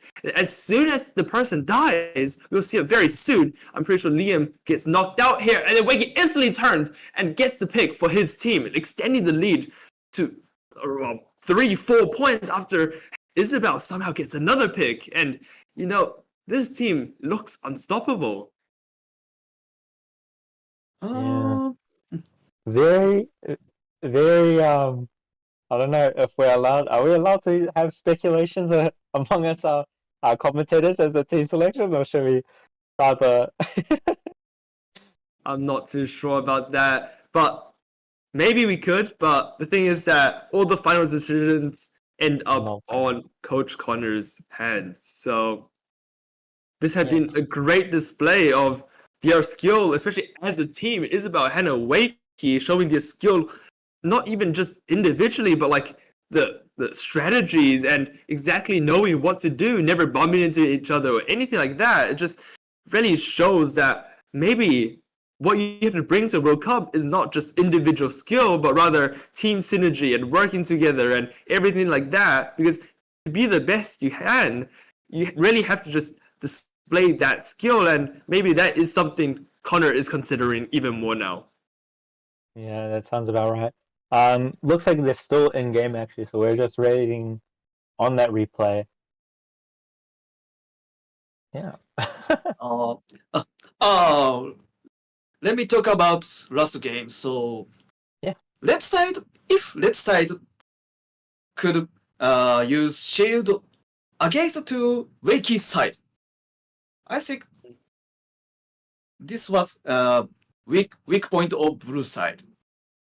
Yeah, you have to try and knock out Wakey, because I feel like once Wakey knocked out one person, he was just able to get 2, 3, 4 kills. And we just saw it snowball. Like the whole team dies every time one guy dies, because as soon as the pressure is relieved, Hannah and Isabel is able to destroy those shields, and Wakey is able to just snipe those picks from the sidelines. Oh, this game isn't. This game wasn't used. Last game. Okay. Yeah, this is last This is the last game.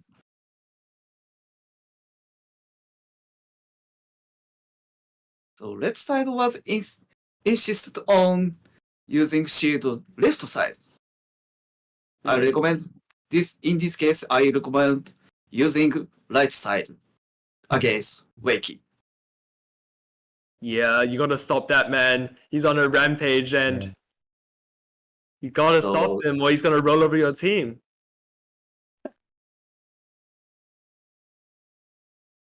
So, until this moment, so the game flow is red blue sides. I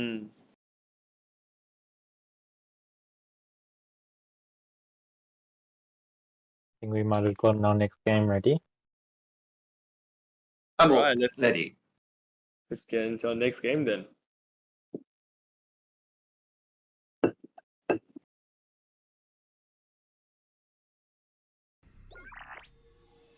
Alright, so getting into our next game, we have Isabel, Marcus, LeVay on one team. Let's see if Isabel has told her new team about the pincer attack that she has been having a lot of success with in the previous games.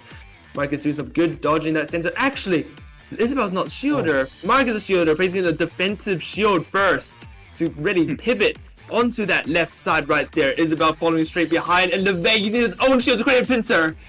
Actually, this is a different variation of the pincer, allowing to get a goddamn cross shot onto Oliver right there, completely ruining the plans.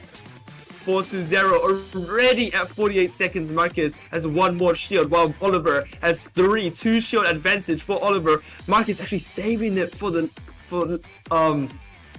defensive shield, maybe. That is something, maybe Coach Connor told him never mind he uses shield on the top left, but it's actually not too bad as Oliver gets knocked out with 29 seconds remaining. Isabel gets another one, and Marcus with no more shields backs off. LeVay dodges into that bullet, but can they hold back the 2 shield advantage on that right side? It seems so, as Isabel gets that one pick onto the left player. Oliver uses a pincer attack and now is actually on pace. No, I think the game may be over if LeVay just gets one more pick. He's just looking for it. He's confident on the win, but he doesn't see it. But 10-3. LeVay wins. I mean, this side wins. It's overwhelming. Sorry, my bad.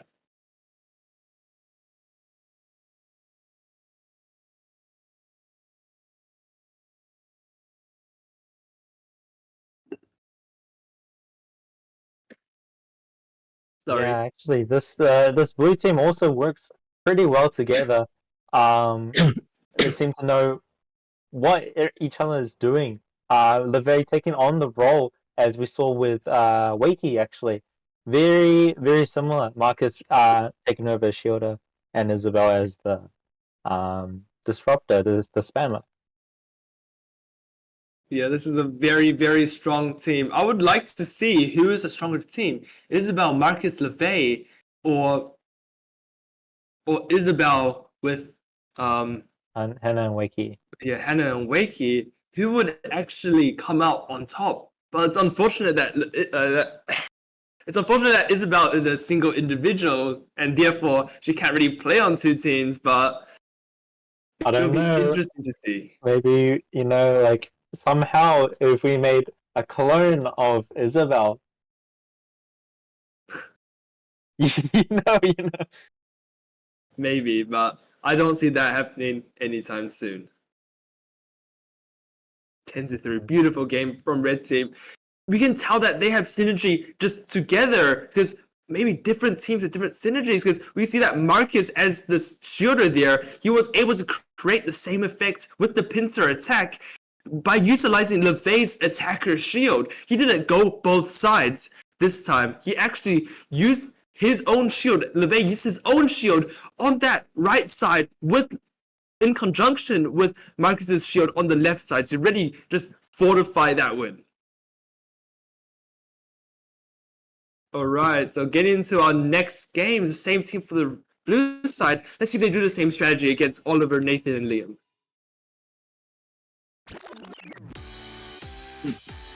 I see.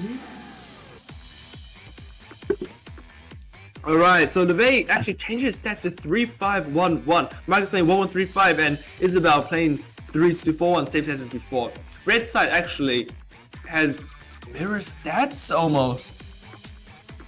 Am I seeing it right? That's 5-2-2-1.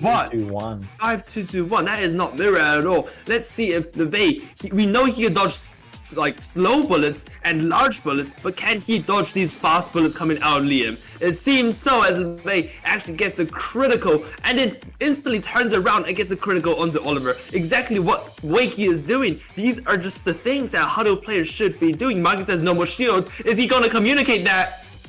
It seems no, and he actually has to run all the way back. I feel like that may have been a small issue with communication. He tries to put up another shield, but does he realize he has no more shields? But it's okay, as blue side actually has a 7-point lead so far. 17 seconds left, but red team using that shield advantage, trying to kill, but LeVay knocks out his lane opponent, knocks out the left side, knocks out the middle. I think that's game secured. LeVay solos 3 of them. That is 3, 2, 1. LeVay displaying dominance in this game. Horrible 3-5-1-1. Wow, 12-0. You don't see that often. 3-5-1-1. It worked. It really did work against this team. I think they are playing possibly Connor's asking to play these rarely seen sort of stats, 5-2-2-1 and 3-5-1-1. We can see 3-5-1, 3-5-1-1 does work a little better than what the red team here is running. Yeah. We can see that LeVay just so accurate with his bullets, like 3-5-1-1, just one shot, one knockout, one shot, one knockout. And then with his amazing dodging ability, he just doesn't get knocked out. He's been standing there for the entire 80 seconds. I doubt he has moved away from his position. Only when the opponent puts up a shield, he kind of just chills back, lets his teammates break the shield, and he just goes straight back onto aggressive after the shield breaks. And it's just incredible how he plays. He just takes advantage, takes control of the game with just one man's presence. Pincer, blue side's pincer attack helped Levy's attack. Well, Yeah, definitely. I feel like red side put a lot of the effort in getting rid of the shields, and they just cross-shotted them, and just he also had his own shield at his very front to just get these kills as well. opponent shielder is required. Opponent shielder is required to stop him. Yeah, but it seems like they just keep ignoring the person on the pincer with the big bullets and the fast bullets. So let's see how this changes next in this game, actually. Okay, next game. Okay, so Isabel, Marcus, LeVay again versus Actually, aren't you Nathan and Wakey with Nathan playing the shielder for his team? We actually haven't seen Nathan play a shielder today. Let's see how this goes. This is actually a matchup we've all been waiting for. LeVay versus Wakey. Okay, so basically during this time, what would Wakey do against LeVay? Actually, just Wakey slowly sneaking behind. 3 players kind of watching LeVay. Nathan fails to put up the shield, but actually Wakey gets a nice shot onto LeVay. Isabel gets a cross-shotted by Anshu. This is unforeseen. Isabel, did they even do a pincer attack? I don't even remember, as it doesn't matter, because red team is up a point now at 40 seconds. LeVay on one pedal gets knocked out by Wakey. We have seen that Wakey is just destroying LeVay. LeVay. Oh, LeVay, they are. It's it. Just turns off. LeVay's hits it. I think That's so possibly died. unfortunate. That's so unfortunate. So now it's a. But they actually, can't Isabel gets a kill. Isabel gets a kill, even though it's a 2v3. Marcus gets knocked out. Isabel's still fighting for this game. Can they bring it back? It's just 2 points. Actually gets another one. Yeah. Actually gets another one. Who is going to win this game? It's a 2v3 with 2 seconds. 1 second. It's the game's actually going to overtime. Incredible play by Isabel. Bad advantage. Can lose side win in this 2v3 without a sniper? LeVay was playing 3-5. They just lost that in the overtime, but can they bring the game to their victory? Isabel getting knocked out by Wakey, unfortunately. Not able to take it out in overtime. Now this game is impressive. Left side shield, because left side shielder, the shield is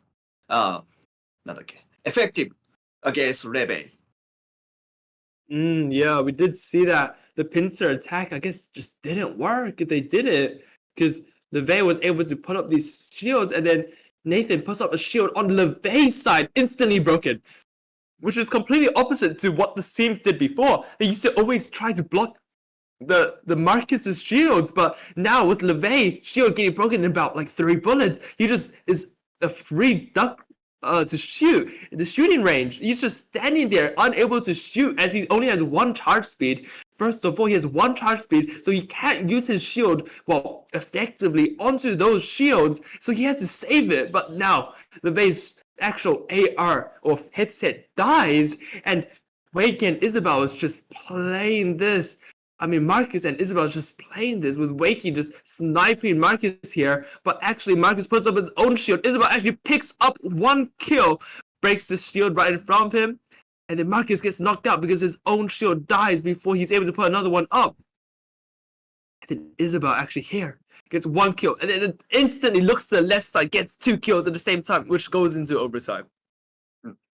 Really impressive from Isabel right there.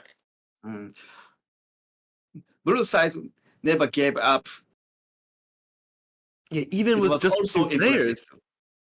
Really impressive that they were able to come back from a 2 points actually lost. They were down 2 points, but somehow came back as just 2 players. Without their sniper, without their 3-5-1-1 player, they somehow brought it back. And who knows, if LeVay was still there, they may have won.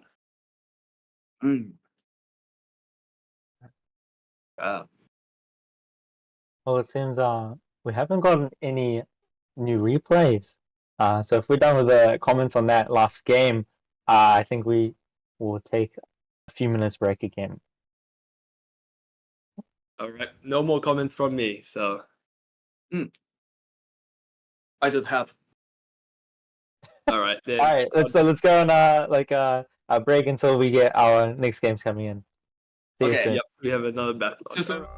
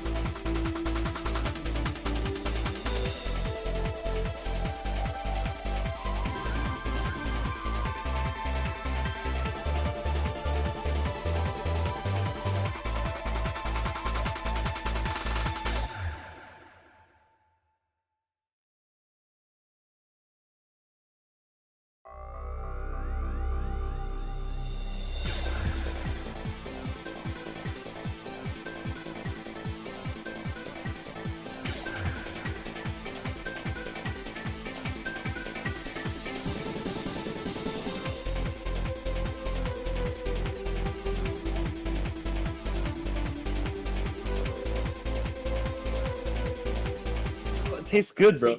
No, don't take it away. We're back on. We got a replay already, and it looks like they're playing a game. While we're gonna watch the replay, so let's just go straight into this one that's waiting for us. Yeah, perfect. You can actually see that Oliver is now in the team with LeBay, and Wakey's on the other team with Nathan being the shielder. Let's see how this goes. Let's see. So I really like this matchup against LeBay and Wakey because your playstyle, I feel, is so similar. Is LeBay going to come up on top, or is Wakey going to come out on top? Okay, Nathan puts up a shield in front of LeBay. That has been really good for what we have seen. Hannah puts up her shield, but there's no pincer attack. But LeBay, 1, 2, 3, all lined up for him to just shoot down instantly. Whoa, LeBay gets another. Then Wakey gets another 5.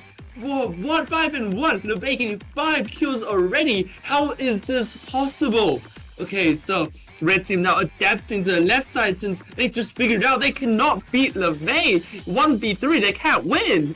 Okay, so LeBay dodging around. Oliver puts up his shield with Hannah quickly following behind. Both teams on one shield, and actually no, Red Team has no more shields. Oliver has a shield advantage right now. How would he use his shield? LeBay looks for cross shots, gets one. Does he get another? No, he doesn't. He's just charging up bullets, ready for this. And we see Hannah gets a pick from this shield advantage. 8-2-3 with 6 damage left. This seems like a lost cause. 3, 2, 1. Finally locks out LeBay, but it's too little too late. If you can see, he looks very, very tired there on the right. It was Rabbit's bonus game. Yes, it was an amazing game. Amazing game from LeBay. Let's get right into the replay. You can see that right here. Wow, LeBay. I did not expect that from him. I'm not gonna lie. Like the shield, I thought that he was over because we saw that last game when the opponents put up a shield, like an actual shield in front of him, he was just completely stopped. But from this game, we see that is just shooting that shield for him, and Nathan is unable to put up another shield. LeBay just shoots all 3 of them. Nathan does not get a shield up and just gets KO'd. And bro already has 5 kills with 47 seconds remaining. It's so hard to come back from this when Nathan doesn't even have too much of a shield advantage. LeBay just so confident now, just pushing up, getting 1 kill, 2 kill, dodging all of Wakey's bullets. Where he played 4-3-2-1, facing against 3-4-2-1. It seems that LeBay is he's just stronger. He's able to just dodge all these bullets. I'm pretty sure he knocks out Wakey somehow. Yep. And then instantly looks for a cross shot, gets another kill, and then actually misses that 3rd kill, but already does enough for the team that, there's no coming back from this. 8-3 with 10 seconds remaining, and LeBay still has his shield. And he doesn't even have to use his shield to get a pivot, as he's just able to destroy everyone without it. Oh. Yeah, very, very good game from LeBay right there. It's a critical mistakes for red side gathered. All members gathered one position. Yeah, it is. But I think Nathan failed to put up the shield twice. Like, I did see his arm go up, but no shields went up with him. So that's really unfortunate for red side. Let's see how they adapt into this game. This is the same team versus the opponents. It's Anshu, Nathan, Wakey versus LeBay, Oliver, Hannah. And LeBay is playing the exact same stats as last game. Let's see if he's able to transition that into a victory again. Okay, actually, Hannah gets knocked out early from that, and LeBay is pushing up again, trying to fight Wakey. Actually wins that 1v1, looks for a cross shot. He has nothing. Puts up his own shield, looks for a pincer attack. Is he able to pick one? No, actually, yes, he is able to, but Wakey instantly training back with a cross shot. Both teams right now, both shielders on, actually, red team has a shield advantage. but it's quickly getting broken. Oliver playing defensively, actually looks for this offensive one, gets knocked out before the shield actually goes up, but it eventually does go up. LeVay just playing that front line against Wakey. Wakey gets knocked out again. LeVay looks for a cross shot, gets another one. LeVay's just too good at this. Alright, so Oliver placing another shield on that right side with Hannah. What's happening in the last 20 seconds? No more shields on the blue team. However, we got two shields left on the red team. They can put it up and not worry about a few bullets and recover some points. However, it does not look like they will do that, and it looks like blue team will take it out with a 2-point lead. Yeah, I do feel like Hannah made some early mistakes in the game, but really with that last 2 kills, she brought it all back. Like, it was not a bad game. LeVay with red team getting the early advantage, the early points lead, but LeVay with those 1v1s against Wakey just always winning and then always getting 2 cross shots. We can see here an example of what I just said. He knocks out Wakey, looks for the cross shot, does not get it. Puts up a pincer shield and then shoots a few bullets and actually gets a knockout onto a second player. But Wakey does the exact same thing onto Hannah right there.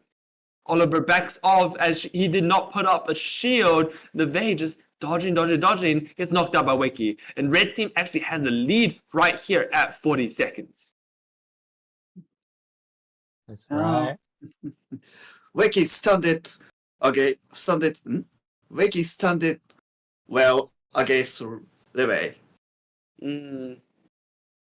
It seems that in 1v1s, LeVay comes out on top. There was basically no cross shots onto either of them. Neither Hannah nor Anshi were really shooting the opponents on the other side of the map. It was just break shields, but it just seems that the only reason blue team won here is because LeVay knocked out Wakey a few more times. I feel like they really need to adapt the strategy and really change up the way, as it's just shield skirmishes at the front line currently, and I don't feel like it's really effective, especially as all the points decider is basically on the 1v1. You're just hoping that your teammate wins the 1v1, and I don't feel like it's sustainable. Yes, keeping 1-on-1 is making good with controlling the game. And I suppose Wakey forgot to use his own shield. I think he did. If anything, I would say. Well, with our winning team still on the blue side, LeVay changes his stats to 4-4-1-1. Let's see if Liam, Nathan, and is it Coach Connor can take out the game from them. Oh. I'm not too sure if it's Coach Connor or someone else. 4-4-1-1 does not seem like a Coach Connor stats to me personally. LeVay playing 1 charge speed versus who is that opposing him? Actually, Liam getting the first kill. Is that a cross shot onto LeVay? LeVay's just not watching that cross. Hannah puts up her first shield.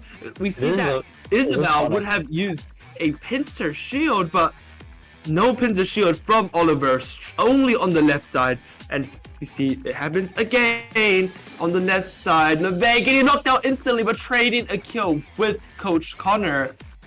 That shield may be too far forward, but red side unable to really take advantage of that. You can see that the 1v1 is going into now LeVay's favor because Hannah's just able to get cross shots. That's the adaptability I like. Always looking to your left to see if there's any opportunities to shoot the opposing player, even sacrificing a few bullets for it.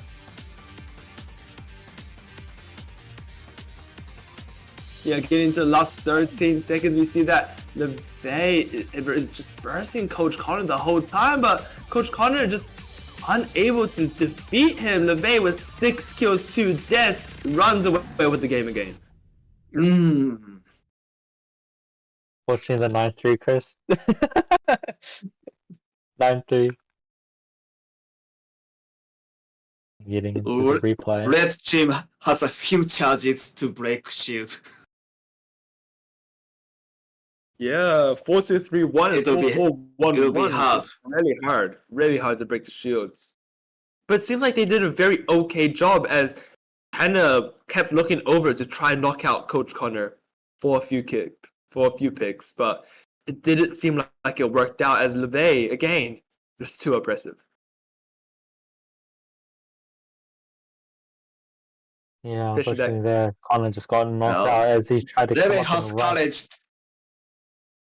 Leve has had a courage to face the opponent has 4-4-1-1. Yeah, both teams playing 4-4-1-1, but both players just running up to the center and praying that they would win. You can see it happening again right here, but Hannah disrupting the 1v1, getting a pick onto Coach Connor. Oh.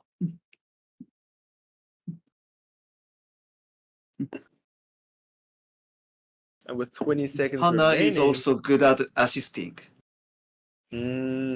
Yeah, breaking shields, assisting for kills, just making sure every single thing just works. I got news from the man himself, Coach Connor. There is 5 games remaining after this until the official 2025 Shanghai World Cup members are picked. So be excited for it. It's going to be a very, very stressful moment for a lot of the teammates, a lot of the members here at HADO New Zealand. But best of luck to all the players, and I wish to see them succeed with this. Alright, so getting to the next game. I'm pretty sure this is not part of the 5 that he just mentioned. This is the 6th game away from announcement. We have Liam Wakey and Coach Connor versus Anshu, Marcus, and Nathan. We have seen this Anshu, Marcus, Nathan team before, I'm pretty sure, and it seems to have worked out with Nathan playing the shielder. But this time, without Nathan playing the shielder, Marcus actually adapted to be the shielder. Sorry. And Coach Connor places a center shield, but does not follow the OKKO strategy of instantly having an attacker behind it. Marcus continued to do the shield skirmish, but somehow he's used 3 shields, while Coach Connor has only used 2, with the scoreline still being exactly identical. But Wakey gets a nice pick onto Anshu right there. Is Anshu able to really... He moves away from the main shield, but now they're all 3 connected. If that was LeVay, he would have gotten all 3. Okay, so now Coach Connor and Wakey playing on that left side. I think they get a kill. And then on the right side, just constantly moving left, right. Coach Connor, he is a madman. He's placing up all these shields, but actually gets knocked out, leading both teams to be 4-4 with 10 seconds remaining. Places a defensive shield right there to make sure no more bleeding occurs. And then he starts shooting bullets. Can the team get a pick, or would it be going to overtime? Oh.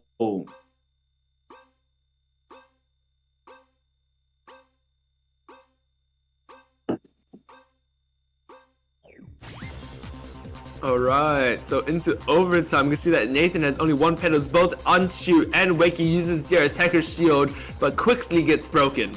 Both teams dodging really well, but blue team playing very close together. But Anshu managing to snipe Wakey at the very last second, taking out the game. Beating a very strong team of Liam, Wakey, and Coach Connor.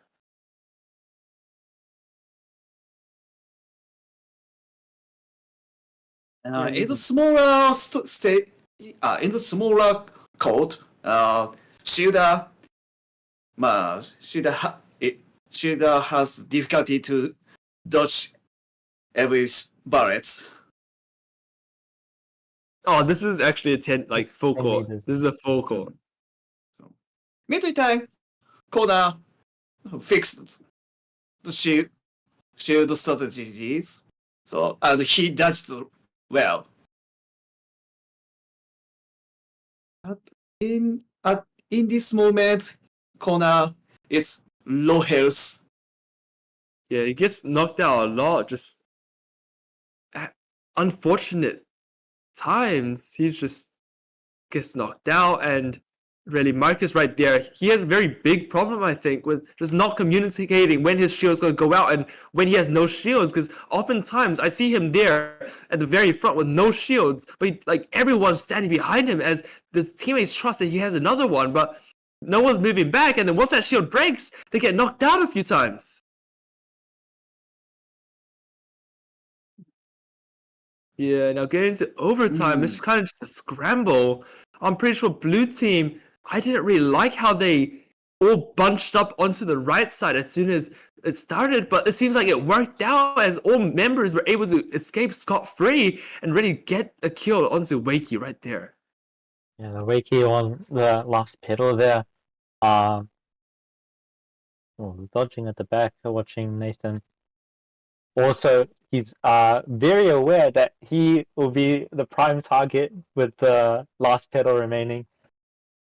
Yeah, just spending all his time just dodging, yeah. That was a beautiful game played by Nathan, actually. 4-0, did not get knocked out, and really brought his team the victory. This is our 5th to last game. I'm pretty sure this is our 5th to last game. And let's get right into it, I guess. Okay. We see that Nathan, Marcus, Anshu playing the exact same stats as last game. And then on the red side, we have Liam, Wakey, Oliver. Did the teams change? Oh, yes, it did, as Coach Connor is subbed out for this game.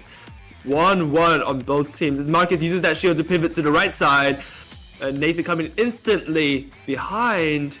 Oliver, actually Liam uses his shield in the middle, which allows Oliver to also pivot to the right side, but also allows blue side to break that shield and has less bullets to break that shield. But it doesn't seem like it matters, as Anshu is just able to just get those picks on the edges and get those cross shots. You can see that Anshu starts hugging Marcus's shield. No, actually, Marcus explodes onto that right side with Nathan following. And Anshu is now playing that 1v1, but it's getting cross shot a lot. Does he die? No, he doesn't. Anshu left on one pedal. He has to be watching out. Plays onto the left side, playing more safe behind the shield, but is unable to. Liam on that one pedal, prayed to kill with Anshu. Now we can see that both teams have exact same amount of shields. Marcus actually walking back but bumping into his teammates. Anshu's AR is messing it up, but he's up 3 points. I think it's able to keep the lead. Anshu somehow killing the player while Nathan also getting a pick. 3, 2, 1, securing the game. 8-4. Blue team is really, really strong. Yeah.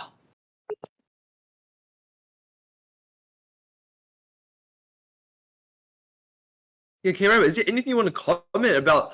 I think Anshu's playstyle. I feel like rather than like Wakey or Leveda we've seen before, who just plays at the front line, he moves around a lot more. He's always like tucking when he sees a shield in front of him. He's always tucking with his team, and then he takes his opportunities like this to really extend his reach. What do you think about this strategy? まあ、テスト3。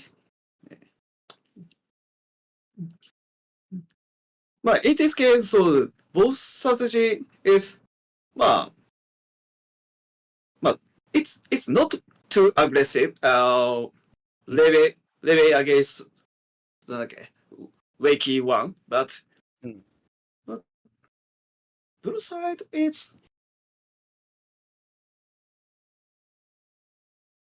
it's clear to how they want to make the game. Player planning their heads and executed fantastically, obviously, as they win 8-3. Yeah, good game. I thought they are also good at aiming accurately. And they are also good at dodging. Yeah, it does seem like that. Alright, so getting to our 4th to last game, I'm pretty sure. Nathan, Marcus, Anshu, and is still in the same team, running the exact same stats, while red side has Liam, Wakey, Oliver, same stats as well, mirror stats. We can see how this matchup goes. We saw how it went last time with Anshu running all around, but actually Anshu switching out to the left side does not get instant KO'd there. Marcus with his shield charging up, puts that shield in the center, attracting a lot of bullets. But no, actually, Wakey knocks out Nathan, and Marcus puts up a shield. Kind of a waste, it feels, as Marcus is now down a shield and has to put up another one, and that shield center one is not getting broken. Anshu gets knocked out, even though it's a center shield. 2-2. Somehow, just Nathan is able to snipe out these picks, especially on these edges, bro. Anshu is able to hide behind and then explode out and try to get his picks, and then once he needs to charge again, he slowly walks back towards the shield. I feel like that is keeping him alive for a lot longer than standing up in the front line, utilizing the space. So, red team there, yeah. Massive shield advantage. Marcus just went through all of the shields so fast. While his teammates also put up their shields, now they're left like defenseless. Only Nathan having his last shield. Doesn't look like he's gonna put it up. 4-3. Will we go in overtime? Doesn't look like.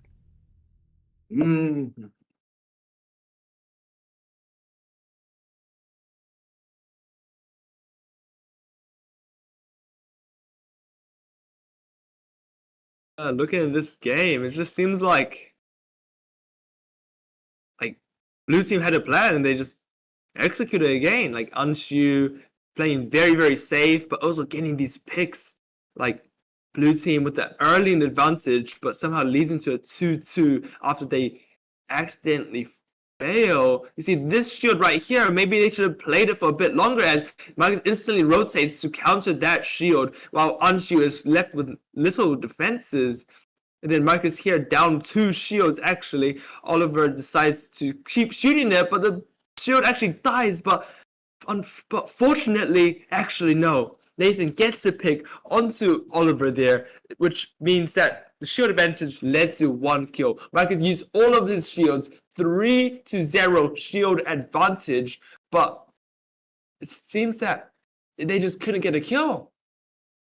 Liam here, actually, Oliver just doing a 360 turnaround, just unable to keep possession, just not timing the shields very well. Instantly broken, doesn't get a kill, while Anshu actually trades it with a kill. So it just seems like the teams just feel like Marcus just, even though he lost 3 shield advantage, he's able to just break those shields instantly, make red team very disorientated by breaking it so fast, and then just win the game. Oh, it seems like they've played all their games actually. So the next one is the last one. Last one? Possibly. Oh, next is last one. Oh, next one's last one. Possibly. Yeah, it looks like. So this one we're about to watch is the last game. This is last one. This one is the last game of 2025 New Zealand World Cup qualifiers. And after this, we'll go back to Connor to announce the results. Okay. So now, getting into this game, we have blue side. Isabel's getting back onto the court with 1-1-3-5. Wakey playing 4-3-2-1. He's been playing a few games. Liam swapping teams onto 4-2-3-1. While on red side, we have Anshu, Nathan, and LeVay. Anshu going back into Shielder. Let's see what he does. Let's see if Isabel does her pincer attack strategy. No, she doesn't. She gets knocked out before she is able to put up a shield. Wakey now left on one pedal. LeVay using his shield like a madman, using that on the center line to get his pincer attack. Does Wakey? Can he dodge these bullets? No, he can't. LeVay instantly looks for a counter shield, but no, he's standing still. Why is he standing still? Liam actually gets that cross shot onto him. One shot KO. LeVay, are you going to die again? There is no way. Okay, LeVay able to dodge out Liam's shots, while Nathan and Anshu putting up these shields. Actually, Wakey gets knocked out. with that jump right there, he has to return after he does that type of jump. So he's able to dodge one of the bullets, but not able to dodge a second. We can see that Isabel left on one shield, while Anshu left on two shields. Anshu actually having the shield advantage, uses the defensive shield onto the center. Isabel dying. Is she able to do anything to bring back the game? No, actually shield advantage for the red side. How is Anshu going to use that last shield, or is he even going to use it? No, he used it defensively again, getting a few picks, and that's game. Oh.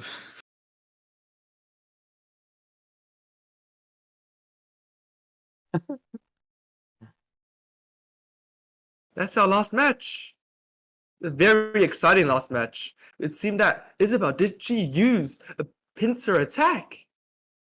Because we definitely see that LeVay definitely did it, but without Hannah, it seems like Isabel just lost 4 ideas. She is unable to use that pincer attack and just is not dodging properly. Why is she just turning her head around? It just doesn't seem like she's very energized right now. Maybe this is like accounting to what Coach Connor was talking about before, the players just having really good dodging in the first maybe 2, 3, 4 matches, but after that, slowly they just deteriorate. There's no pincer shield. She is just playing in that one location, playing the shield skirmish without Liam, as Liam's just shooting LeVay. This is just bad communication in total, just losing shield advantage, losing points, and LeVay's just able to do what he does and just get these points.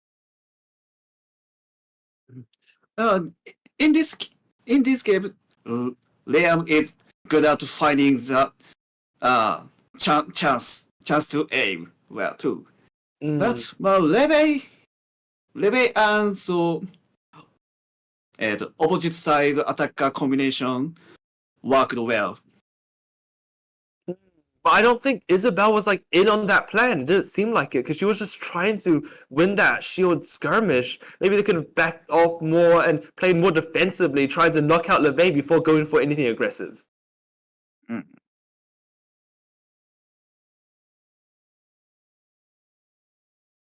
But into that's the last game.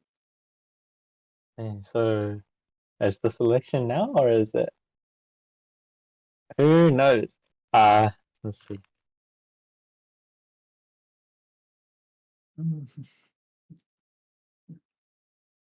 Oh, not that. Okay. So I'm thinking. So the final section for New Zealand, the players for World Cup will be announced at few days later, or later today. It seems like sometime next week, right?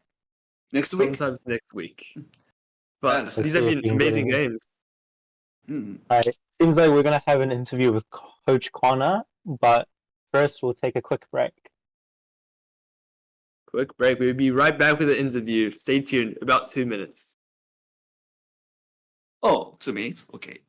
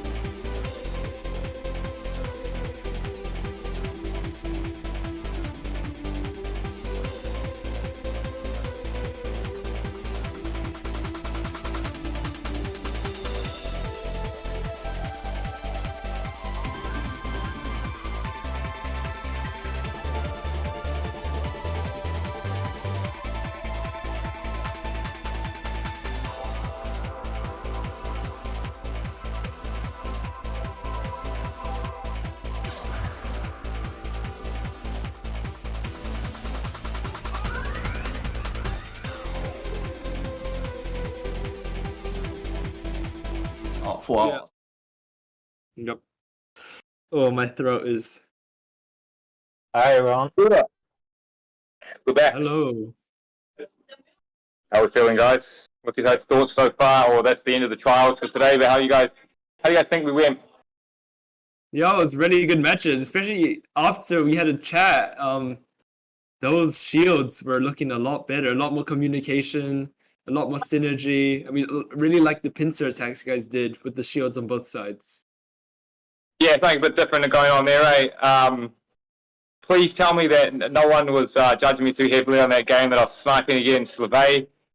We don't hold that against me. It was just a bit of fun between me and LeVay. It wasn't serious at all. Yeah, no one's holding that. No one's holding that against you. Okay, sweet. 1-6. That's embarrassing. But it happens. I know it happens. Okay, what's your thoughts so far? Who was probably your star pick for today? Who do you think was probably the best player that you have seen today? Who is a good player for me? Sorry, ちょっと。 Which player?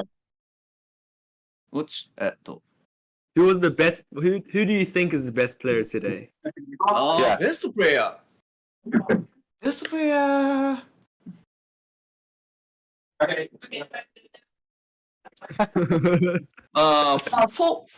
For now, I would choose Leve, but Leve is so easily to be catched enemy's measurement. So, by shield. So, I would choose another player. So, I'm thinking about which Wakey or Liam. Yeah. Wakey I saw him do some incredible, especially in the early games. He did some incredible cross shots. Even in those first picks, the shielder's not looking at him in that center pick. And as soon as he has one charge or two charge bullets ready to go in that first 10 seconds, that shielder goes down, and sometimes he picks them off immediately. It's incredible to see. You kind of can't see me on the sidelines, or you're not focusing on me on the sidelines. But whenever I see someone do a cross shot like that, it's always, what was that? Yeah. I get really excited for a cross shot. I love a good cross shot. Yes, so, なんだっけ、I think, I don't think so. Only one play. I don't think only one is can make result in the World Cup. So, そうなんだろう。I'll recommend making 3 persons strategies. We're going 4 players, so 3 players for our starting, and then 1 sub, just in case there's injury. But we can take 4 players over us and myself as the coach. So that'll be the team that's going across. So we've got to select 4 best players. So it'll be interesting to see what happens. I'll probably have a discussion later on in the week with Sir Rains and Jacob to kind of get their insight, because they've obviously watched all the games today. I'd love to include you in the conversation, but we want to keep some secrets. We're going to keep some secrets from Japan, because we know how good you guys are, and we don't want you having too much insight coming into the World Cup of what we're doing. Yeah, so as you said, so additional members for World Cup is also important. So, it's weird to say from Japanese player that I want to say only one other advice to you. So, thinking about how your opponents making the measurement to your team. What was that, sorry? なんだっけこれそう。ちょっと、let me say, how do I say?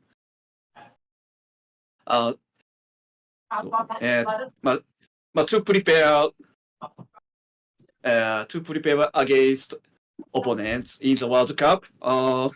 So think about how enemy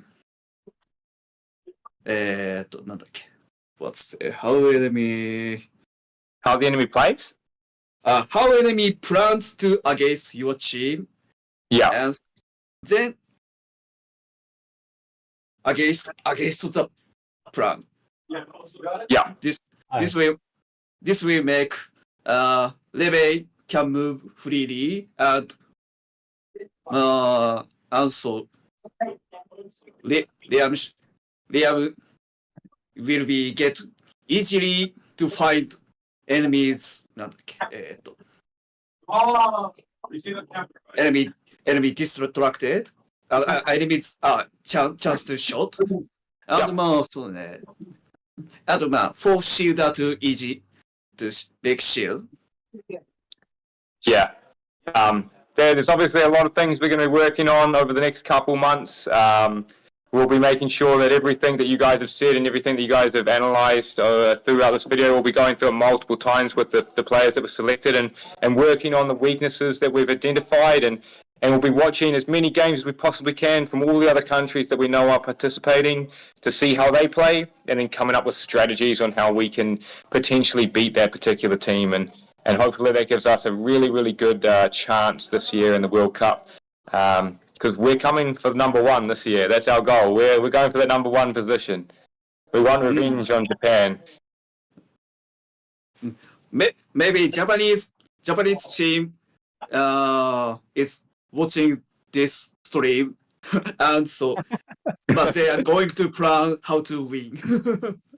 Yeah, that's good. We want them to plan against us because we're going to plan against them. It's fair is fair, and I'm looking forward to how they come up against us and how they've changed and the skill that they've gotten to since we last saw them or since we last faced a Japanese team.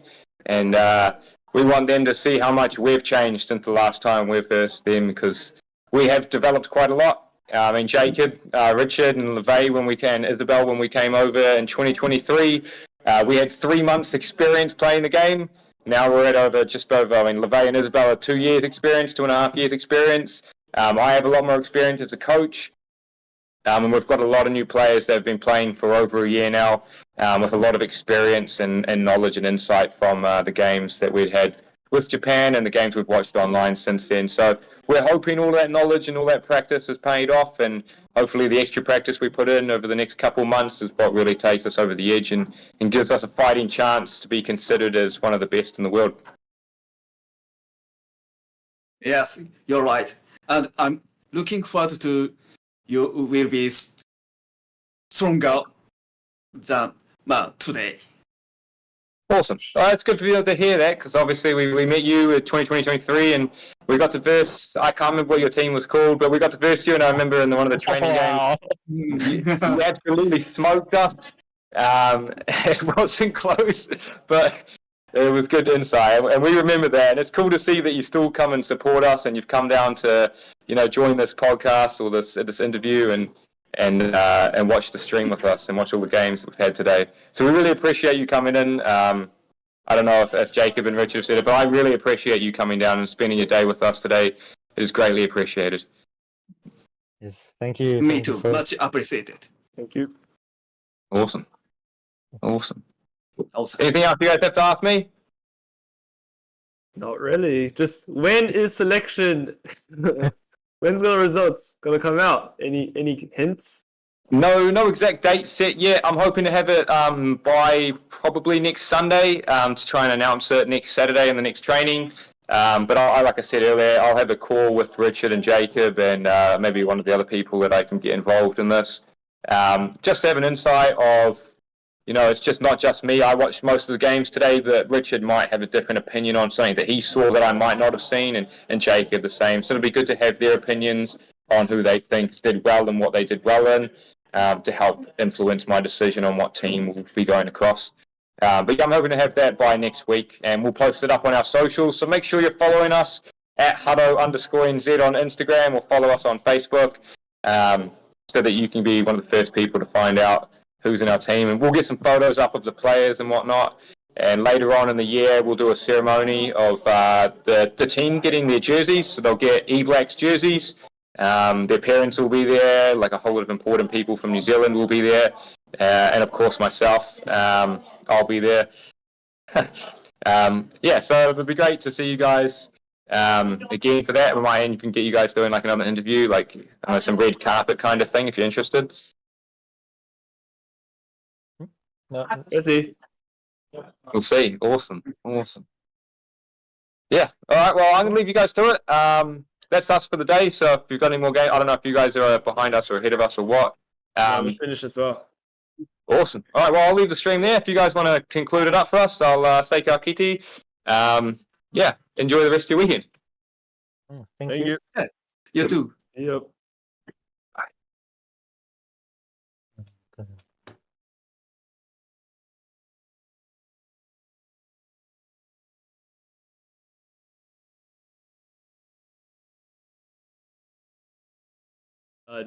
Before next week Sunday, ideally. So, I guess see you all then. Thank you for watching. Thank you. Yes. If you stay this long, Thank you. thank you. Thank you for it. Thank you for watching us.